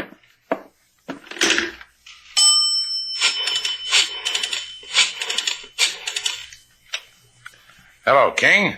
Put Sailor on. Well, tell her she can wash out my socks later. Put her on the phone. You good with socks, Ginny? Sailor has a... Oh, Sailor? Meet me down the corner from Sanchez's house. Yeah, right away. Well, I'll tell you why later. Uh-huh. Oh, and Sailor, don't forget to put my Argyles on the stretcher. Yeah, I know. I haven't got any Argyles, but I can dream, can't I? Sailor, That'd be Miss Duval. Chalk up another red letter for me. Tell me something, Ginny. If I don't have to shout. I'll lean close. Better? Better. How come Sanchez, a poor man, a sick man, can afford to buy all this equipment from you? What does he need it for? You'll ask him when you see him, Slate? Then come and tell me. 16 Avenida del Presidente. I want to know, too. I'll do that, Ginny.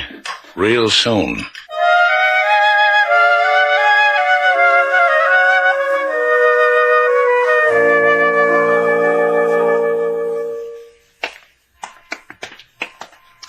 I still don't understand what you're trying to do, Slate.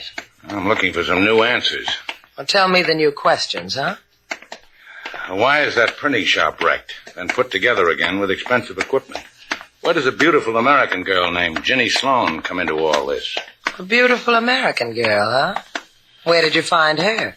Next to a linotype machine. You've got red printer's ink on your lapel. Yeah, you got to watch those linotype machines. Oh, here's Sanchez's house. Here, let me knock. What's the matter? Don't I know how to beat on the door? No one's answered, have they? You looking for Senor Carlos Sanchez? See what happens when I knock, Slate? Taxi cabs appear. Yeah, we're looking for him, Chico. I give him to you. He's in the cab. Hey, come back here. I give you the cab, too. Now, let's go look, sailor. Sanchez. Oh. Yeah. beaten, bloody. You want to go knocking on any more doors, sailor?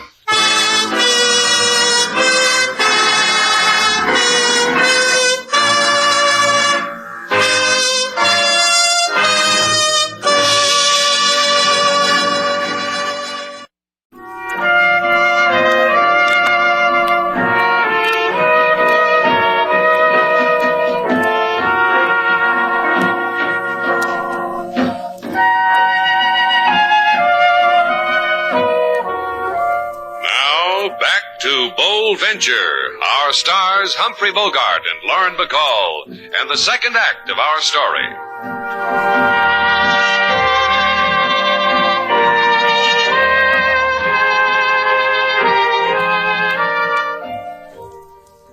Look, Sanchez, try to understand. You stay here with us until you get well. Understand, Sanchez? Si, señorita Duval. Comprendo. You have been kind. Who did this to you? Beat you like this? Hurt you? Tell us, Sanchez. Do not ask me, señorita. I will not answer. You're beaten like a stray dog. Your shop is wrecked. Your brother is murdered. What does it get you keeping your mouth shut? Another beating? Because you like living this way? Please, Senor Shannon. The beating was to me. Do not take it unto yourself. It belongs to me. Cops tell me they found an illegal passport in your brother's things. A fake United States passport. Is that what you're mixed up in? All that fancy printing equipment. Did you order it? No. Of course I order it. How else does one attain such things? He buys it from a merchant. You bought yourself a whole lot, didn't you, Sanchez? The payment was good, too. Look at you. Leave him alone, Slate. Senor Slate, there's a man at the desk who wishes to talk with you. Be right there, King. Sing to Sanchez, sailor. Kiss his cheek. Do something, anything that'll take the hurt away. I'll try, Slate. At the desk, huh, King? Yes, sir, Mr. Slate. It's Mr. Harry Turner. King says you wanted to talk to me, Mr. Turner. What's on your mind? Carlos Sanchez. I've come to take him home. You a relative? Only a friend. Sanchez does printing for us at the United States Consulate. I've grown very fond of him. This morning we heard he'd been in an accident. I'd like to take him to his home. Do what I can for him. How'd you know he was here? Some people saw you take him out of a cab, bring him here. Word got around, got to the consulate. We got up a little collection, and I was appointed to pick him up. All right. He's badly hurt. Take it easy with him.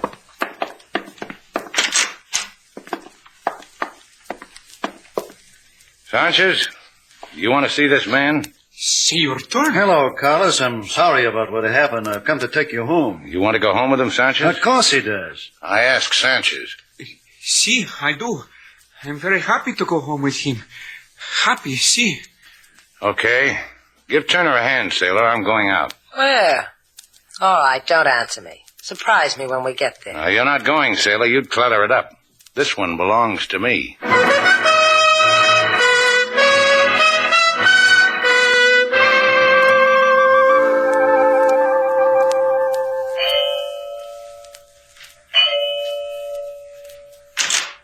Yes? Oh, hello, Slate. Am I disturbing you? Yes, you do. Come on in. The place looks a mess. I undressed on the way to bed last night. Wait till I pick up these things. Sit down right here. Thanks. You said you'd come to see me. You couldn't wait, could you? I've been thinking about you, Jenny. Don't do it that way, Slate. Too many men start off like that, not Slate Shannon. I knew a girl like you once in Hong Kong. She wore bells on her ankles, and when I said goodbye to her, she tried to stick a knife into me. The scar on your cheek? Uh-huh. There. So I can share it with that girl with bells on her ankles. That's funny. She did the same thing after she cut me. It's going to be good, Slate. I found Carlos Sanchez. Later, Slate. He was almost beaten to death. Do you know why? Slate. Tell me why, Jenny. Now, at this time, it means that much to you. Oh, I'm going to tell you why. I don't like you so much, Slate. Last night you were in his shop. You were delivering a whole lot of merchandise, expensive stuff. I told you Yeah, that you worked for a printing supply house. But Sanchez never called you. He didn't order that stuff. I know. You delivered it to the wrong place. Listen to me, Slate. It's got something to do with passports. Sanchez is an engraver, a good one. He could have made plates for a counterfeit. Printed passports for illegal immigration to the States. He could make a lot of money out of that. A lot of people could. You and... You. I don't see how. A lot of people come to Shannon's place. The word could have it that your hotel's a fine place for people who want to go to America. Who do you work for, Jenny? Wait a minute. This is a small gun, Slate. I can make up a fine excuse to the police why I had to kill you. Who do you work for? I'd weep over your body till the police came. Jenny. Jenny, put the gun down. All right, Slate, if you say so. No more questions, Slate? No more questions.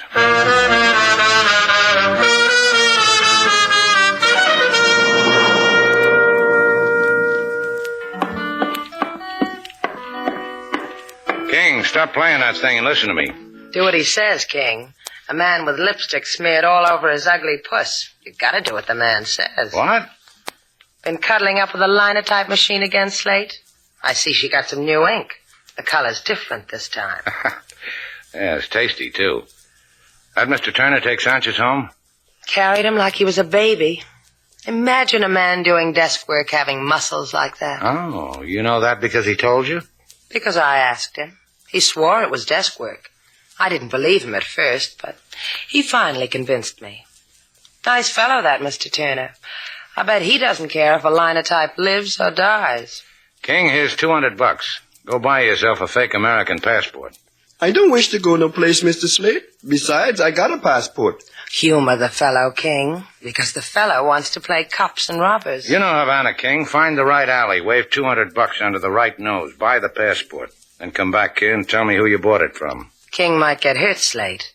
Look what happened to Sanchez. Don't worry, Lady Sailor. King Moses take care of himself. It's like Mr. Slate say, I know Havana, Havana knows me. She will do me no hurt.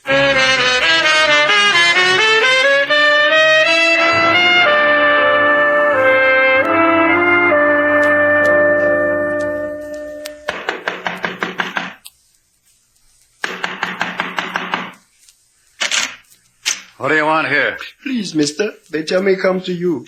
In Barrio, they say for what I want, go ask Mr. Harry Turner. You are Mr. Harry Turner? Where in the Barrio? At the place of the Palace of Jollies. They say many times their people come to you for same thing I need. I have done bad thing in Havana, mister. I must go away. To States will be nice. You're all alike. You do a bad thing, you must go away. Get in here. A pleasure, mister. They tell you what it costs? They say you will tell me this thing, mister. What's it worth to a man who has to go away? I have only $200 American, mister. Is enough? Is all I got. Please, mister, they catch me. Prison. Give it to me. 200. You get away cheap. The passport? You know Sanchez's printing shop? You'll find it. Be there at 9 o'clock tonight. The passport? I'll check with my mood. Now get out.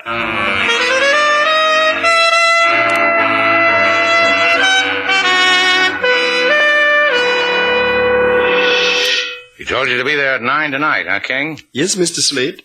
Well, you did good. What do you think of your desk job now, sailor? Well, he beats people, kills people, makes passports on the side, money on the side. I'll have to know him better before I can give you an opinion. Then what in the name of... What are you doing with knitting needles?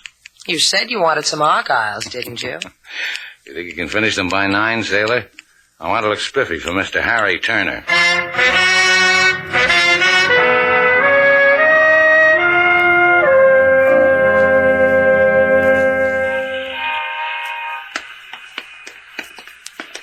I told you to go home, sailor. What are you following me for? Don't you know I always follow you, wherever you go? This time I just happen to be with you. Now, look, there's liable to be trouble.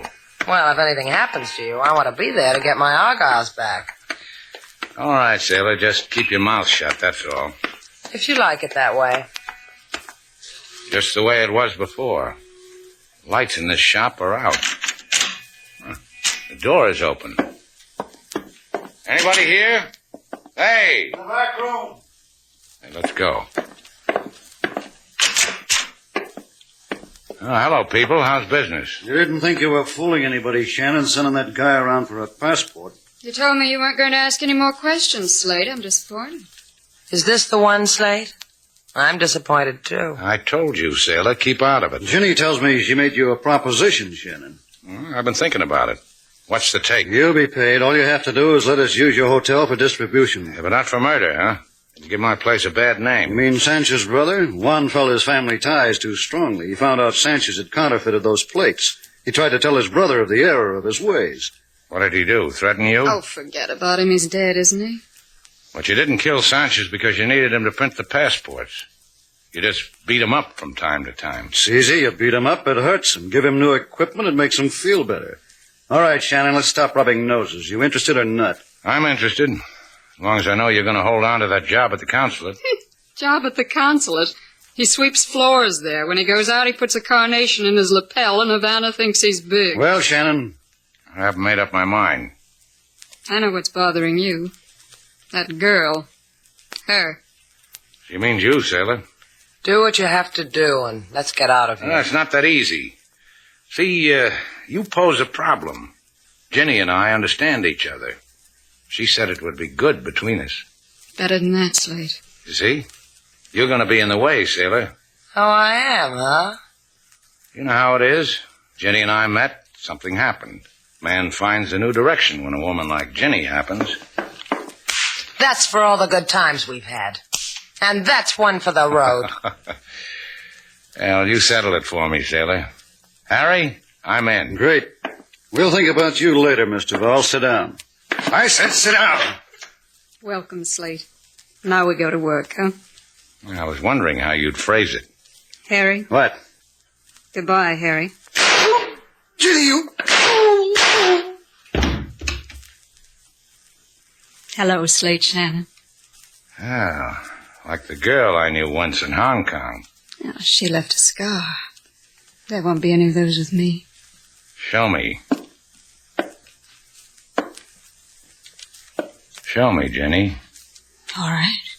Put the gun down. Go ahead, put it down. I don't like my love mixed up with 45. Slate. Put it down.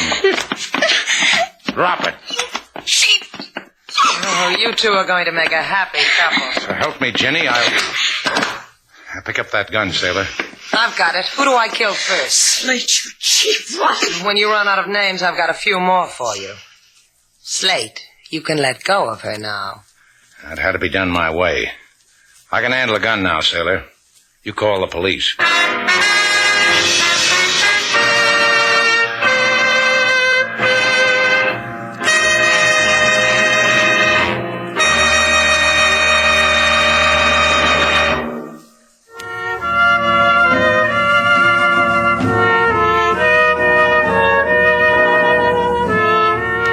Sailor, Go away. You bother me.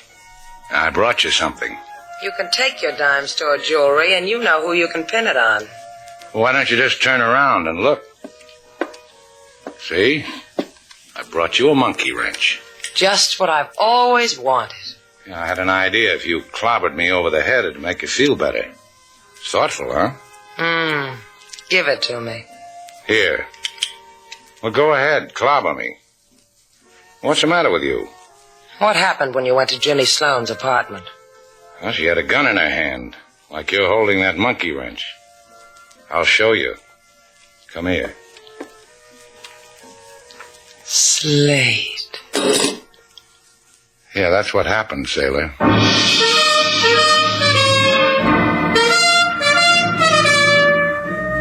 And so our two stars, Humphrey Bogart and Lauren Bacall, have brought to a close our latest bold venture story. Special music was composed and conducted by David Rose. May we invite you to listen again next week at this time for another exciting adventure starring Humphrey Bogart and Lauren Bacall together in Bold Venture.